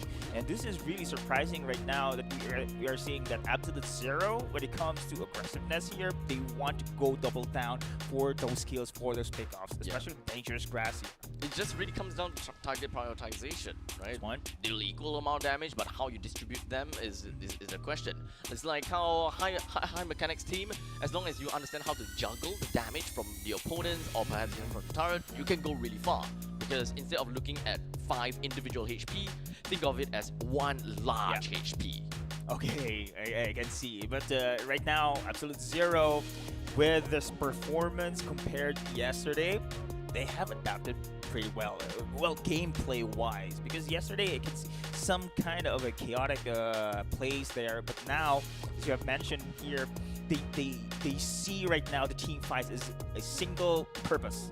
I mean, they know there's target prioritizations here, and now Assassin picks as well is very good pick here for the side of Absolute Zero. Now, with game number 1 done and dusted, with AZ getting himself a phenomenal win, I think that was an 11. Yeah, that was an 11 minutes game. Yep. I think that fastest one, I think. Probably for this day too. Probably. Yeah. I know that the first series was actually pretty fast as well. Match 1, game 1, and game 2. But I think that this is probably fast. Yeah. But Ignite Gaming, let's talk about this. What can they possibly change? I personally feel that, you know, still opening up with the Juicin, Fredrin, and Arlott is actually a pretty decent opening, right? Yep. But having a Moskov and then a Hylos, I think that is going to be where the problem lies. You are these 3 heroes excels in pulling a team fight out as long as possible. So possibly looking out for heroes that allows them to deal phenomenal damage over a longer periods of time might actually make sense. Such as maybe if we want to see, for example, Arlott going over to Rome, Esmeralda is a great pick for an XP lane. In fact, Esmeralda was not taken out. Uranus actually comes into fray into the same style. Esmeralda and Uranus does the same thing. So if it was a Hylos taken out, you put an Esmeralda in, put an Arlott in the room, I think that that composition would have done so much better already. Yeah, and I double down also the damage department as well. I think this is one of the lacking aspects for the side of Ignite Gaming on the team composition. They have to rely only on the early stage of game for the Arlott one, and surprisingly, Blade was really underperforming on that Zushin, expecting so much from that hero. But here in our second game, Abstract is going to be expanding rivers this time around. Now it benefits aggressive players, aggressive teams, and I'm expecting Rapidot here himself will be some kind of aggressive roamer here. You mentioned, of course, the Arlet roam. Yes, it's possible here, but looking forward for his chip, either chip, but it's going to be banned here right now. Coming in from the side of Absolute Zero, no chip for Rapidot this time around. So we'll see how this is gonna go. Of course, Franco was respect banned from the side of AZ, ensuring that Rapido don't get that Franco because we know how annoying he is on that Franco. But the question is if whether they would even want to prioritize that Franco. Because IG, first 3 picks, there's nothing wrong about it. It just lacks that flexibility to play well enough into the later stages of the game, in my honest opinion. Oh, Yisen Shin is pretty much open here right now. I don't know if Absolute Zero is going to pick it, and they will. And now there's going to be a response here for IG this time around. Now, usually we see the chip, but it's going to be banned here. But IG, what is going to be the response? Arlet again, pretty much open. Yuda is having a great game on that one, but having a good against Yishin Shin this time around. Will they go for the assassins here? I think might not jump the gun onto the jungles just yet. Second phase. Second phase maybe. But if they really want to, I mean, Fredrin doesn't seem all that bad still. But Lunox and Lapu. Okay. Laner is being secured here, and this is Very also early. a flex. Here we've seen gold lane, blah, blah, we have seen mid lane, Lunox here as well, and there you go, another main pick and got a gotcha this time around. Wow, so much AoEs and crowd control as well coming in from AZ. Okay, so Bane and Gatot. So there's a lot of area denials right off the bat. Well, we also do have got the Lancelot. Okay, so I'm kind of thinking how annoying really is the Bane's ulti onto Lancelot. Remember, Lancelot has the iframe, right? So, but it is going to be a challenge He can for the iframe out of timing. Gatot, no problems. Yep. Also with a Deadly Catch, but of course, card patch, Deadly Catch has been buffed when it comes to movement speed. Like they want it to be a surprise attack, some kind of thing, but still can be evaded with a Thorn Rose coming in from the Lancelot here. Yeah, so we've got a Juicin taken out. We'll talk about the bans in a bit. Let's identify a bit of the pattern that they have for their team, right? AZ, crowd controls, as well as aerial denials. Phobius is something that we might very potentially be able to see because it deals good damage all across the fight. Otherwise, Esmeralda is kind of a hero that can't go wrong, and also will be able to follow up pretty nicely to some of these other crowd controls. What else? Mage, right? Farsa, to be honest. Yeah, Farsa, they can use this one, and okay, most likely it's gonna be a roam Gatakacha, right? It can also be a flex if they want to, but Joe, I want Joe here, especially for Rapidot here on the other side. At least they can have some harassment here. Sun rises when I give the well. word. How be able, because having a show, they have the mobility here. At least trying to disperse their way in for this ultimate coming in from Bane. They need to actually evade this burst damage coming in from this gold laner. We are expecting here coming in from AZ. So now Khalid been banned. Okay, yeah. Great. So Khalid, Franco, Juicin, and Kimi. I don't think that it's not gonna be that big of a deal. But IG's playstyle, I think that right now is relatively open. They can single target. They can focus fire on one person with a grab. Okay, it's still open, to be fairly honest. Yes. This is the crowd control you need, actually. The burst damage as well. It's really this just says front to back for me. So a little bit more. Okay, they can't really go for crowd control. They are lacking of gold. Yeah, it's just. Yep. Oh no, Lunox can be gold. Lunox can be gold. Lunox they can could go be for the bursty mage here instead for the side of IG. But remember, Valentina, they come prepared here for the side of AZ. This is great last picks. Actually, here, I commend how this side of AZ will do. I didn't realize that Atlas was leaked all the way open. Yep. So it's gonna be now Gold Lane Bane, EXP Arlott here, and Ruby. There we this go. time around. Okay. First time Ruby we're going Gold. to see Ruby, right? Okay. Yeah. First Ruby of today's game. Yep. I do like this as well. I was initially thinking, yeah, they need a little bit more utility, so having another another marksman might actually be a little bit tough. That's why I suggested Gold Lane Lunox. But now that I think about it, yeah, Gold Lane fighters is a thing. Yes. Completely forgot about that.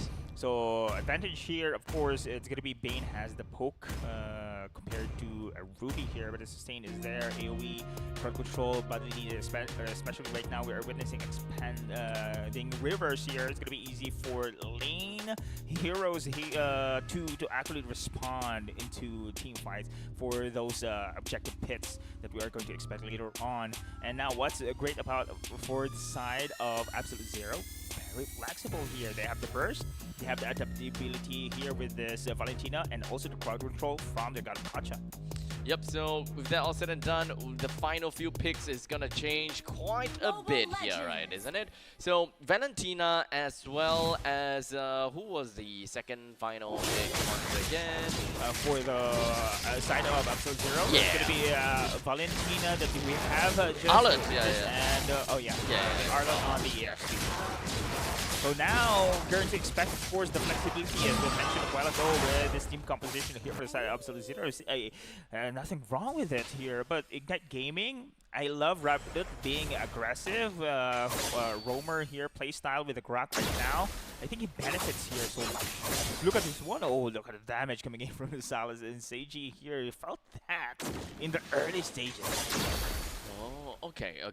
So, lane prio, let's talk about that. Double fighters in the gold lane. Understandably, both. I feel as though these two are just kind of fighting it out. This is just an XP game. I know, but XP game indeed. But the crowd controls, they can dish out, especially later on. Expanding rivers rather, will benefit them later on. Now Zach is almost like 4 here. He is the Lancelot. They need some kills here, and this is what you want for the side of Ignite Gaming. So this is a lot more early game for Ignite Gaming this time. They do have they do have the Lancelot that will pop off pretty early into the game. They can do the same thing with Blade the moment that the Genius Wand is gonna be the first thing to appear. They should be able to lock down one person pretty darn fast. Either gonna be Salas or Nomad or Vendetta. In fact, very likely it is gonna be Vendetta. It's always gonna be very comical, but in the meantime, terrified on the Rapidude, he flickers himself away. Almost yielded a free kill over to AZ. Wow, look at the damage here. Despite, of course, in the wall. So they are not going to risk this one. Ignite Gaming, despite, of course, the expanding rivers.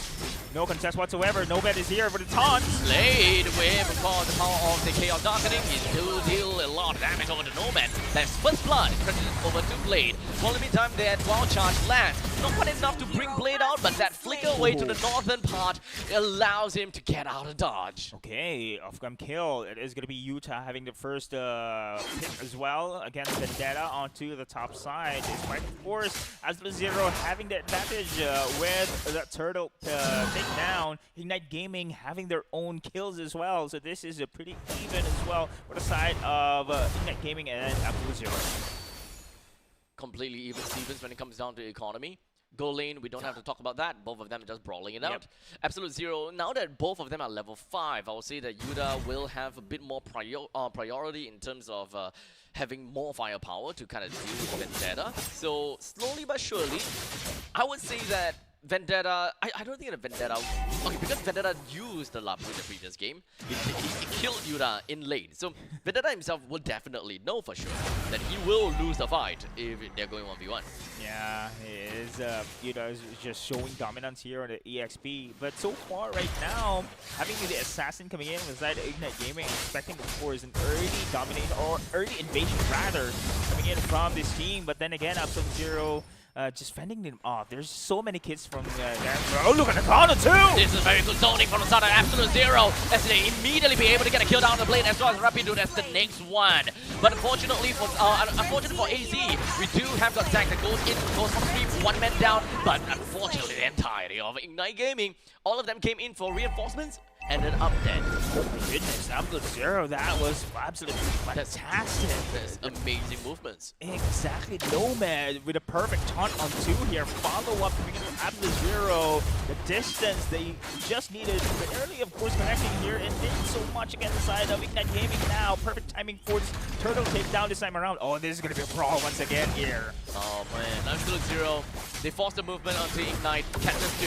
So this is the point in time where they can do it absolutely the same thing as we do, and Nomad is just going to be diving himself all the way to the back lines. He will go down to the hands of Blade, but that is more than enough time that has been bought, and of course forcing Blade to go for darkening onto himself. Oh while my. the Turtle is going to go down to the hands of Absolute Zero once again. Rapidude! But for one trade all across the place. But unfortunately for IG, 3 men down, while AZ 2 men down. Oh my goodness, again, Absolute Zero here won a major skirmish play against the side of Ignite Gaming.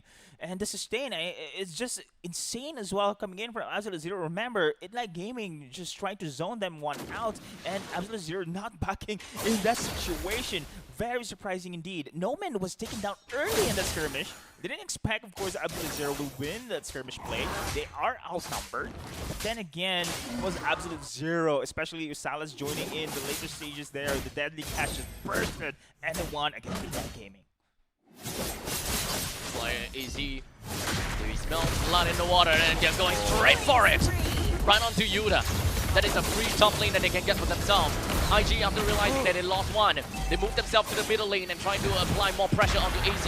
Force the rotation right onto middle lane. Oh my. But that also means that Seiji is going to be having a really tough time. He flickers himself away, only for Vendetta to join into the fray. Gets a stun down. No dash just yet, but there's going to be a really good comeback Wolfgang, but still not going to do much as the final slash lands on the Seiji. Oh my goodness, Regina, time and time again, that steal on Brax ultimate here, just a game changer here for the combo coming in from Absolute Zero, and we can feel actually the synergy as well coming in from Absolute Zero. The chemistry coming in from this team, from these players between them, is just immaculate here on how they just go in sync for structure control. Oh, a little bit too forced down! AZ set a trap card right onto IG, and never did I realize that now they're going to the graveyard. Oh my goodness, straight indeed. Sharks bite so hard. Burst damage, 1/3 of life left. Finishing blow from the rest of the team coming in from Absolute Zero. And now Ignite Gaming feels the pressure here. No one can stop the burst coming in from Bane. Yeah, IG, they are too bloodthirsty. They want to look for an opportunity to turn the game around. They want to make the move to make something happen. But speaking of something that happened, Regina went literally right in the face of the opponents with a wild charge that did not land onto a wall. So unfortunately, that didn't do much. But all the way up to the top lane, Fake Cutie actually gets killed down to Seiji. While we continue on to the fight down in the Ignite Gaming jungle, Yuta all in onto AZ, almost getting a kill onto Nomad. So it allows Zach just jump right in, get that kill. And that is going to be a little bit more for IG. Okay, at least Ignite Gaming somehow get the kills on their own, but the solo kill coming in from Fate on the top side is big as well. And look at the itemizations we are seeing here right now. Divine Glaive, Holy Crystal for the Pain. That's why it hurts so hard right now against the side of Ignite Gaming. We're going for the chase! Until Flicker and a wild charge brings Fate Cutie down, and this is an opportunity that they can scour themselves all across the map, hopefully to be able to gain a little bit more dominance over the map. Indeed, enough is enough for you, Fate Cutie, and this is just a full commitment coming in from Ignite Gaming, now going to pressure on the top side as well. Nomad trying to defend here, but unfortunately no avail. It's time for Ignite Gaming to bounce back here in this situation. Salas right now taking the tart as well on the bot side. Brawl here in the mid. Vendetta gets hooked in a little bit, but he gets himself out of that fight with just a half HP. Both AZ as well as IG, they are trying to play around the map as much as possible now. We're only 8 minutes into the game, and anything could happen based on the objectives. With the lock that will be popping out in 20 seconds, AZ is doing their absolute best to hover themselves around the middle lane. And now, of course, with the expanding river, this is going to be a lot of mobility for the junglers to run around the place. Yeah, as you have mentioned, of course, Lord is now here at the pit. Zone control is very important here. Look at the vision coming in from side of 0. They're wanting to take a fight. But it doesn't seem like he cares too much about that. Received a little bit of hot shots, but he walked away completely scot-free. IG loses the control over the Lord's pit, while AZ, all of them, just hopping around. And IG, I think that they are going to give this away unless they have something to say. Yeah, they are going to give it away. Trying to trade here on the push on the bot side here as well. Remember, of course, Lumix is out of the team formation. And this is going to be Ignite Gaming's call right now to give this objective into the side of Absolute Zero. They are careful this time around because major clash here, not into their favor, is going to hit them so hard. Maybe end this game here in favor of the side of Absolute Zero. There's both teams very team fight oriented. They don't have a lot of split push mechanics or split pushing heroes.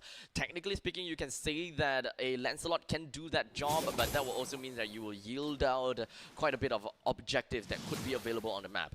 There's only a very small time frame where Zac can split push in order to apply a little bit more pressure all around the map. Speaking of pressure all around the map, there's a Lord here in the bots. This is going to be a pressure building up in there in the mid as well. Look at the presentation here in the gaming. They're scattered all throughout here, trying to defend the pressure here. And now they are going to retreat back, prioritizing and fending off the siege coming in from the Lord. But look at this response here. Absolute Zero. Oh, just like that. It is going to be expanded down here with the help of the Holy Shield. Yep, so luckily for IG, that Lord did not land a single touch onto the bottom T3 turret. In terms of holy defense, the top lane is still available for IG, but it will pop in about 1 minute and 30 seconds. So AZ, they don't have to really jump the clock or anything. They do have a pretty decent insurance for the late stages of the game. True. They do have Fate Cutie as the marksman. While in the meantime, for Ignite Gaming, they don't have one. Exactly, now that you have pointed out, but they can rely for the team fight chemistry on the crowd control. They have Rapidute ultimate here, they have the Ruby as well as Yuta with the Bravest Fighter, and now they spotted Nomad here, prioritizing this pressure as well into the mid! Oh, there's what I was talking about, Vendetta! As we come down, when it comes to, of course, when it comes down to the final slash, it did manage to do quite a bit there.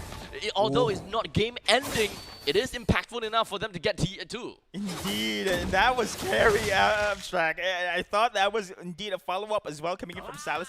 I was expecting a flicker, deadly catch combo in that situation. It could obliterate in that kind of skirmish play, but then again, Absolute Zero did not take that risk. But then again, in the end, it was a turret objective has been secured, but concealed play. Sneaky beaky like as Ignite Gaming now kind of seems as though they're just going to be jumping themselves right in the face of Ignite. It doesn't seem like things are going to go anywhere for the Vendetta. Completely out of that fight, but he will definitely go back in. But in the meantime, quick little taunt right now on Rapidute. He flickers himself away, while in the meantime, Sage is just going to be holding ground and being the anchor of the team. They managed to push the rest of Absolute Zero away. Ignite Gaming's gamble for that concealed play worked out for them.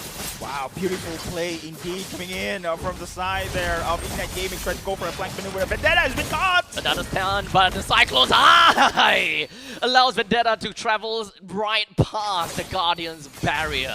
But we've just Fake Cutie as well. Vendetta, what can it possibly do? Because Vendetta is just going to go straight down to the hands of Blade. Fake Cutie is just running around. It does still have a Cyclone's eye. Oh no! The Cyclone's eye did not allow him to run away! But this is a good thing to a certain extent because Ignite Gaming, they are not focusing onto the Lord. And this is a two-man cycle from AZ.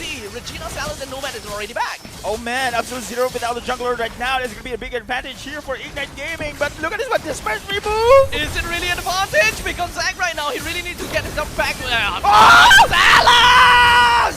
He gets himself the Lord! And Ignite Gaming, they lost Yuta. Salas is going to be continuing to get himself Salas! My boy! You can't You got turned around a third time again, Salas! Oh my goodness! What was that? What was that?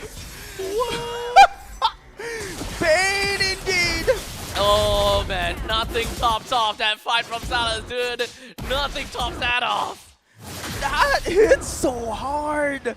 Abstract, they don't need that retribution. They just need Bane! Salas! Deadly catch! Taking the Lord! Taking triple kill! Taking the big win! What the hell just happened, Salas? OMG! He turned the tide 3 bloody times. He took the Lord, and then he won a fight. He lived with just a little bit. The pursuers died. What? Those are fighters, mind you, from Ignite Gaming. OMG, Absolute Zero. Man, specifically this guy, Salas here on that Bane, is very, very scary. The power of the Bane. I don't think that we'll be able to see another Bane gameplay like that anymore, Salas. Yeah, man. You little gluttony fool. You have your big belly walking around like as though you can't be fast, but you are pretty darn fast. Yeah, man. This is not prolonged team fight we're seeing coming in from this Bane. No 4 deadly catches anymore. It is a bursty. Yeah. Bursty Bane. He has 2 Holy Crystal. OMG, are you kidding me? 2 Holy Crystal, 1 Divine Glaive, 1 Lightning Truncheon, and now he's looking for the final item. I would like to assume that it is going to be, what, the Bloodwings. Wow. No 2 Holy Crystal? Huh? Holy Crystal gives you a lot of magic power. But Exactly. you don't get double of the unique passive. So it does get you somewhere. But is it really worth it? Yeah. Is that economically wise? Compared to Genius Wand. Genius Wand gives you additional magic defense penetration. Yes. Right? Yes, that is right. So is that worth it? Just getting that raw magic power as compared to magic penetration? Because if we are talking about raw magic power, it will scale with everything that applies to him. Healing factor, right? Exactly. Damage to turrets, I would like to assume, because I think the penetration doesn't really apply to turrets. No. Right? Yes. So he is looking for objectives, not necessarily kills. Kills is just a byproduct. Oh, wait, hold on a second. That's a whip coming from Rapidude because the wall charge did not land on anything at all. That could actually be really bad for the side of Ignite Gaming. And Sun Siege is going to be the first person to go straight down, and the rest of the Absolute Zero is going to be pummeling themselves over to the side of Ignite Gaming. Well, in the meantime, Fake Cutie doesn't have a lot of HP to work with, but he will still be able to help Sunless out. You gotta kill down a Yuda. And no one dies from Absolute Zero. And that surprise attack coming in from Ignite Gaming, that this time around, it's not gonna happen here, Ignite Gaming. Oh, Bates! No! Another one of the trap card happened. Salas has got a lot of burst damage. Takes a look at that. He might be able to do a little bit more. Unfortunately, he just tiny bit short. He almost reached it, but never mind. Vendetta! He managed to reach it. Vendetta! He do what he can. And Salas, another spit right in the face of Rapidude. The top lane is pushing right in. The mid lane is gonna have a lot that will be marching in. A couple of ballistas just all around the place. You want to get a kill down on Zac, but unfortunately, at the cost of Vendetta himself, the Thorn Rose gets himself right out of the hit zone of Nomad's outfit. Oh, then let's see that the catch is still been committed there, but then again, of course, numbers advantage right now for the side of Ignite Gaming. In the end, Absolute Zero, mission accomplished when it comes to objectives here. They've taken out all inhibitor turrets. It's going to be an open map right now in favor here for the side of Absolute Zero. But man, oh man, oh man, Salas. 17 minutes and 26 seconds in Barren Wasteland for the side of Ignite Gaming. With the core is currently down to about half HP. It will be regenerating soon, so no worries about that. With 110 seconds left until the Lord eventually spawns, I would say that Ignite Gaming has got one last chance.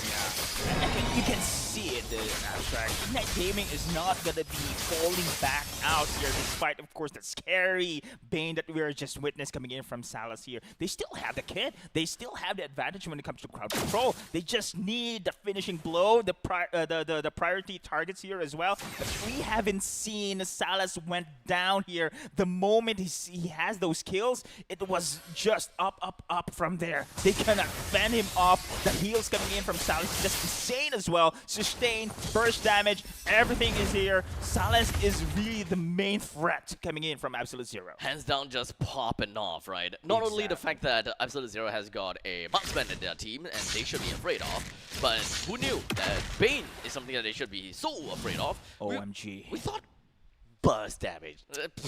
Yeah. Mage Bane, burst damage. And now I'm seeing, of course, Winter Truncheons right now has been prioritizing here for the side of Ignite Gaming. They want to evade that initial burst coming in from Bane. Man, Absolute Zero right now is just insane here. Honestly, it's kind of tough. Hi, Gamakichi. He's just kind of casually staying there, croaking. Ribbit. Just staying here. Is that really What's how the sound? What's the sound of the frog? Was that really the sound of frog? Because that's the sound that I make. Doesn't sound realistic enough. Is that how frogs croak? I was saying ribbit. What was it? One is cartoon, one is reality. Alright. Ribbit sounds cute. Ribbit. And speaking of which, this is not cute for Ignite Gaming as Absolute Zero prioritizing here the Lord takedown right now. Will they be able to go for the contest here? That's going to be a big question. Rabbit has the vision. Not cute. That's for sure. Cute indeed. Because Absolute Zero, they're going to be starting right now. Oh, as Nomad is going to be putting himself right into the back line, dealing with Seiji. But it's just going to be wandering around. Ooh. Okay. Zoning Ignite, out. They don't have trigger finger. Okay, maybe not. That's the why. Winions. Yeah, that's why. That's why they don't want to fight. It's going to be really difficult indeed for the side of Ignite Gaming with the super minions here. Just having a threat as well into their base. They have no choice but to retreat and prepare for this push coming in from Absolute Zero. This would mean that because of the evolved Lord marching in the middle lane, they need that one big defense where they don't lose too much people. They can't lose more than 3 because the moment that they win that fight, they have 3 people, they can actually run it down and hopefully be able to end the game by then, but it's gonna be tough. But hey, who knows? Because now Yuda is gonna be slamming right in, and in the meantime, then it's gonna be the final slice that's gonna be used up. Fate Cutie gonna be the first one to the fall. This is all great for Ignite Gaming. Would it be going for the side of Ignite Gaming a little bit more? That's the question. Rapid Dude loses immortality, but they will be able to push Vendetta a little bit out of their base. They are fine for now. The Lord is still gonna be too busy on one of these creeps. Yuda, a little bit too deep. Is it really worth it? The lightning, the winter trunket is with the crown, sorry. That's already been used already. Yuda, he's still alive! And they are going to go for a prolonged team fight here. No way! He's still alive! He's still alive! The power of the Lapu Lapu, ladies and gentlemen, especially with that passive. The more enemies he's been against with, his defense scales up. And this is the power of the Lapu Lapu that we have just witnessed. Literally, a 1v5 machine. OMG. Yeah, the passive literally says, yeah, go and die 5 people. You might not die. Like keyword might. Oh my goodness. You might not die. And I thought that was the last skirmish that we're to witness here, Abstract, but no, Ignite Gaming. They want to still fight. They are not going to fall down easily here. And with this crowd control, with this sustain, they can still have the advantage here. They can still fend off this aggressive push coming in from the side of Absolute Zero. But then again, as the game drags on, remember, this is Fate QT on the marksman, on a great damage dealer coming in from the Yisun Shin. You have Salas as well scaling up here. And you have mentioned, of course, a while ago, Ignite Gaming doesn't really have this aspect when it comes to later stages of the game. But they do have incredible crowd controls, great synergy when it comes to their skill set. Yep. And not to forget, of course, AZ in that previous fight, Fate Cutie died first. So I think that's the main thing why Ignite Gaming was able to win that, right? Without reach, it's actually a little bit difficult to end the game because of, you know, range. Regina is not a... I'll be honest here. Valentina is not a range unit. She's not a range unit. I do believe, but the crowd control coming in from the crack, it's really important for Regina to take. That counter initiation with the crack's ultimate is really important for them also to bounce back, to go for the counter punch here. We'll see how that eventually goes. Because right now, we already have got one person. Holding himself right onto the Lord. Zax as well as Yuda, hoping that they will be able to get a kill down over to Fate Cutie. Fate Cutie already joining the fight, or rather sticking around for this fight with less than half HP, slowly healing back up, so it's not that big of a deal.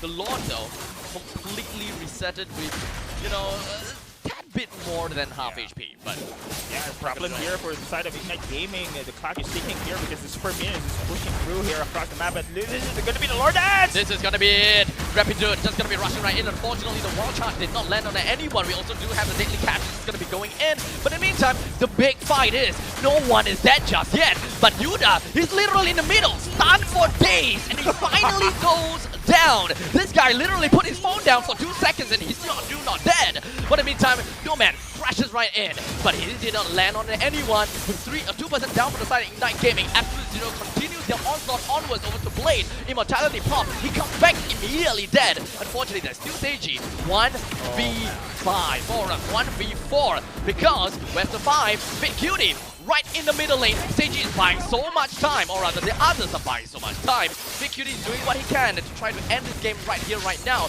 It's a 1v1 between the junglers, but it doesn't seem like Zac will stay alive to tell the tale. Yeah, indeed. This is going to be the ending play that we are just witnessed. Absolute Zero here. Super Minions also in their advantage.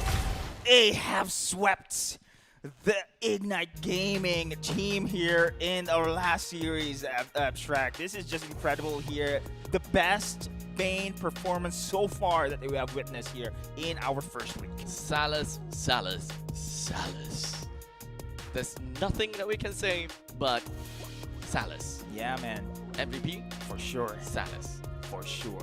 Man, that was great. I love how Absolute Zero bounced back here in the series, especially compared to their opening matches yesterday. That was insane, man. The outplays, the incredible the games coming in from Salas. Yeah, Lot still double outplay. Outplay me. I outplay once. I don't understand. Outplay twice. Yo, something's wrong. Something's great for the side of Absolute Zero as well. I mean, it almost shows here the performance coming in from Salas. I think this is what he needs. I mean, the confidence as well that he can pull through this one. Yep. Hopefully, he can be consistent all throughout this regular season as well. Hopefully. That is, of course, hopefully. Because they managed to get two... Sorry? 2 holy crystals. 2 holy crystals. 2 holy crystals, okay? Put in. Let's take a look at who is MVP, because it's definitely not Salas. There you go. Definitely not Salas. Definitely not Salas. There you go. Definitely not 10 kills. Free! Holy moly! He saw his boost for the 3rd crystal. He literally have pockets of crystal. It's like, hey, I've got something good. You're interested in 3 something holy green? molies. Are you interested in something green? Oh, shiny? Yeah, this is insane. Crystal. This is insane indeed. So now, wow, what a sweep game here for the side of Absolute Zero. Incredible game against the side of Ignite Gaming. And I have to give credit for Ignite Gaming for stretching this series. I mean, you can really tell that they want to win this game despite, of course, having a major disadvantage already here, especially the Super Minions into the side of Absolute Zero. And look at this one. All the emblems we were so far we are seeing here, it is going to be Mr. Shop actually for the side of Salas here, going to wrap up the scale of his prioritization of those holy crystals easily to get here in this game. Oh, this is a great game. 24 minutes and 39 seconds is total game time between these two teams. 2-0 victory, and this is the item build. With 3 holy crystals, as we mentioned about Salas, and all across the board, everyone else, literally everyone have got full slotted items. Something that we will, I would like to say is, of course, the interesting build-ups coming from Yuda have got quite a bit of damaged items.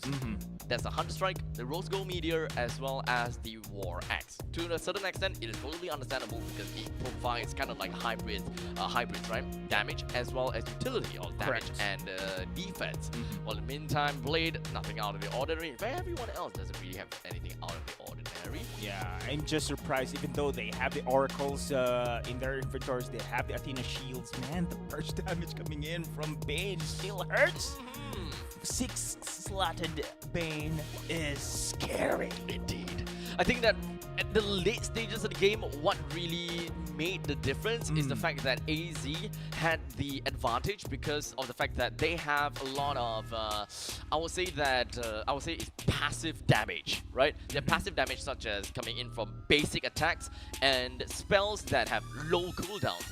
As for Blade, Blade's damage is literally locked behind an ultimate. Zac is locked behind certain charges, whereby are you able to dash around, or do you need to get your cooldowns refreshed fast enough? At least Zac as well as Salas, they are almost on par, but you still need to talk about the basic attacks that can come in from Fade QD. Yep. Those are quite some damage that you really have to consider. Yeah, speaking of consider as well, look at the damage taken here from Yura, man. Yes, this Lapu is soaking so much here. I feel bad coming in from this hero, so having this body, what you call it, sandbag, being the sandbag here, coming in from this team. Unfortunately here, it's not enough for the side of Ignite Gaming. Yeah, honestly, if you looking at the damage taken, coming in from a fighter that has got decent amount of health pool and survivability, and I would say lifesteal slash damage reduction as well. Yeah, I would say that this makes sense, right? Good amount of damage taken. I think that he's still stretching himself pretty decently, but the one that really stretched himself really out there, because Nomad playing as the Gato Kacha with a total of 1 kill, 4 deaths, 17 assists, with no way of sustainability, received a total of 232,000 damage. He received that damage without a way to sustain. Oh wow! So he has the revitalize though.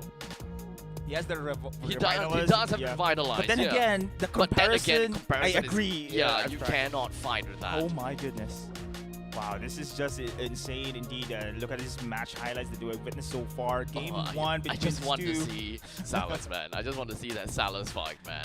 Yeah, the outplays that they have just witnessed coming in from this team. But so far here in Game 1, Ignite Game really didn't like the composition coming in from the side of Ignite Game. You mentioned the Moscow, the Moscow and the Hylos. Yeah. Some kind of second phase picks wasn't really up to par. Exactly, and I love Rapido to actually have this hyper aggressive play style.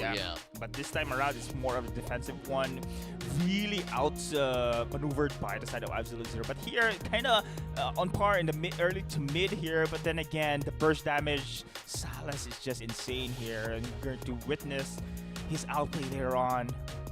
This one, all silent, ladies and gentlemen. That's one. That's two. This is the beauty of it. Oh. The slow-mo. Oh, I love that one, Prad. That is almost half HP gone from a ruby. Disgusting. It is. Disgusting. Oh, man. And I love also, give credit to Regina on his optimization of the Grok ultimate as well. Yeah. I mean, the counterplays, he did so much opportunity here for Absolute Zero to recover on such tight skirmishes play. Salas, good job. That's all I can say. Salas, good job, right? Great. Even though it kind of seems as though it's very intuitive for you to, drink up and run, and if they're in range, just spit at them. But to be honest, it's kind of like that kind of moment. Whatever basic thing that you do, even if it's just pressing 2 buttons and spitting right at people, it is still an amazing outplay, because you are literally against the wall, right? That is amazing. I loved it. Not exactly like super high mechanics kind of thing, but lovely to watch. Yeah, it is lovely, and I mentioned a while ago, that was the best Bane performance so far that witnessed 3 holy crystals in the inventory. Your Athena shields, though your Radiant armor, they're nothing. Yeah, they're nothing. Man, yeah. This is just too much here to handle coming in from a 6-slotted item Bane right now. It's very scary, and this is why Bane has been the man on the gold lane. Now that I think about it, that moment shouldn't even have happened. It shouldn't have happened, right? Because this is not. I feel that this is not about like, oh my god, Salas, his micro is so amazing to pilot the Bane to that extent. Yes, it's still a very good performing Bane, because he stayed very well throughout the entirety of the game. 10 kills, 2 deaths, and 7 assists, right? Good macro all the way out.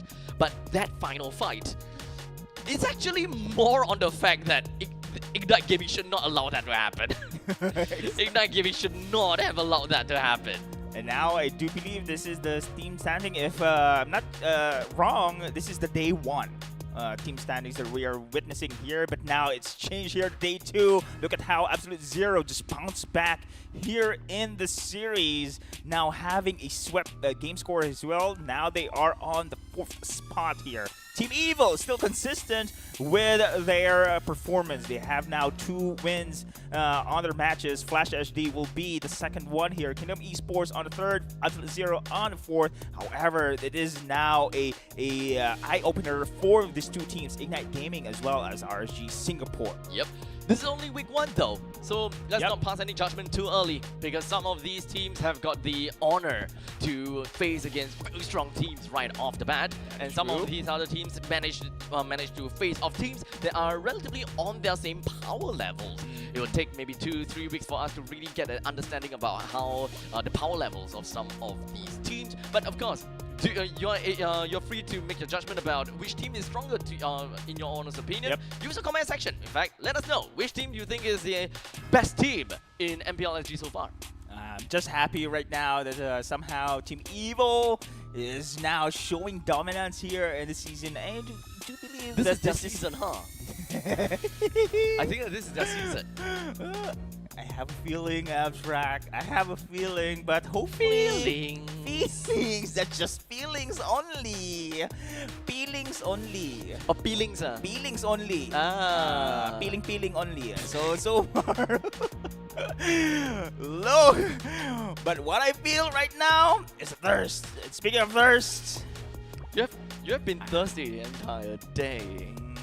You've been drinking a lot. Yes. IT, ladies and gentlemen. You want more? More? Can! We have more! Okay, of course, when it comes down to IT, thank you so much, IT, for giving us such amazing drinks. And this is the Kadita one, and what's yours? 111. The 111. The 111 lah. Yeah, the 111. Of course, scan the QR code over there, right at the bottom of Deadeye, and these promo drinks is something that you will be able to buy, or rather, these collab drinks is something that you'll be able to buy. And with these two, you'll be able to get yourself a scratch card, and if you manage to get a top prize, you will be able to get yourself a trip for 2 to Jakarta to witness our MPL SG champions fight in the international stage. Regina Post. Hopefully. Pray. Everyone, we just hope that we'll be able to get something like that, huh? Dang it. Go and buy all of it. Go and take every single one of their stocks out, alright? And of course, speaking of which, we also do have got the Magic Chess. Of course, when it comes to Magic Chess, we also do have the Rising Star. You want to be the pioneer? You want to be the first world champion for your region? Download Magic Chess and try the game out today and be a pro. You think you're good? Play it. Play it. Maybe you are actually good. I'm not here to judge. Just if you see me in game, just don't snatch my heroes. Just don't snatch my heroes. It's that simple. If I'm going Eruditio, don't go Eruditio. What's important is... Anyway, we're going to witness, of course, we just witnessed actually the first week of our regular seasons here. Wow, so many surprises we have witnessed. So many rookies, of course, stepping up. And, of course, surprises for the metas that the teams have been adaptive in this situation. But again, you've mentioned this is still the first week. And so many things going to happen next week as well. Indeed. With that all said and done, this pretty much wraps up the entirety of week 1 for MPL SG. But before that, we'd like to give a huge thank you over to Moonton, Pulse Nova Entertainment, IT, we've got DX Racer, as well as Future Living and Singapore Esports Association. My name is Abstract. With me, Deadeye. We'll see you next week.